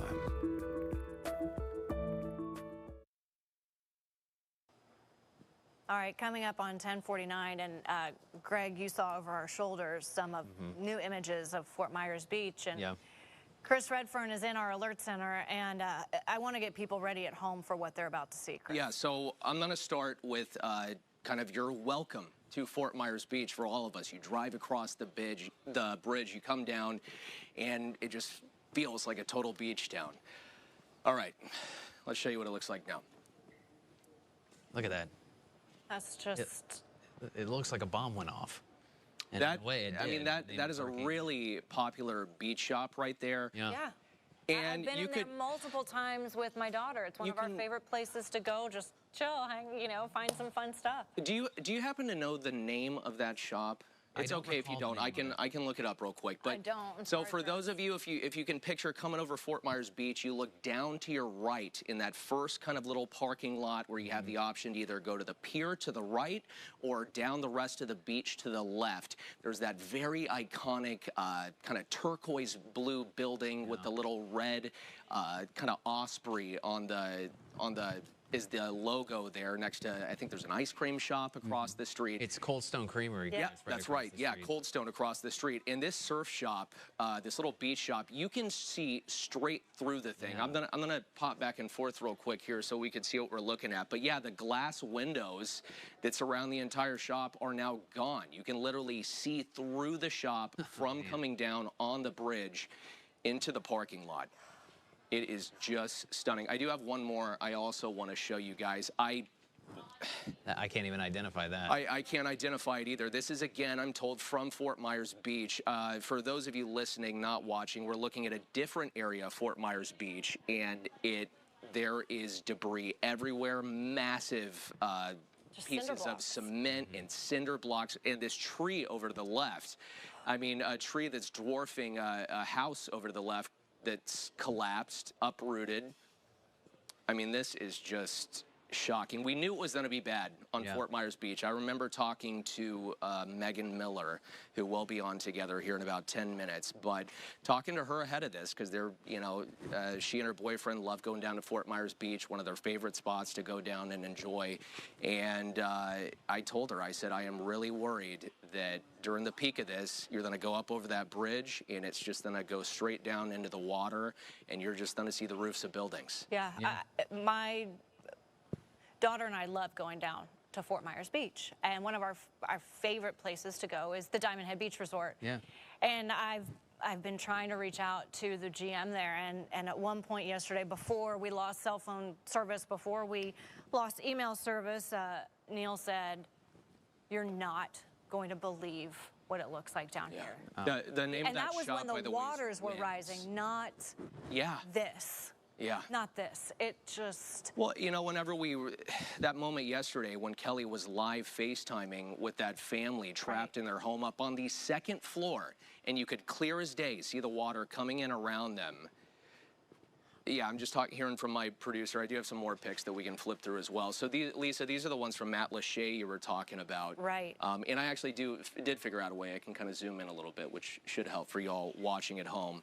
But, I mean... That was very alarming, though. Yeah, it was, that video, and it really put it into perspective. It did. Because they were on the second floor on the bay side. Right. Also. And nowhere to go. And we saw, Jennifer Vaglis was out in Matt Lachey and showing some videos out there. And I know that the people on Matt Lachey are saying, hey, don't forget about us. We can't get off our island either. Yes. And, Matt Lachey is this quaint little fishing village that, is right close to my home that I would go. And, Burt's is down there, and Hook Island Grill is down there. And so, there's so many places. And I just see this, and there's no way to get in and out. And can you what is this? Can you tell what we're looking at? So this is Pine Island Road. That is the road to get on and off the island. And the only way on and off. We've been getting a lot of emails from folks asking about Pine Island Road, Matt Lachey. Do you have any updates on there? Can you get the helicopter to fly over there? Just so everyone is kind of in the loop, that helicopter, we are actually working with a team out of Miami. Right. That they are flying that helicopter all the way over to Southwest Florida because there are no really safe landing pads for them to refuel in our area. That's a long trip. These helicopters can't stay up in the air very long, so they only get about 15 minutes to survey, assess, and then they have to head back to refuel. And so we don't have control over where they're looking at and what they're assessing, but anyways. We did get confirmed there's a quarter of a mile stretch of Pine Island, Pine Island Road, that is just It's gone, and we've shown you some of it. And this is another scary situation like what we're looking at in Sanibel, where presumably they need heavy equipment over in these areas to remove debris. I mean, we see during tornado cleanups, they're bringing in bulldozers and backhoes. And the Lee County Sheriff's Office, by the way, their deputies, they're turning people away. It's not safe. So if you're on Pine Island, you know, you're going to need to help your neighbor, because as of right now, people can't get to you. Right. That's the reality. Yeah, it's going to be a really difficult situation to try to rescue and recover some of these folks out there. Chris, did you hear? I did. Nervous Nellies. Yeah, I think we have some right there on the bay. New video. Can we go ahead and pull that up, Marilyn? I'm eager to see look at that together. This is one of my favorite places to go to. Is that something I need to do on my end, Marilyn, or is that something we can do from back there in the booth? Okay. All right, let's look at go ahead that and show it, together, Marilyn. okay? And again, we're watching this with you for the first time. I think I'm on the same channel as some of the meteorologists, and so it can be tough for us all communicating here in the studio. So I believe this is video. These look like this is a photo. Okay, just pictures is what we're This is hearing. the photo looking out at San Carlos Bay that I believe is, and if I'm looking in the right direction, I believe that's also not only Nervous Nellies, but what also appears to be destroyed is Snug Harbor, which is another popular little restaurant. And just right there to the left is a condominium building. Again, just wiped away. The fact that we can't tell, for those of you who are listening in, is very telling. Yeah. Because we're just looking at debris fields, or we're looking at water, or where a restaurant or, you know, a famous landmark that we've all been to used to stand. It's eerie, it's devastating. It's sad too, you know, because this is our home. Yeah. This is our home. You know, we don't come here a couple times a year, or, you know, even 6 months out of the year. You know, this is our home, and we have a lot of memories. Yeah. With our family and our loved ones and our friends in these places. Well, see what's happened. I moved to Southwest Florida 10 years ago, and I made the mistake of leaving, but I made sure that I came back. So I went ahead and pulled this up for you guys. Sorry to interrupt, Lisa. No. I pulled this up. This is Nervous Nellies. I've been trying to do this with Google Street View because I think it's really eye-opening for a lot of folks. This is that before shot of Nervous Nellies, and of course we just saw the after shot of Irma. And that's, you know, that's the way a lot of people living here are going to define their lives, is Ian, sorry. Yes. It's been a long couple of days. Well, we did do that with Irma too, you know. It was like, well, before Irma, and now it's pre-Ian. Now we have Ian. It's and just on a different, totally different level than even Irma. Yeah. Okay. Well, we got about 30 seconds left in this hour before we have Chris and Megan coming out here. Yeah, and you know, for us, this is a lot for us to take in as well, and oftentimes whether it was Greg and I seeing that aerial footage or looking at the Junkanoo together or that Nervous Nellies together, you know, we're seeing it for the first time with you. So just know that what you're feeling at home is what we're feeling as well, and we're going to get through this all together. Coverage continues. No one's ever prepared to be hurt in a car accident. So we got prepared for you. Our team of attorneys, paralegals, specialists, and a team of investigators are ready to help. Your free consultation, access to the right doctors, and our experienced legal team. We're here waiting for your call. No one's ever ready for an accident, but if you're hurt, our safety net is here to catch you. Farah and Farah, this is what we built. Everyone loves bundle deals, and the bundles are back at Kane's Furniture. Kane's. Bundle 3 or more items together. Get 20% off your entire purchase. Choose 3 of your favorite items from any department for 20% off store-wide. Over $30 million in inventory, in stock and ready for you. Bundle up this weekend at Kane's and Cane'sFurniture.com. Get more for less.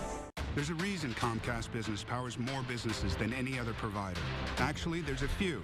Comcast Business offers the fastest, reliable network, the protection of Security Edge, and the most reliable 5G network. Whether your business is starting or growing, you need Comcast Business. Simplicity and savings, all from one provider. Get internet, advanced security, and voice for $40 a month for 12 months when you add Comcast Business Mobile. Plus, enjoy free installation and ask how to get a $500 prepaid card with a qualifying gig bundle. Call today. As severe weather continues to impact Southwest Florida, We are by far not done with the threat of storm surge. count on NBC2 for the information you need to stay safe. This situation is as dire as we all feared it might get. The NBC2 First Alert Storm Team is tracking the storm, updating you with the latest conditions, and alerting you to every threat. Just torrential rain continues to fall in these neighborhoods. For continuous severe weather coverage, count on NBC2. Thanks for joining us. We're going to give Lisa and Greg a little bit of a break and continue our coverage on the after impacts of Hurricane Ian. Absolutely. I'm ABC7 anchor Megan Miller alongside Chris Redfern. We are in recovery mode now that Hurricane Ian has finally left Southwest Florida.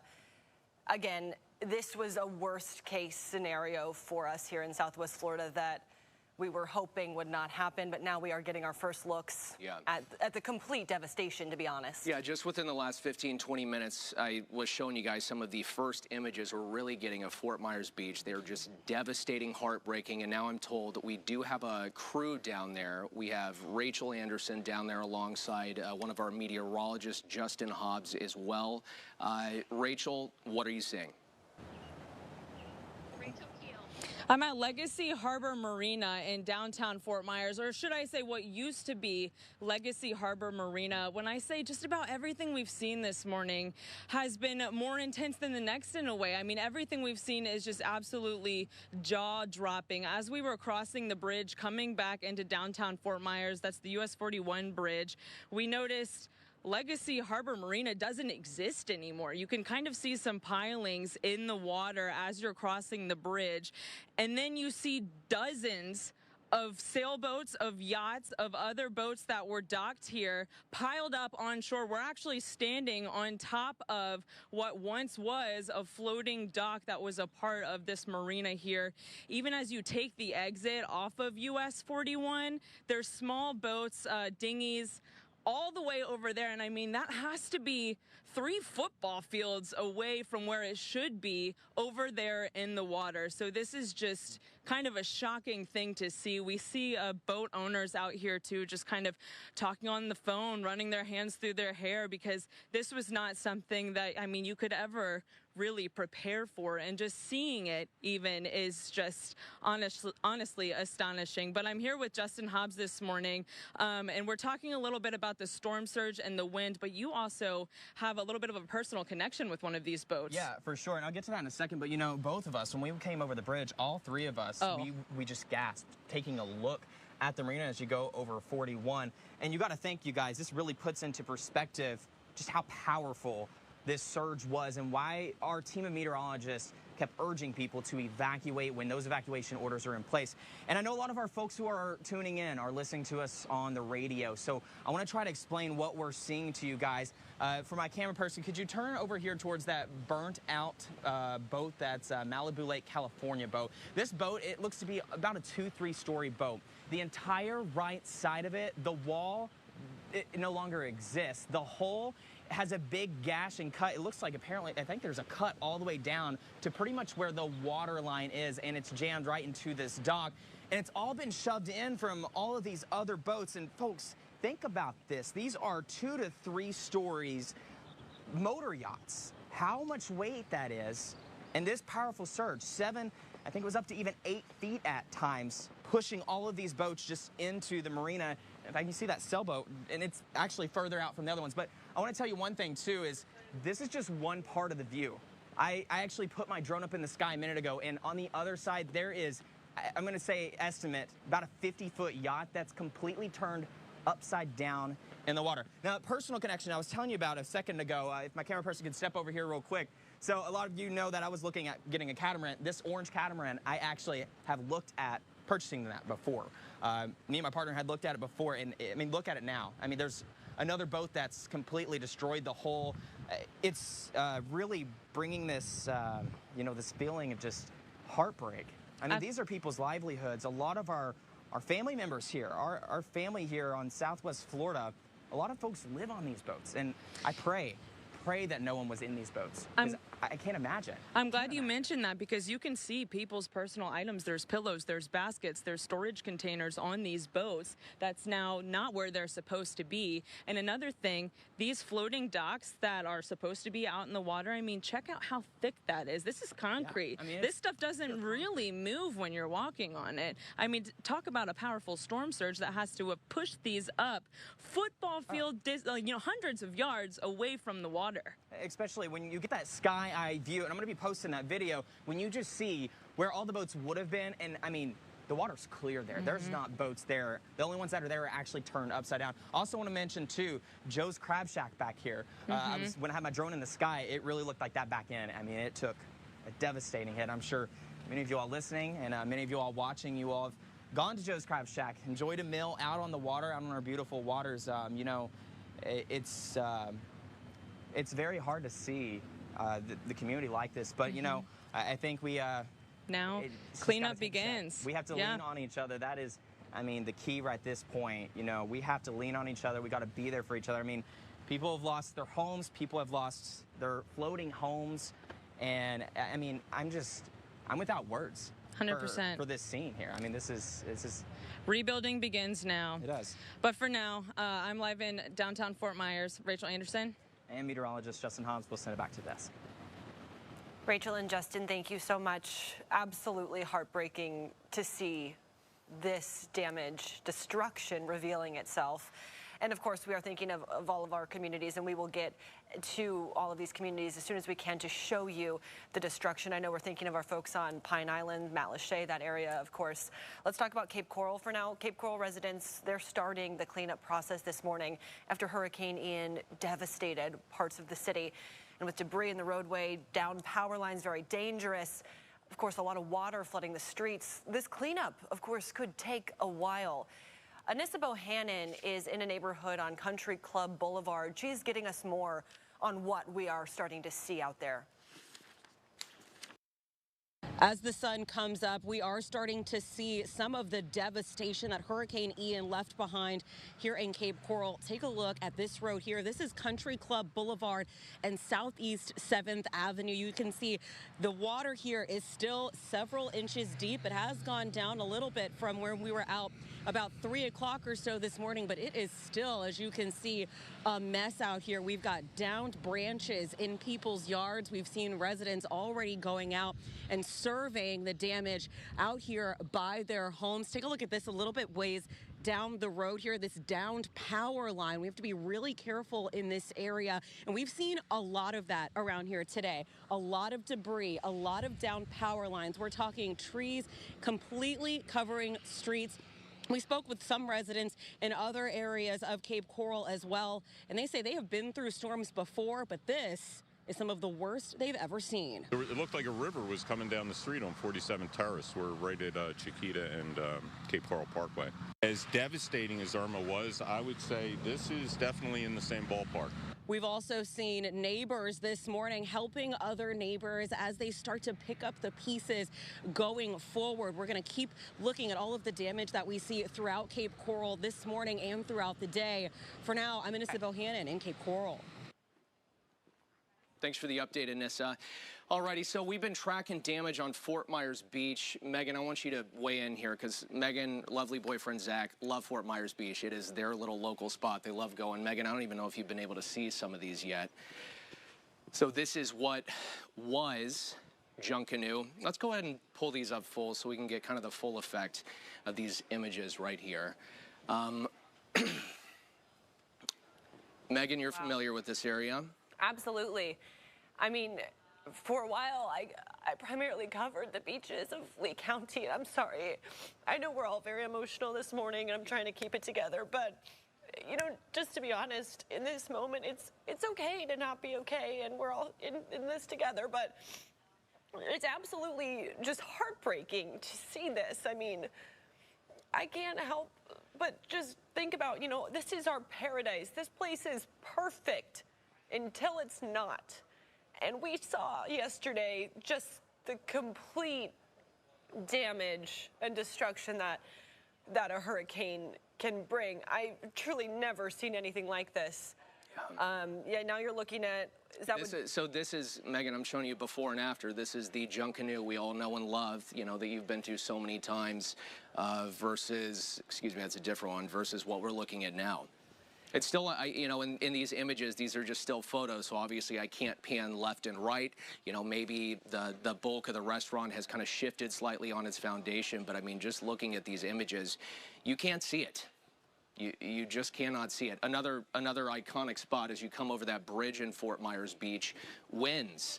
I don't think I have it up right there. There we go. Oh my gosh, and that is, you know, right when you get over the bridge. Do we have any updates on that bridge to Fort Myers Beach? I know we're still trying to gather information for you. Yeah, and again, if you live in this area or are curious, do not try to go there. Lee County deputies are stopping people. This is not a safe area. This is not a safe area to be right now. No, it's not. And one of the things people really need to be aware of, why those first responders are really telling people they don't need to be out. There are still so many dangers out there. Power lines, power lines, if they're down on the ground, if you step near a live power line, you can be within 25 feet, and that can electrocute you. And right now, because conditions have been so bad until very recently, power crews are just now going out there. So do not risk it. Stay put if you can. Wait it out. That's why we say, you know, have your hurricane supply kit, your supply of water, your supply of food. Absolutely. Yeah, really heartbreaking stuff. We're going to continue walking you through it throughout the afternoon. We're going to go to a short break, and then we'll be back with more Hurricane Ian aftermath. Is sponsored by Rebath of Southwest Florida. For the refreshing bathroom remodel, call Rebath today. Ron was an active guy. I'm an outdoorsman. Until plantar fasciitis pain hit. My wife said, I'm going to take you to the Good Feet store. Now? I can do my happy dance. That's my Good Feet dance. Come in for your free fitting. Slider Genie. With over a decade of experience, our professional technicians are fully licensed and insured. Call or visit SliderGenie.com today to schedule your free estimate. Slider Genie, making your slider wishes come true. Your favorite news app just got an upgrade. The new NBC2 News app. Bigger, smarter, faster. Alerting you first and keeping you connected. The new NBC2 News app. Download yours today. Right now, at City Furniture's Fall Home Sale, save big on the season's top picks. Because with 60 months special financing, plus free shipping, and thousands of in-stock styles, we're making it easy so everyone can live like this. If you were stationed at Camp Lejeune from 1953 to 1987 and are facing serious health issues, contact Farah & Farah.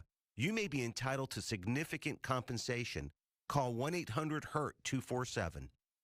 Your AC breaks down. You stand in front of the open fridge just to take the edge off. Ice cream melts, shorts out the compressor, power surge trips the breaker, triggers a statewide blackout so big they name it after you. Now, best case scenario, you call Best Home Services. So many specialized technicians, we have a total disaster fixing AC expert. We fix your old unit and it works great. You stay refreshed, ice cream stays frozen, and your kids think you're the coolest dad ever. You know, for now. GetBest.com. Best case scenario. See live weather conditions anytime, anywhere with the area's largest network of live network cameras. The NBC2 View Network, sponsored by Cape Coral Chrysler Dodge Jeep Ram, Southwest Florida's Jeep headquarters. I'm meteorologist Sammy Squires. Let's give you a check on the current weather conditions here. Within Southwest Florida, we're looking at the current wind speeds right now, around 30 miles per hour in the Fort Myers area, 31 towards Sanibel, a little bit lower towards the Naples, Marco Island area, about 26, 27. This has been much of an improvement, especially overnight. No longer seeing those tropical storm-like conditions within our area. If you're just now joining us, we no longer have that storm surge warning in effect for all of Southwest Florida, which is great news. That means we are no longer expecting any more storm surge, but we do still have, you know, that standing water that is still impacting all of our communities here across the area. But, you know, our wind is finally starting to become a little bit better, and I do expect it to continue to become less than 30 miles per hour over the next couple of hours. Mainly by around 1 p.m., we'll no longer be seeing those 30-mile-per-hour winds, dropping to about 20, 25 in the Punta Gorda, Cape Coral area. Still a little bit breezier towards the coast at 29 miles per hour. The wind is coming off the northwest, though, so that is good because that's bringing in that lower humidity, excuse me, in our area, the lower dew points, making it feel a little bit better outside, no longer feeling that tropical air. So we'll continue to see the wind finally starting to die down going into the evening hours, as well as our temperatures will start to fall once again later tonight, and it'll actually be the coolest air we've been experiencing in a while. So keep that in mind. I know a lot of people are thinking about, you know, it gets too warm, you can't turn on your air conditioning, you can't turn on a fan. This is ideal conditions for us right now of what we want in the next couple of hours. So I do expect our winds to finally start to soften over the next couple of hours, and also our radar is clear within the area. No more rainfall today, no more rainfall tomorrow. Things are looking really good. Now, the clouds will stay with us, though, through the afternoon, and then finally we will start to see a break. Right now, Tropical Storm Ian is towards the Deltona area, mainly towards Orlando, and then further up towards the north. They are still experiencing some of those tropical storm conditions with those high wind speeds above 39 miles per hour, as well as some heavy rainfall pushing through the area. Now the eye is off in the Atlantic, and I do expect it to kind of take a turn a little bit towards back into Georgia coming in the next day or so. It's a very slow moving system, but I do really want to focus on Southwest Florida looking forward into the next couple of hours. Just cloudy conditions, no more rainfall, maybe a sprinkle, I'd say, but that's pretty much it. That's all we'll be seeing for the next couple of days. Going into this evening, we'll be clearing up. Things will look a whole lot better, especially going into Friday. We'll see lots of sunshine during the day. Temperatures won't rebound that much either. We're talking the mid-80s going into Friday afternoon. So sunny conditions return for tomorrow. A few clouds, but that's okay. We'll continue to see partly cloudy skies going into the rest of your weekend as well. As for current conditions across the area, 70 towards St. Petersburg, 75 by Fort Myers. I am showing you all of Florida because we're kind of missing some of our data here within the area. Some of our sensors did get knocked off here. We are still getting some data towards the Sanibel area, 77, also 77 for Immokalee, LaBelle, 75, and Arcadia at 73. These temperatures will continue to rise into the lower 80s, but then they'll stop there, so it won't get much warmer than that. About 81 around 3 p.m. Temperatures dip back into the lower 70s overnight, and maybe even some spots in the upper 60s. There you go, Arcadia around 5, 6 in the morning, around 68, 69 degrees. Most of us, though, right around that 70-degree mark to start your morning on Friday. Also, our dew points are lowering, so it's not going to feel as humid outside either. The lower 60s for dew points are going to be feeling really nice, no longer feeling that muggy conditions within our area. So the good news with all this is that we are no longer seeing those tropical storm conditions. We're finally starting to clear up, and that'll give us a chance for our communities to start to rebound in the next couple of days. I'm going to send things back over the desk.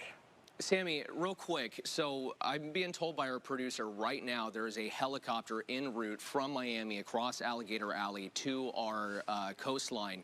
We're going to be getting some more live aerials. We will bring those to you live as soon as we get them. But the big question that I'm asking, looking at those from earlier, and I'm sure everyone at home is asking, it's water everywhere. Is there any sort of timeline right now for when that could start to recede and rescue crews could get to some of these homes?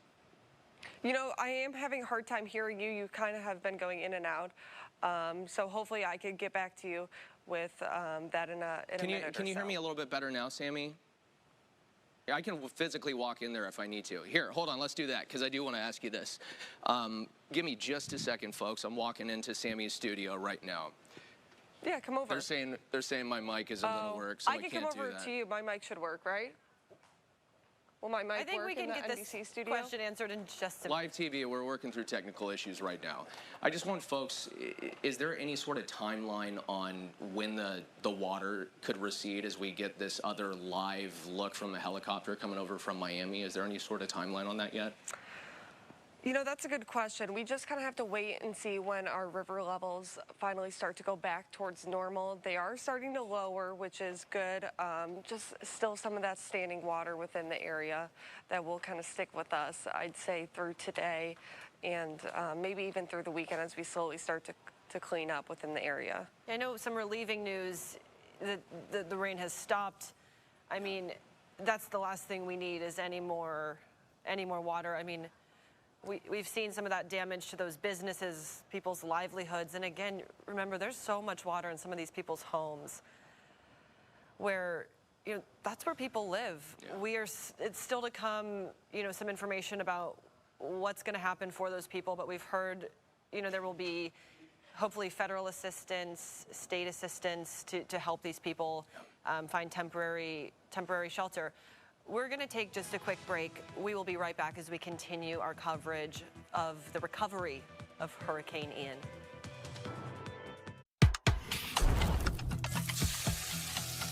Perkins Burger, Fries, and Pie combos are back, starting at just $10.99. Mix and match any of our 100% Angus beef burgers, like our barbecue Tangler burger, breakfast burger, and the all-new Smokehouse Bacon Double Cheeseburger. Served with crispy fries and a slice of any of our famous Perkins pies. And don't forget to order seasonal treats from our bakery, like our fresh-baked pumpkin pies and muffins. Order online at perkinstogo.com. Our middle son left to go to work, and a twice deported illegal ran into him and he killed him. This is what happens when we have open borders. We were able to go and meet with Governor DeSantis. He said, I want to hear your son's story. And to see the compassion in his eyes, he wanted to make sure other lives were protected. He's been very strong on safety. He's been very strong on law and order. He has made our state one of the safest states to be in. There's no greater leader than Governor DeSantis. If you've suffered from a failed ExactTech knee or ankle implant, you may be entitled to significant compensation. ExactTech, headquartered in Florida, has recalled thousands of defective knee and ankle replacements. Those dealing with defective ExactTech implants may be suffering from bone loss, swelling, or loss of mobility. They may need corrective surgeries. For your free consultation, contact Farah & Farah at 1-800-HURT 24/7. The radical left will destroy America if we don't stop them. They indoctrinate children, try to turn boys into girls. They allow illegal aliens and drugs to flood into our country. And if you speak out, they ban you on social media and they call you a racist. Congresswoman Val Demings is for all of this. She votes with Pelosi 100% of the time. I'm Marco Rubio, and I approve this message because I was raised by people who lost their country. I'm not gonna let us lose ours. All right, just minutes ago, Chris and Megan were talking about that chopper that's heading over from Alligator Alley. This is a look at that helicopter right now. I'm keeping an eye on this. Obviously, right now, there's nothing to see, but the minute that we see any landmarks, the minute that we see anything that you need to see, Chris and Megan, the three of us are going to kind of decipher and walk through what we're seeing and let you know. So I'm going to send it back to you in the meantime. I'm going to keep an eye on it. Yeah, that's one of the toughest things about this is even looking down, you're trying to look for those recognizable landmarks, but a lot of the most recognizable ones don't even exist anymore. Right, and I remember I heard Kyla saying that she was seeing choppers in the air. I believe she said National Guard or Coast Guard. Yeah, we saw a Coast Guard chopper earlier kind of going in the Sanibel area. Excuse me. Sorry, we're getting those emergency alerts just like y'all as well. Lee County boil order. Again, if you haven't heard about this, sorry, I can never figure out how to stop this in a timely manner. But all of Lee County is under a boil order. Cape Coral, Naples, I believe, is under a precautionary boil order still. It would just be safe to not drink the tap water. That's what that alert was just reminding me.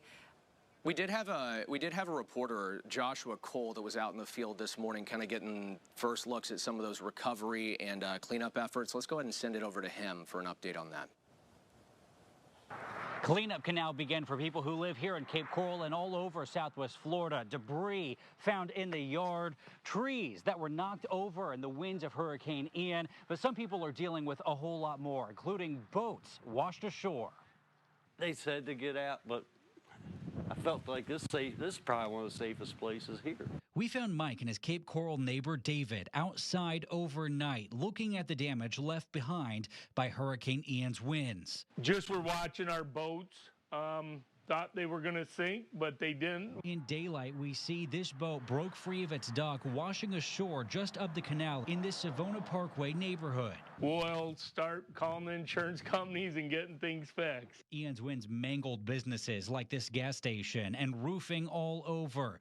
Most streets around the city were left in darkness. Here off Southeast 12th Street in Cape Coral, much of this neighborhood was left untouched, but this house is under power lines. A lot of people lost more than, pool screens and fences and stupid stuff like that. As more of us come out now the storm has passed, more damage is seen on roadways, even as local officials urge you to stay home while crews work to clear power lines, trees, and more.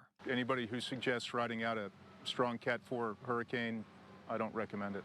Irma was nothing compared to this. We're now looking ahead. Yeah, my one neighbor from Hawaii has already messaged me and said, hey, I've got a chainsaw and a can of gas in my garage along with a generator. Use whatever you need. I'm just clean up. Yeah. I'm good. This is where I live. I'm in Cape Coral, I'm Joshua Cole, NBC2. Joshua Cole out there in the field from overnight into today. Well, new this morning, you can see it right there on your screen. The Matlacha Pass Bridge is officially shut down, at least for the time being. We are told part of Pine Island Road, where the bridge sits, collapsed earlier today. We showed you some images of that earlier. Lisa was saying that was indeed Pine Island Road that was sitting at about a 45-degree angle in the water. If we can get, can we turn Lisa's mic on as well? So I'm very familiar with this area. There you go. So there's this Burnstall Road, Veterans Parkway, and if you're coming up Veterans Parkway, you would turn left onto Pine Island. This is the traffic that's coming from that direction. There's a nursery on the left-hand side, a fruit stand. So they're landscaping a nursery, the Tropicaya fruit stand. But you can see that Lee County deputies there are turning people around because, as Chris just mentioned, a quarter mile of Pine Island Road is just decimated. You have to think some of these folks are probably just out doing the damage tour like we see after tornadoes, but a lot of these folks are trying to get back to homes, vacation homes, maybe their permanent homes, out on Matlacha or Pine Island. And right now we haven't been able to get across because there is no way other than, that bridge. And so it is a really, really tough situation. Even for us, it's frustrating for us back here in our NBC2 studios. We're seeing your emails about, what is it like at Pine Island? What is it like actually on Sanibel? What's it like on Fort Myers Beach? We really are doing our best. We have our crews spreading out in as wide of an area as possible. They're having to navigate all the same damage and power lines that y'all are. And so we really are trying to keep you guys updated as best we can. Hopefully, whenever we get that helicopter shot, like we said, they're flying all the way over from Miami. And we even have someone who was trying to get across to Matlacha that we heard from earlier. Yeah. And I'm sure it is so beyond frustrating for all of you trying to go check on loved ones, trying to check on your homes. It is a devastating situation. I mean, I know that phone service is out for a lot of folks. Yeah, it is. So we're with you. We understand that this is beyond difficult. I mean, there's not words other than heartbreaking. And especially hunting around, just looking through a lot of the local Facebook groups and forums and stuff, so many posts are, what is it like in this area? What is it like at this cross street? I have family in this area. Has anyone heard anything? And that's what's tough right now. I just tweeted out that I finally got some cell phone service, but just checked down, it is gone again. So ongoing situation. It's going to stay this way for a while, unfortunately. Right. Well, we will be right back after this as we continue our ongoing coverage of what Hurricane Ian has done to Southwest Florida.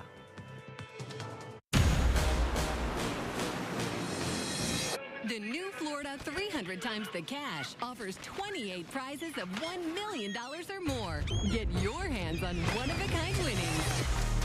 Only from the Florida Lottery. I'm Jay Gansey with Southwest Florida's home of Jay's Price, Cape Coral Chrysler Dodge Jeep Ram.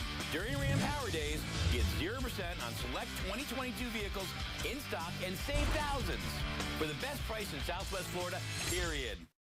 With so many lawyers on television, how do you choose the right firm for you and your family? I'm John Morgan of Morgan & Morgan, and here's my advice to you. Do your research. As America's largest injury firm, we have more lawyers than any other injury firm in the world. Last year alone, our team answered over 2 million of your calls and recovered over $1 billion for our clients. Our goal is to get you as much as you deserve as quickly as possible. Results matter. Reputation matters. Morgan & Morgan. Truth. From 1953 to 1987, chemicals polluted the water supply of U.S. Marine Corps Base Camp Lejeune. Thousands of patriotic Americans were exposed. Now they're dealing with cancers, lymphomas, and more. Through the Camp Lejeune Justice Act, veterans, family, and civilians can seek compensation for damages in federal court, but time limits apply. Call Farah & Farah at 1-800-HURT-247. Welcome back to our team coverage. I am ABC 7 anchor Megan Miller. This is NBC 2's Chris Redfern. We continue our joint coverage, our sister stations here for you as we just begin to see the devastation from Hurricane Ian. And I believe we are going to go out to see the Punta Gorda Airport next. We should have some photos of that. Take a look. I mean, Chris, that's the hangar roof there you're seeing. Wow. Completely has fallen Is that, through. look at the, I think these will cycle through, but look at that in the back right corner. It's hard. I'm looking at a small monitor right now. Let me get a little closer. That is an airplane. Wow, look at that.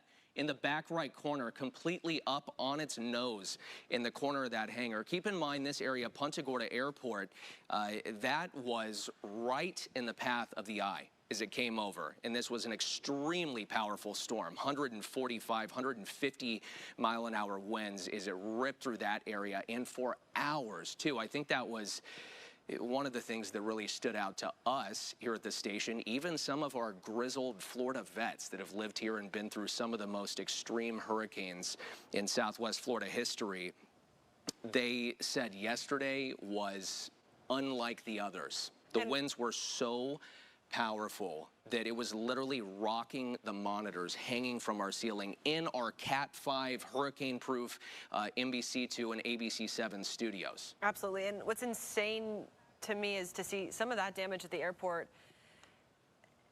It's widespread. It's everywhere across our communities. I mean, I know we've spent a lot of time in Lee County. That was one of the areas hit hardest, and we are trying to get everywhere to show you. It looks like Shore Point Health has reopened in Port Charlotte. There's an update for you, but they've only reopened as an emergency room. They told us they will continue to post news about any significant developments. Again, Shore Point Health in Port Charlotte has reopened today, but only as an ER. If I could just ask Marilyn, our producer, where we want to head next. Okay. I've been wondering about this, yeah, in Naples. Yeah, we were just talking about actually Naples, kind of Collier County area. So if you do live in Naples, a few updates on the curfew and the closures, also this community meeting. So as a reminder, the curfew is in effect until noon today. You do not need to be out on the road, at least for the next half hour. There is still a boil water notice in effect. So if you're living there, you may have a little bit of running water. That's okay to fill up your, your bathtub. You could use it to flush the toilet type thing, but you don't want to be drinking that. Drink bottled water, boil it at your own risk, but look and make sure it's nice and clean as well, because the infrastructure damage to some of the water systems, it is going to take a few days to really get that sorted out. As well, all beach inns in the city of Naples, those remain closed. City says if your car was flooded and is blocking the streets, they're trying to relocate all stalled vehicles to Baker Park. So if you have a vehicle that got flooded and you can't get to your vehicle, you get back to your home, you don't see it, you might want to check Baker Park. It sounds like that's where they're going to be collecting these vehicles, removing them from the area so rescue crews could get in, and they'll be relocating them there. One last thing, big one, City of Naples says they will be holding a community meeting. That'll be happening today at 3 o'clock. So obviously count on NBC2 and ABC 7 for updates from that as we get more. So Marilyn, my producer, is talking to us in her ear. Let's go ahead and send it back over to Lisa in our alert center. We're tracking that helicopter flight. Oh, the old aerial video. Okay. Apologies. We're going to just take a look what we've been seeing. If you're just now joining us, we have had a bird's eye view of some of this damage. Let's take a look at that. And so this, I was watching earlier alongside you. Is Lisa's mic This open? is aerials of the Sanibel Causeway.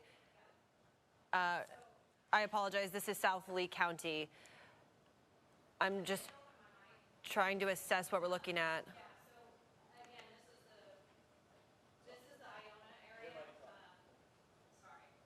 We're getting mixed signals on whether Lisa's mic is. There we go. Sorry about that. So this is the Iona area that we had been showing you earlier, and you can see the high water. You know, as we were seeing this in real time, having to decipher where this was in South Lee County, because again, it's just so filled with water. We even had our boss, Daryl Adams, in here because he went through Charlie, he went through Irma, you know, now he's gone through Ian, so he was helping us kind of see the different areas. And then we can get the next. It's like we're having a little trouble with the. Yeah, okay, here we go. There's some different angles. I don't know if is this the full loop replaying right now, Marilyn? Okay, so this is the full thing. Oh, wow. As we zoom in, you can see roofs just caved into the homes. So we saw a few of them in Lee County, fires that you could see. No first responders, though, and no one even outside in their backyards looking right now. And you can see because why? The roads are completely covered. What can you do? Water there. And you have to get to them. You have to imagine a lot of folks in this area, if they did decide to hunker down, they may not even be aware that this is happening. We saw smoke and flames coming from that home. I mean, there are still so many hazards. We've seen multiple videos of things just looking like they exploded. I mean, these power lines are so dangerous, and you know, things can spark. So just be very aware. Keep your head on a swivel if you are out in this. And this was the area that was hit by the January tornadoes. That's what I was going to say. For folks listening right now, if you want to know what it looks like, those iconic shots we showed you of the January tornado in Fort Myers, it looks like that, except over most of the county plus water. Neighborhoods, normal neighborhoods, apartment complexes, almost look like Cape Coral, where it's a grid of canals. Yeah, and I was talking with Sammy earlier, and she was like, you know, the tornado that hit in January was an EF2. Yes. This would have been like the equivalent of an EF3 that sat over our community for hours and hours and hours. It was a monster. Kind of puts it in perspective. Yeah, I mean, as it was nearing closer to us and we started to see that a direct hit was likely here, I mean, a big concern was the size of this storm. I mean, I've seen some comparisons of how you could fit Hurricane Charlie's eye in the whole hurricane into Ian's eye. The eye and eye wall were, you know, very small compared to the eye and eye wall of Ian. So right now, I know we are working our way towards the coastline, towards the Sanibel Causeway. That is some of the damage that is really going to be eye-opening for folks, because waking up this morning and seeing Gage's report showing that a massive, you know, he was saying 50, 60-yard chunk of the causeway had collapsed into the ocean, or into the Gulf, I should say. And you couldn't fully grasp how big that was. So and then looking at these aerial shots, Lisa, we were pointing out, we counted at least 2 or 3. And then there's the causeway. Okay, here we go. So now we're starting to look at the Sanibel Causeway. Bottom left, very entrance of the causeway, that's where Gage Golding has been reporting from live throughout the morning. And okay, now we're looking a little bit further up. You can see that is another area where there's a collapse. And when we saw this was when Greg and I, again, we were watching this in real time with all of you. And this was when we realized just how extensive the damage was going to be, that we weren't just talking about that one breach where our crews were. I don't think anyone would have. Yeah, there were at least 4. Yeah, and you're going to see whenever we pan a little bit farther to the left here, whenever the helicopter does, I should say, because there are some good angles of this. You're going to see wherever the bridge meets the land and the causeway continues, but on those very iconic so there was a third one Sanibel right there. Causeway islands, it almost looks like the island is missing. It looks like the sand. It looks like in the bridge middle never of existed. It does. In those areas, these are really iconic. This is one of, I'm told, one of the best windsurfing spots in all of Southwest Florida. It's a great hangout for folks that don't want to make the trek all the way to Sanibel to just, you know, go we would go out, pull out a chair, and have sunset parties out there. You know, you'd go to those little beaches. Yep. Lots of anglers out there. But you can see that the causeway just completely collapsed. And just to be clear, this collapse we're looking at right here is not the one that Gage was showing us. That is a different area of a concrete bridge that is collapsed. Now we're looking at this is the one. Okay, that so just took our breath away. This is one of the causeway islands, and now it is a waterway. You could drive a boat through that. Right. And I know a lot of us, of course, are thinking about, we love this place. Yeah. And you got to remember, there's people on that island. I mean, and there's people who left who can't get back. Yes, you know? and I know that these first responders in our area, it is heartbreaking for them to not be able to get there immediately. So if you're listening to this and you are on Sanibel or know someone who is, I mean, they're trying. They're trying, and we will keep you as updated as we possibly can. We understand this is absolutely devastating. I did not expect to see this. This was the first thing when I opened my eyes. I got a little sleep, and then I opened my eyes and saw the Sanibel Causeway collapsed, and it just breaks It knocks your the wind heart. out of you. Yeah, it does. For people listening at home, if you've never been to Sanibel, we're not talking about a little rickety bridge. The Sanibel Causeway is 3 miles long. It is concrete. It looks exactly like the bridges that you'd take over the Caloosahatchee. And then this was where we did the flyover, and we could actually see our crews down there. That is this Gage is where Golding Gage, right there that you're seeing we in that shot. Gage and Claire and Anissa, we had them all out there, and you know, this is where they were this morning. And you know, Gage said 50, 60 yards, and it was in the dark, and you couldn't fully grasp how big it is. And then when he's standing next to it, you see just how massive that gap is. Now you're going to see some vehicles here along the road. Yes, this is where Kyla is, and so the vehicles you're about to see, again, this is video from about an hour ago now. So all those white vehicles, a lot of those are news crews. That's as close as they're able to get. And Kyla's right by the toll booth. Yes, for those right who by are the toll listening and booth. can't see what we're showing. And then here's the all right, the Point Sanibel Marina as well. I don't want to cut you off, Lisa. No, I'm being please do. told we have a live interview ready to go with Lee County Sheriff Carmine Marcino. We need to take that right now. Let's listen in. I can talk about that too. Yeah. Okay. So probably we'll talk about the loss of life, rescues. Yeah. Going up to the air. Perfect. It'll be live. Okay. Yep. Yes. Yeah. This is we're kind of in a weird spot with technology, so we're having. You're ready. Yep. Ready to go? Yep. Okay. Yeah, Sheriff Carmine Marcino, thanks for taking some time today. We know with this storm, the biggest concern, of course, is the loss of life. And we know earlier today on Good Morning America, you'd said deaths were in the hundreds. Could be. We don't know exactly. So everybody's pushing for the numbers, and I understand that. First of all, we just experienced a horrific event. I mean, this is just below a Category 5 hurricane. All assets, all hands on deck. I mean, our great governor, our senators, they've been calling us, deploying resources. Governor DeSantis has been in touch with me constantly, and resources are coming from all over. With that, we have some communication that's going on, and we're trying to get everybody to get the help they need. We have people that we can't get to, bridges that are collapsed. I just did an aerial in the helicopter, and I got to see some of the complete devastation. I mean, there's no words to describe what Fort Myers Beach looked like. I don't know what's in that debris. I don't know. There's no more buildings in some places. No more homes. Homes are washed away. So do we know there's going to be a death toll? We believe there will be, and I know there will be. I just don't know the numbers. And again, do we have any confirmed deaths at this point, or is it too early to even confirm anything? We have definite deaths. We have confirmed deaths. We don't know that number, and we just don't know how many. And again, the most important part is we are going to work through this. The storm has gone by. Now let's get our feet on the ground. The people that shouldn't be on the roadways, stay off the roadways. Let us assess, because look, I was just in a helicopter. I've seen homes that were on fire.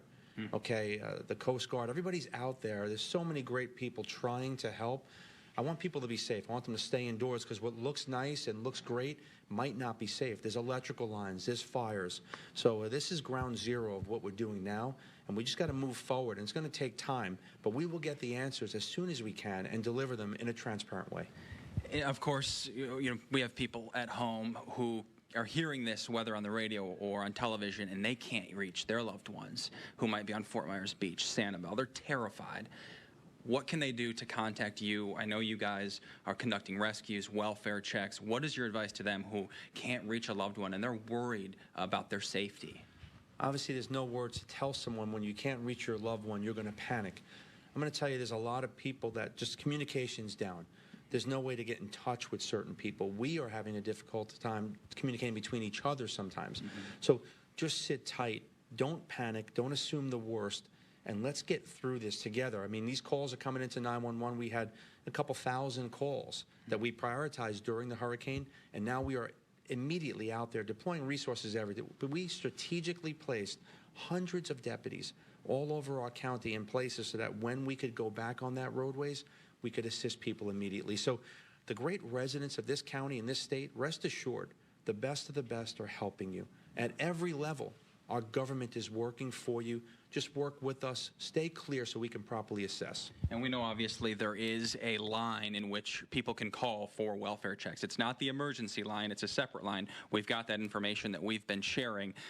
Let's talk about rescues here. This is a harrowing experience. We had a couple that was trapped in their home on the second story yesterday, and we had some conversations back and forth between our anchor team, and I've never seen anything like it. People trapped.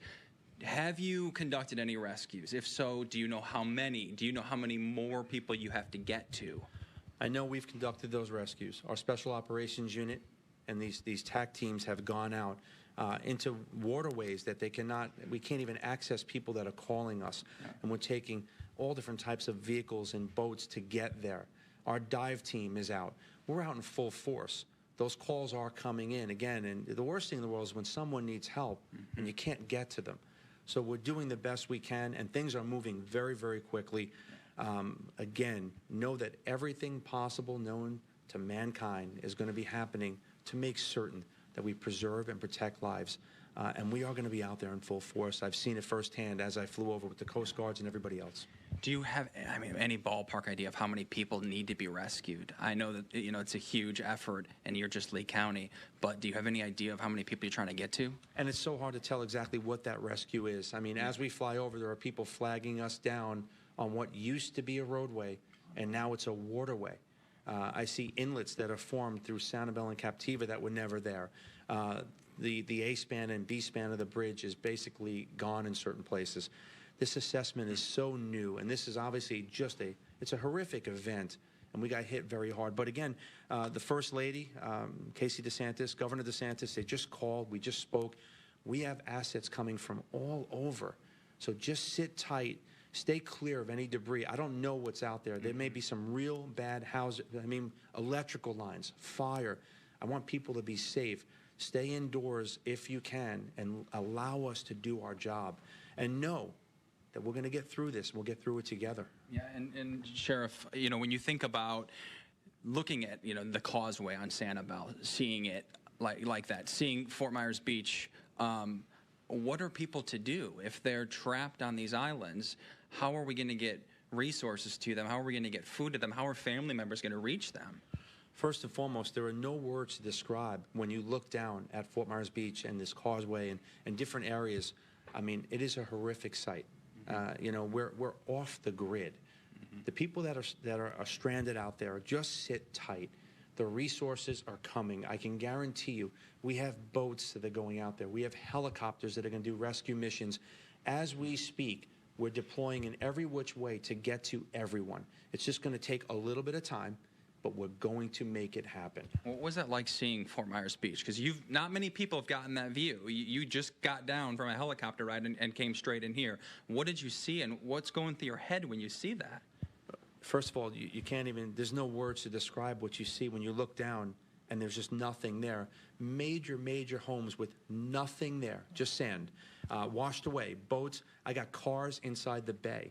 Okay, I don't know what those vehicles are. I don't know who they belong to. I don't know if, God forbid, somebody could be in there. I don't know. So, when you go over there, you feel almost helpless. You want to do everything. You want to get out there and do everything at once. But we here at the Operations Center are organizing exactly what we need to do simultaneously putting that operation into effect. And the best of the best are here. This state is amazing. To see all the assets and resources come together to make certain that we deliver that level of service, it really is. It's horrific, and at the same time, you just want to run. You do. Yeah, and I you know, it hits hard to think about. You said you're expecting hundreds of people dead. I mean, I know you don't know that. You haven't confirmed that. But is that something that you're expecting based on what you're seeing? Because that's heartbreaking. I see pure devastation, and I pray that the majority of people listened and left before this storm. I pray. I don't have the answers. I do know that as things start to unfold, that we are going to see, unfortunately, some death. Again, it's so soon to tell, but when you look at the pure devastation, and for what I'm hearing from my emergency operations center, my command, it's hard to say that we wouldn't see fatalities. Now, again, I know that people want numbers. I can't give numbers. I hope I would never have to talk about one fatality. Okay, but the truth is, we're out there, and we're going to get into a lot of different areas now that we don't know what we're expecting. One more for you, Sheriff. Obviously, people want to get out. They want to see their homes, the shape of their homes, their businesses. They want to check on family members, but we do have a curfew in place. What in your mind is a valid reason for a citizen going out right now? I asked everyone before the storm to leave, get to a safe place. Now I'm asking everyone, please, I know you want to be out. The storm is gone. You want to see your home. You want to see if loved ones are. I'm asking to please stay in place. It's so dangerous right now. There are roadways that are gone, that are underwater with electrical lines. There are hazards that you cannot see. And I want to make sure that safety is always number one. Just sit tight and give us some time to put our plan into action as we're speaking.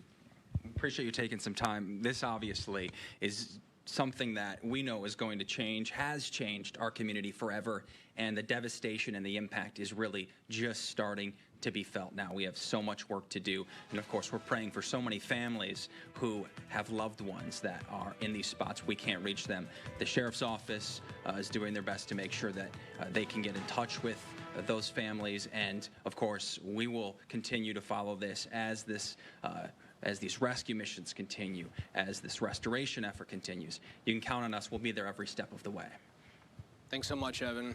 Appreciate it.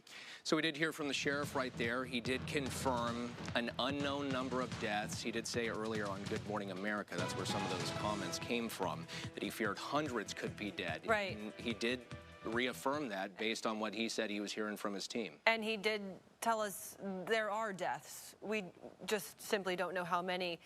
Some hopeful news that crews are starting to be able to get out and try to get to people. He mentioned they're sending out boats and helicopters in Lee County.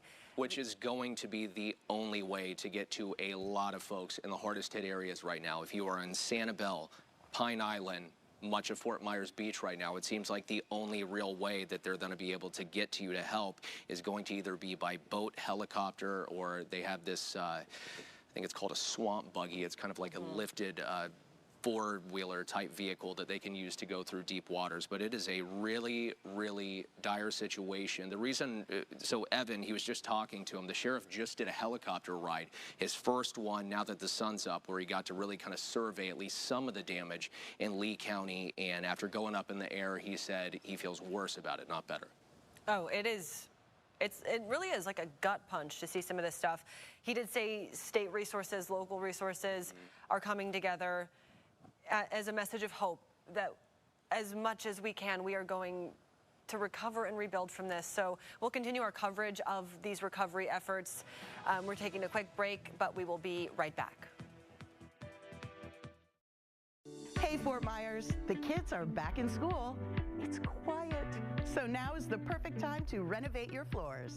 And here to tell us more is Art Edmonds with 50 Floor. That's right. It's one of the best times of the year to renovate your floors with 50 Floor. Just call 877-50-FLOOR or log on to 50floor.com. We'll send the expert out to your home with all of these great samples of carpet, hardwood, vinyl plank flooring, and laminate floors to show you in your lighting and match to your existing decor. It's a really great process. That sounds a lot more fun than grabbing all the kids and the whole family and, you know, wasting all that time and money going back and forth to big box stores. That's right. 50 Floor does all the hard work for you, so don't drive all over town looking for the best deal. We bring the best deal and the best customer service directly to you. Okay, so once I pick the flooring that's going to work for me, what happens next? Installation day is a breeze. Just put away your small items. We do all the heavy lifting. We'll rip up the existing flooring material, haul it away and recycle it. We'll inspect the subfloor. And then, in about a day, our licensed and insured installers will be in and out of your home. It's such a great process. Oh my gosh, good luck these days trying to find a contractor to do that. I love that 50 Floor is turnkey from A to Z. Now, what kind of deal are you bringing us this month? All month long and for just a limited time, free installation on all carpet, hardwood, vinyl plank flooring, and laminate floors. So get your deal done and do your whole house. Okay, Art, and what about financing? Are there options available? No interest financing if you pay it off within the terms of the agreement. So have that manageable monthly payment and don't pay a dime in interest. You gotta love that. All right, free installation, you guys, from 50 Floor. Home improvement done right. So call 877-50-FLOOR or log on to 50floor.com to lock in that free installation. And if you mention promo code South Florida, you'll get an extra $100 off.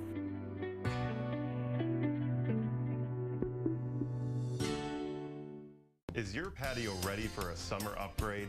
The Zing Patio end of season clearance sale is on now. All the top name brands, seating collections, dining sets, fire pits, all in stock and on sale, ready for next day delivery. See live weather conditions anytime, anywhere with the area's largest network of live network cameras. The NBC2 View Network, sponsored by Cape Coral Chrysler Dodge Jeep Ram, Southwest Florida's Jeep headquarters. Hi there, we're back now with our continued coverage of Hurricane Ian recovery. We're taking an aerial look right now. This is a live look. Yes, this is in real time. This is not the video we played earlier. This is, you were looking in real time, flying over somewhere in Southwest Florida. What we're doing right now is trying to keep an eye out for certain landmarks. You know, you may see some of those high rises off in the distance. Unfortunately, just because it's so hazy right now, I can't tell exactly where we are looking. I want to say this is Lee County, but again, we're trying to confirm this for you. We did just hear from the Lee County Sheriff, who confirmed there are deaths in Lee County. Didn't say how many.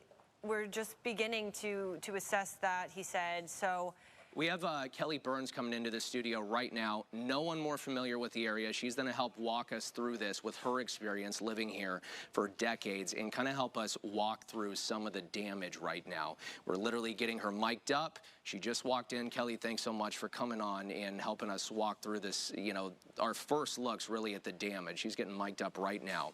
So again, this is a helicopter that we're told they don't have the ability to land and refuel in our area right now because of this storm coming through. So this came all the way over from Miami across Alligator Alley, and they have about 15-20 minutes of airtime, and that's what they can spare us. So we're able to take it live. Kelly, I think we have you mic'd up now. Yes, you do.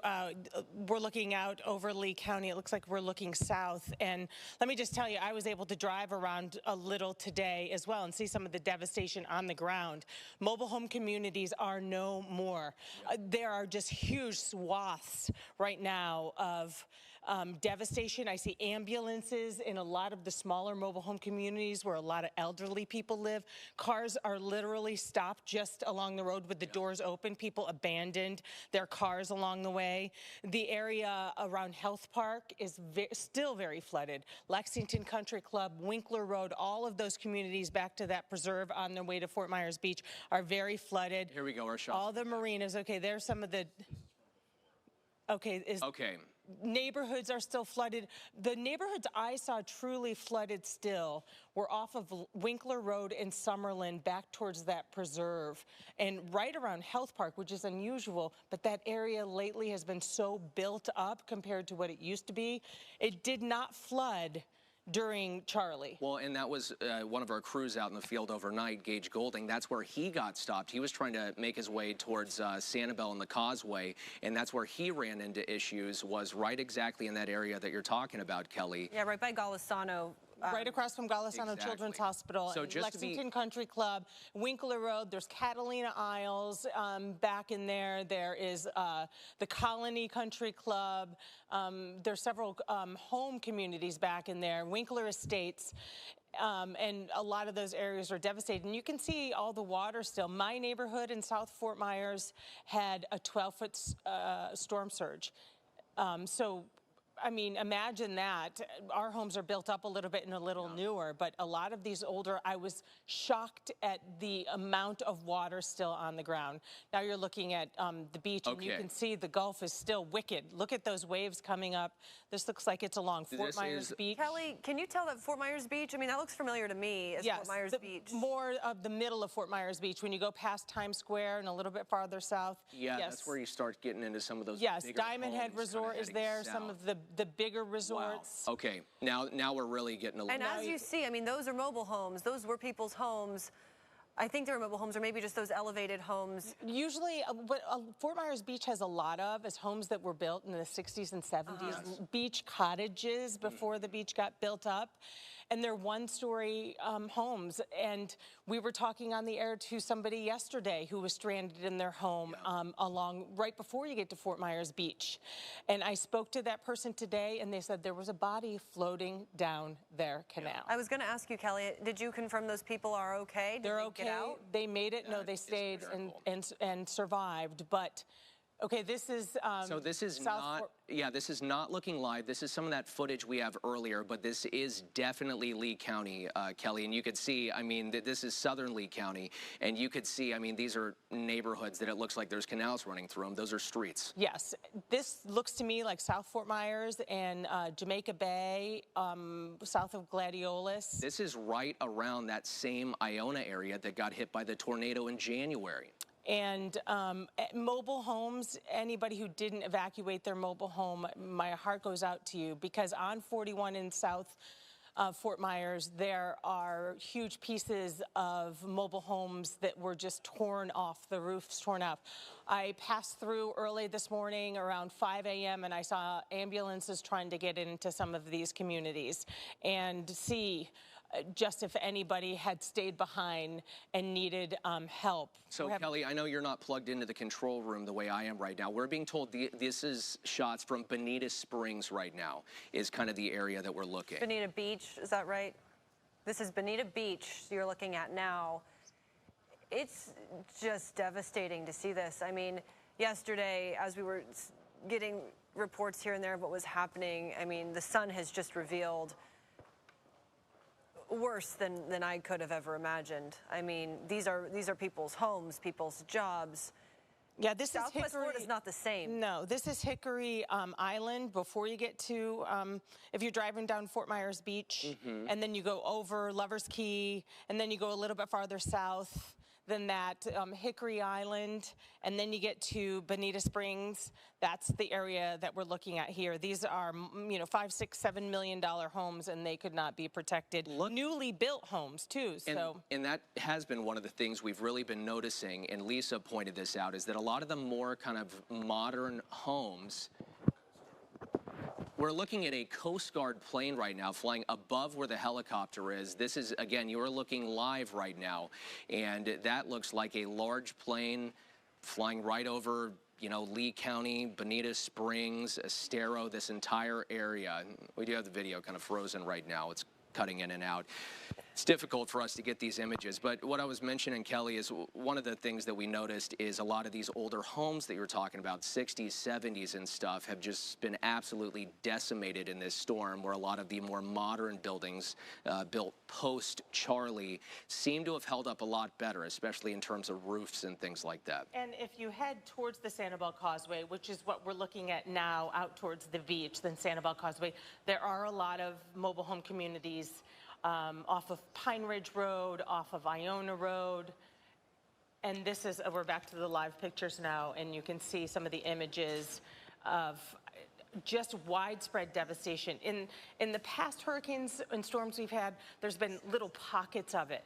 But what has shocked me now from driving around and the images that people are sending me is the widespread devastation. And it's not just the mobile home parks, it's the new homes, it's the waterfront homes, it's in neighborhoods, and anybody on a canal. I was speaking with a friend who has a new, beautiful new home on the river. Their front door was just breached, and the family ran upstairs, and I cannot tell you how many people spent the night on the second floor, if they had one, because they were so afraid. Hoping that the water wasn't going to continue coming up the second floor. We're back to the Sanibel Causeway now. Again, if you're just now joining us, it's 12:03. I'm ABC 7 anchor Megan Miller alongside Chris Redfern.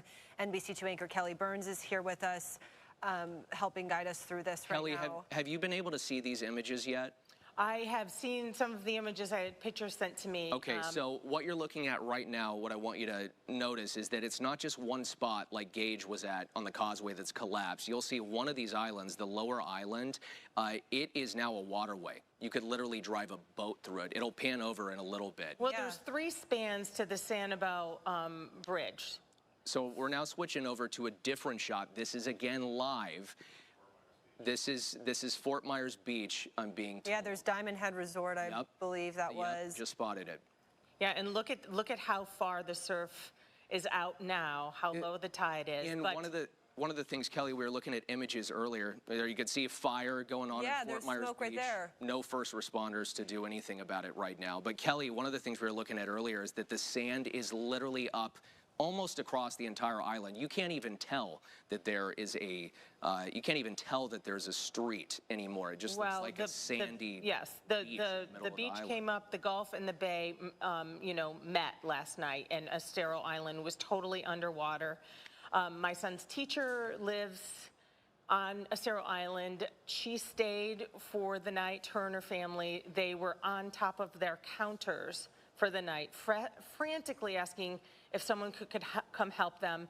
A tree fell on their roof, so their house was leaking water as well, and they were on top of their counters for the night until this morning when the water finally went down.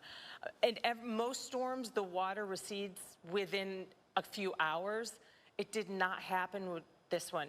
My street still had 4 feet of water in it at 4 o'clock this morning when I was trying to get home and couldn't.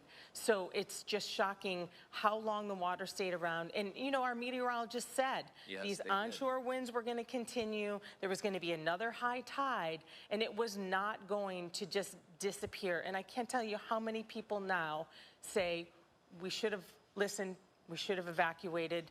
We got complacent because of what happened with Irma. We got complacent, and we thought it never could happen here, and this was in fact the perfect storm. And look at, that's the image I was talking about, the Kelly. causeway is just, and this is going to take months to repair. And I spoke with the mayor of Sanibel, Holly Smith, yesterday. She had evacuated, begged everyone on Sanibel to evacuate, and there are at least 35 families that she knows of that stayed on the island that she has not been able to get in contact with, and was frantic. I was getting Facebook Messenger lives from friends of friends saying, how much more is the water going to go up? We have people on Sanibel, people who stayed. My son's classmates, my daughter's classmates, their families stayed because they didn't think this could happen. That's the middle span of the bridge. A lot of people go there. Lee County just did all those renovations. People, you know, holiday here, that this is where you go, you barbecue, you hang out, you bring your boat, and now you can't just imagine. This is Fort Myers Beach, Mike? Yes, this is a little bit farther down on Fort Myers Beach. All the new construction. Look at that roof, just part of it torn off completely. Is that the, I'm trying to say, is that the 7-Eleven there along? I think so. I noticed the colors there on the bottom. There's a couple 7-Elevens. I don't know if that's the 7-Eleven. If we had a little bit of it's a little bigger than I would expect. Yes, I don't think that's the 7-Eleven, but it is one of the businesses in a plaza near there, near the 7-Eleven. You have the Red Coconut Resort, and that's so telling. I mean, that we can't tell what these places are. I go to Fort Myers Beach. I used to be the Lee County Island reporter. I mean, I go there almost once a week, if not more. And we can't tell what these places are, and this is our community, and I think that's very telling of just how intense and just heartbreaking this damage is. Now you're looking at some boats all stacked up on top of each other. Is this Sanibel? I think. So this is that. Closer to Sanibel. And I think this is the Sanibel Marina and the lighthouse, where the lighthouse restaurant is right here. That's what we just passed. That's the Sanibel Marina. You can rent a boat out of there. This is if you're going down the causeway before you cross the causeway. And there is a huge marina there and a restaurant that a lot of people know they go to called the Lighthouse. Look at the size of that This boat. just tossed around yachts. It did not matter the size of your boat. My dear friend and neighbor has Salty Sam's Marina, and when I was leaving my neighborhood this morning, Matt was driving down just to assess everything, and he did not know what he was going to find. He was talking to his security person, and they basically just said, "You need to get here because I can't even describe this." So this is what is so shocking. From Naples to Northport, the amount of devastation that we're seeing. Yeah, there's the restaurant right there. And we're working on, speaking of Naples, we're working on getting some video for you, but we've confirmed the Naples pier is destroyed, and now, again, we're looking to get you more images of that, but I just want to update you on Naples breaking news. The pier is destroyed, but now you're looking at firefighters can't respond. I mean, they're out there, the medics are, and the EMTs, they're trying to save lives. I've seen them out there today, you know, in these mobile home communities trying to get to people. And if your house starts on fire, this looks like duplexes. If you're at townhomes, if your house starts on fire, there's just not much they can do about it at this point. And look how deep the water is around. The fire trucks will get flooded. No, there's no way to get to that. And also just the prioritization that these first responders are having to do right now, determining what is the first emergency we go to. A house on fire, if they know it's empty, that may not be the first emergency. Saving lives is they were trying to get to, you know, those who are dealing with medical emergencies, also trapped in these conditions. There's a live look at a Coast Guard chopper flying out over Sanibel, I believe. This is another live look at that Sanibel Causeway Island that has now been washed away. And if we can just describe to people, it looks like the middle span, the sandy island there. If you're listening to us on the radio, or if you can't see the images right now, you're online, the middle span of the Sanibel Causeway is gone. It's washed away, and so are a couple of the parts of the bridge. Is the lighthouse okay? I was just going to ask about that. I've heard, and you know, at first it was just people saying they heard the lighthouse was destroyed. I have not heard yet. I'm hoping that this chopper will fly over the lighthouse soon, because I mean that's an iconic part of Sanibel, of course. Mike, have you seen the lighthouse at all? We've been, causeways. Yeah, I've been paying attention to all the chopper shots. It just hasn't panned up quite enough where we're able to see it. If it would just tilt up a little bit up to the right, we would be able to tell you that, because I've been getting a ton of, this isn't our chopper. Yes, I can't tell the pilot what to do, and you can see the signals going in and out. But I think for everybody who has ever crossed over to beautiful Sanibel Island, it's going to be a long time before you're able to do that again. To all the people who love to go there and sit and watch the beautiful sunset there, that's not going to happen for a while. And then that's sad, but this is even more sad. We're showing people now images of communities. This is a mobile home community in Lee County, and you can just see, that might be Jamaica Bay as well. You can just see the amount of devastation. No, this is on the way off of Iona Road, and Pine Ridge and Kelly Road, and on the way to the Sanibel Causeway. Many, many people have beautiful mobile home communities. I mean, there's double wides, they're 3 bedrooms, they're gorgeous inside, absolutely. Yes. This is where people come to retire, live down there, or easy access to the beach. And we heard a little bit earlier about federal resources and some help to people who can apply for FEMA aid. And obviously, there's going to need to be a lot of that.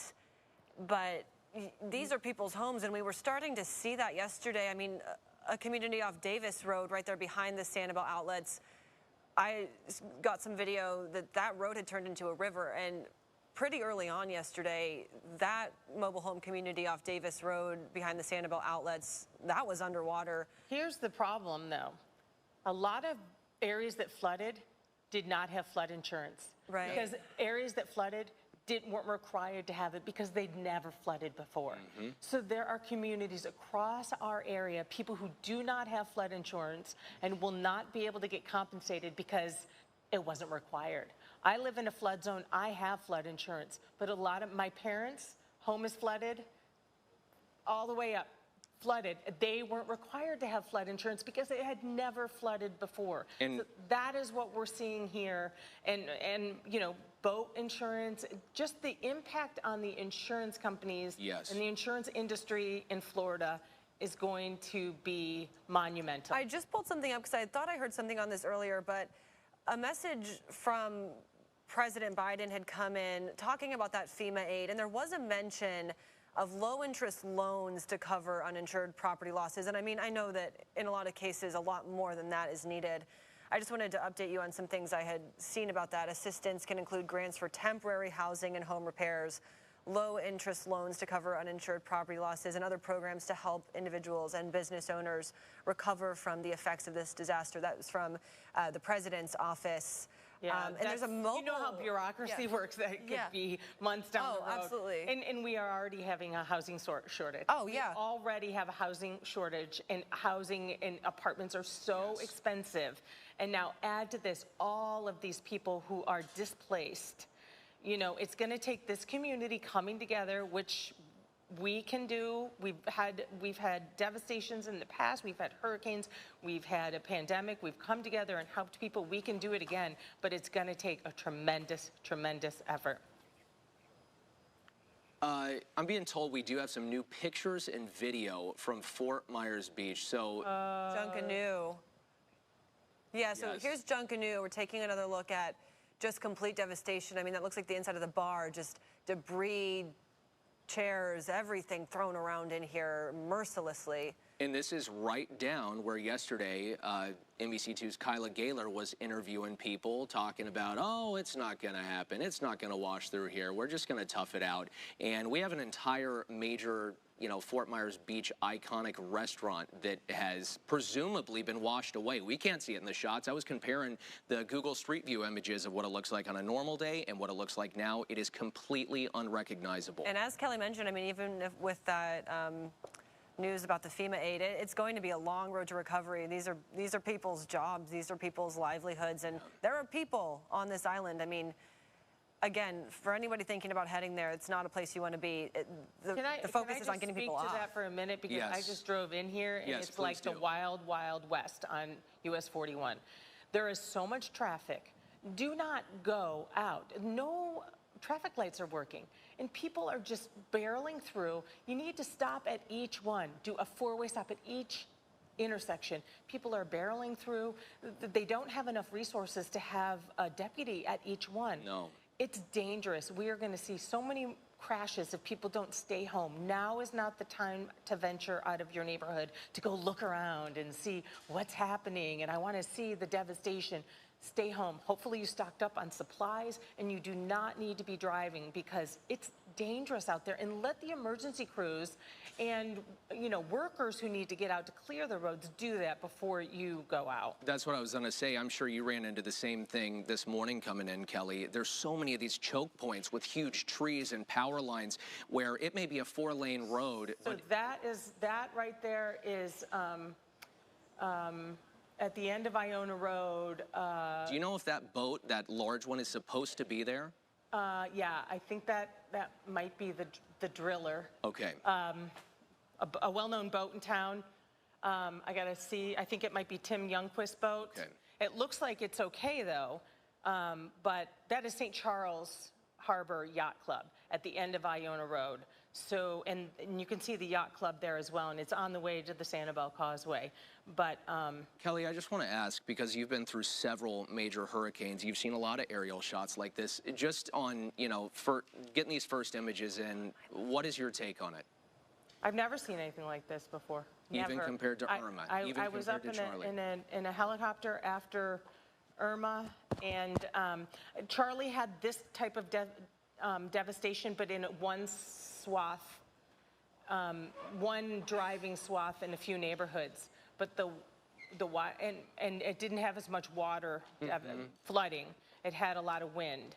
But this devastation, and when we get out and are able to go see Sanibel, yes, can't imagine what we're going to find.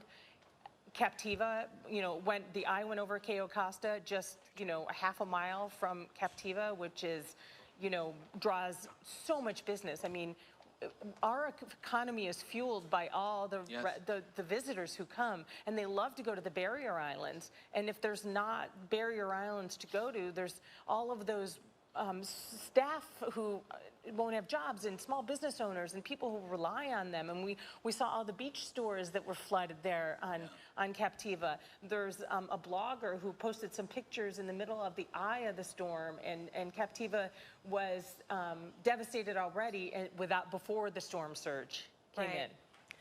And I can't help but think, there was construction happening on Fort Myers Beach to really revamp that area near Times Square. That Margaritaville Resort. Margaritaville was coming up, and a lot of that area was still feeling, you could still see the destruction from Charlie in that area of Fort Myers Beach. Wow. Some of those businesses that were destroyed then, and that's just kind of gives us a bit of a sense of how long it could really take to fully rebuild from this. I mean, obviously now the focus is on recovery, human life, saving people. And it just, you feel for all the people. If we could just describe to people who are listening on the radio or somewhere else that the causeway, the spans, the man-made islands, remember those islands aren't supposed to be there, they're man-made, are washed away, and the bridge is compromised in several places. Now that we're getting kind of a full view of the causeway, initially in the dark, we were saying, oh my goodness, 50 to 60 feet of the causeway has fallen into the Gulf. Now that we're getting the full wide view of it, I mean, it looks like at least a quarter to a third of the causeway is destroyed. Well, it's in several different places. Yeah, collapses in 2 different places. There's water washed over a good chunk of it too. So, there's still portions of the causeway. When I first heard that the causeway collapsed, I wasn't sure if it was completely down or what had happened, but you can still see parts of the causeway, but there are 3 different impacted areas that make this unusable. I mean, it's going to take a long time to fix this thing too. We saw crews heading out there to start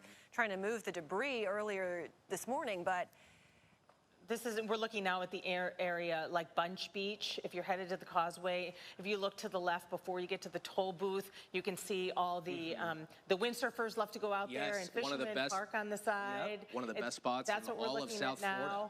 All of the sand from Bunch Beach, which is a really shallow area right there, is washed onto Summerlin Road.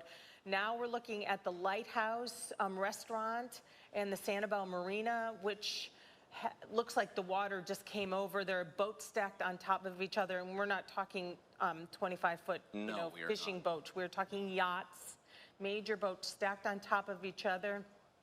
Okay, so we're going to show, our producer Michael is going to show us a drone video. So this is leading up to the toll booth. So at this point, you're still about, there you can see it right there, half a mile away from the actual causeway itself. And the road is washed out. I mean, there are pieces of the road littered on sand. It looks sand. like a sandy beach almost. It looks more like a beach than a road right now. Now, since this is taken, one piece of good news, our reporter out in the field, Kyla Gaylor, has said that crews have actually managed to clear at least one side of the road so folks can start getting at least to the entrance of the causeway and start working on some kind of solution where they could hopefully get some heavy equipment out there. But there's a resort at the end of that, so that there are people staying. I know that ABC News crew was staying at the Sanibel Harbor Resort at the end of that road.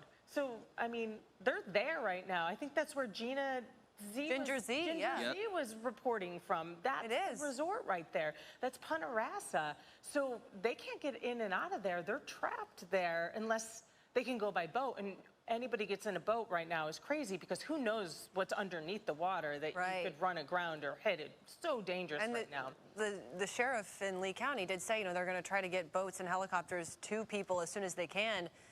But as Kelly mentioned, we know that there are people that are all the way on that island And we have seen the Coast Guard in the air today, which it's relieving to see that.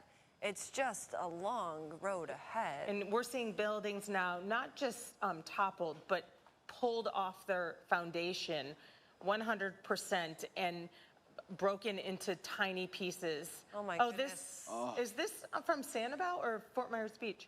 That's right near the causeway? entrance of the causeway. I think kind of, you know where that that boat slip is down there? If you're going towards the Causeway Islands, you pull off to the right there. There's that little boat slip. I believe that is that area right there. Is that a car that's just been tossed into the mangrove? Look at that. That's a spiral staircase sitting next to mangrove, sitting next to a car.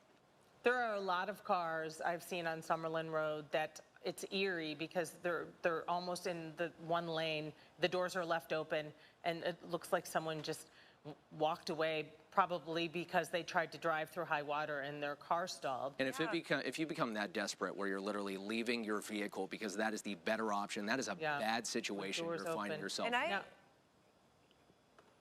90% of Lee County is still without power, which, as we've known from other storms, it can take a long time. And as Jeff Butera had spoken to somebody from FPL that said they're not just restoring power, they have to completely rebuild parts of the grid. So just keep that in mind. I mean, these are things that we hope never happen. And a lot of us, I'm sure, are thinking, you never think this is going to happen to you, but this has happened to our community, and it is just horrible. And Kelly, you could probably talk a little bit about this too, but this Sanibel Causeway Bridge, I know we're not looking at it right now, but that's, one of the images really sticking in a lot of people's minds. They just went in and redid that in the aftermath of Charlie here we go. Now we're looking at the lead up. Can you go back to the helicopter pictures again? Because that was Summerlin Road, and I just want to describe to people what I'm seeing over Lexington Country Club. That's where my parents live, right there. Have you been in touch with them? Are they okay? They are not in town, but they're desperate to find out what happened to their house, and I went to try to go there today, and there's too much water on the road. And as you can see, there's still water on the road.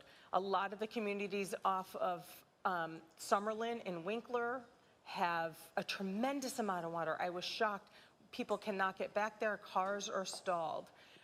We're also looking at Health Park, and the frightening part, they have Cypress Cove, which has a lot of people who need memory care, people who need elder care, a nursing home. All of those people had to be evacuated into Health Park for safety reasons. And now you're seeing, of course, the aftermath, and we've seen so many fires in the last 12 hours.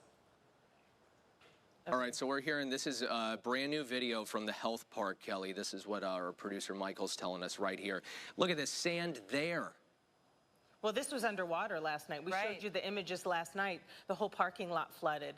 And we got some video from doctors and nurses and staff members there leaving their families in the height of the storm. They had Team A and Team B. Team A was on duty last night, and they were standing there watching their cars be destroyed because they came to work to help people. And wow, we just saw in that video the house that's on fire. I'm sorry, it just caught my attention. Just a piece of the roof seemed to fall off that was on fire. And again, it's like the whole one side of that home is already burned down. It's working its way to the other side. Without a roof. The others, the roof is on fire. Huge flames, if you're just listening to us. Huge smoke and flames coming from this home in Lee County. And it looks like a duplex. Our producer, Michael, confirmed, that's 2 homes. So one side of it is completely, you can see into it. There's no roof. There's a ton of debris. The other side still just, a fire is raging, smoke and flames. Firefighters cannot get there. I mean, there's water surrounding this place. Mike, do you know what road that is? Oh, they're zooming in. Let's see. I'm trying to see street signs. I just don't know if our quality on this is going to be quite good enough to tell where it is. But it is. It looks like it is in that area of Health Park and Summerlin Road. It's off of Summerlin Road, a duplex, and it's right near one of the golf courses. I can't tell exactly what community it is, but look at all the water. You can see some vehicles trying to go through, and it's probably super dangerous. Those fire trucks, they cannot go into water that deep. No. And so there's nothing they can do. It's so sad to see a home, well, 2 homes, basically burning because it's too dangerous for firefighters to go look like in. that could be some kind of response crew, possibly, in those images. White trucks, no way to know for sure, but that does look like the type of vehicles that we'll see response crews going out in. Yeah, the amount of water left, 12, 14 hours after the storm was out of Lee County is truly shocking. And, the meteorologist did tell us that the storm surge was going to continue to push the water into the land. And if you were in the certain spot, it was going to continue to come up in your area. And that's exactly what happened. Kelly, I'm going to talk. Okay, we're just hearing there is a meeting of the Lee County Emergency Operations Center. Will be giving us an update at 1:30. 1:30. I was going to say, this is meteorologist Sammy Squires. When you think about all this water that has really built up, it has nowhere else to go. The ground is already so saturated, let alone before we had Hurricane Ian pass through the area. So this water just doesn't want to go anywhere. And it was windy for a long time, so it was continued to push on shore.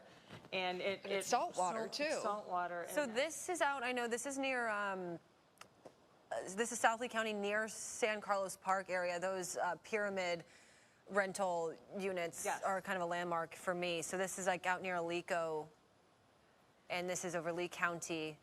So we're looking, out towards the west. The chopper's flying off of Fort Myers Beach now, going south Fort Myers, South Lee County. Looks a little bit drier, but nope, there's another neighborhood with, I think that we might be heading towards the Island Park community. And, historic flooding several years ago there. The 10-mile canal empties into Estero Bay there. Some new video from Iona. We're looking at flooding in Iona from the ground. For those listening to us, you can see parking lots are Look at how deep it is still. Completely flooded. There's some folks out there that appear to be assessing damaged cars. There are abandoned street signs knocked over. This is Summerlin and McGregor. Yeah, we just saw a toppled street sign there, able to give us a little crossroads in terms of that location. Kelly, you were talking about the flooding and a lot of folks not having flood insurance. A lot of the areas we're seeing, these are not right on the coast. These are well inland, where you wouldn't think storm surge and ocean water, at least in theory, would be an issue. Thankfully, our meteorologists gave folks a heads up, and I think a lot of folks did evacuate. But, I mean, this is going to be devastating for people that never in a million years thought the ocean could be at their front door. Yeah, it wasn't required. So why would you get flood insurance if you're not in a flood zone and it's not required? Of course, you're going to say, it's so expensive, I'm not going to get it. I don't need to. It's never flooded here before. Again, well, we've never had a storm like this before. Yeah, so those poor people. And I mean, downtown Fort Myers has never flooded. Is a mess. I mean, First Street flooded. It looked like a river. I know I've got a lot of friends that live along there. Thankfully, everyone I've heard from is okay. Some folks I know were evacuated from that area and did evacuate. It's just... Mike, is this in Carlos? And we heard from our meteorologist the way that the storm surge then pushes into the rivers and all the waterways.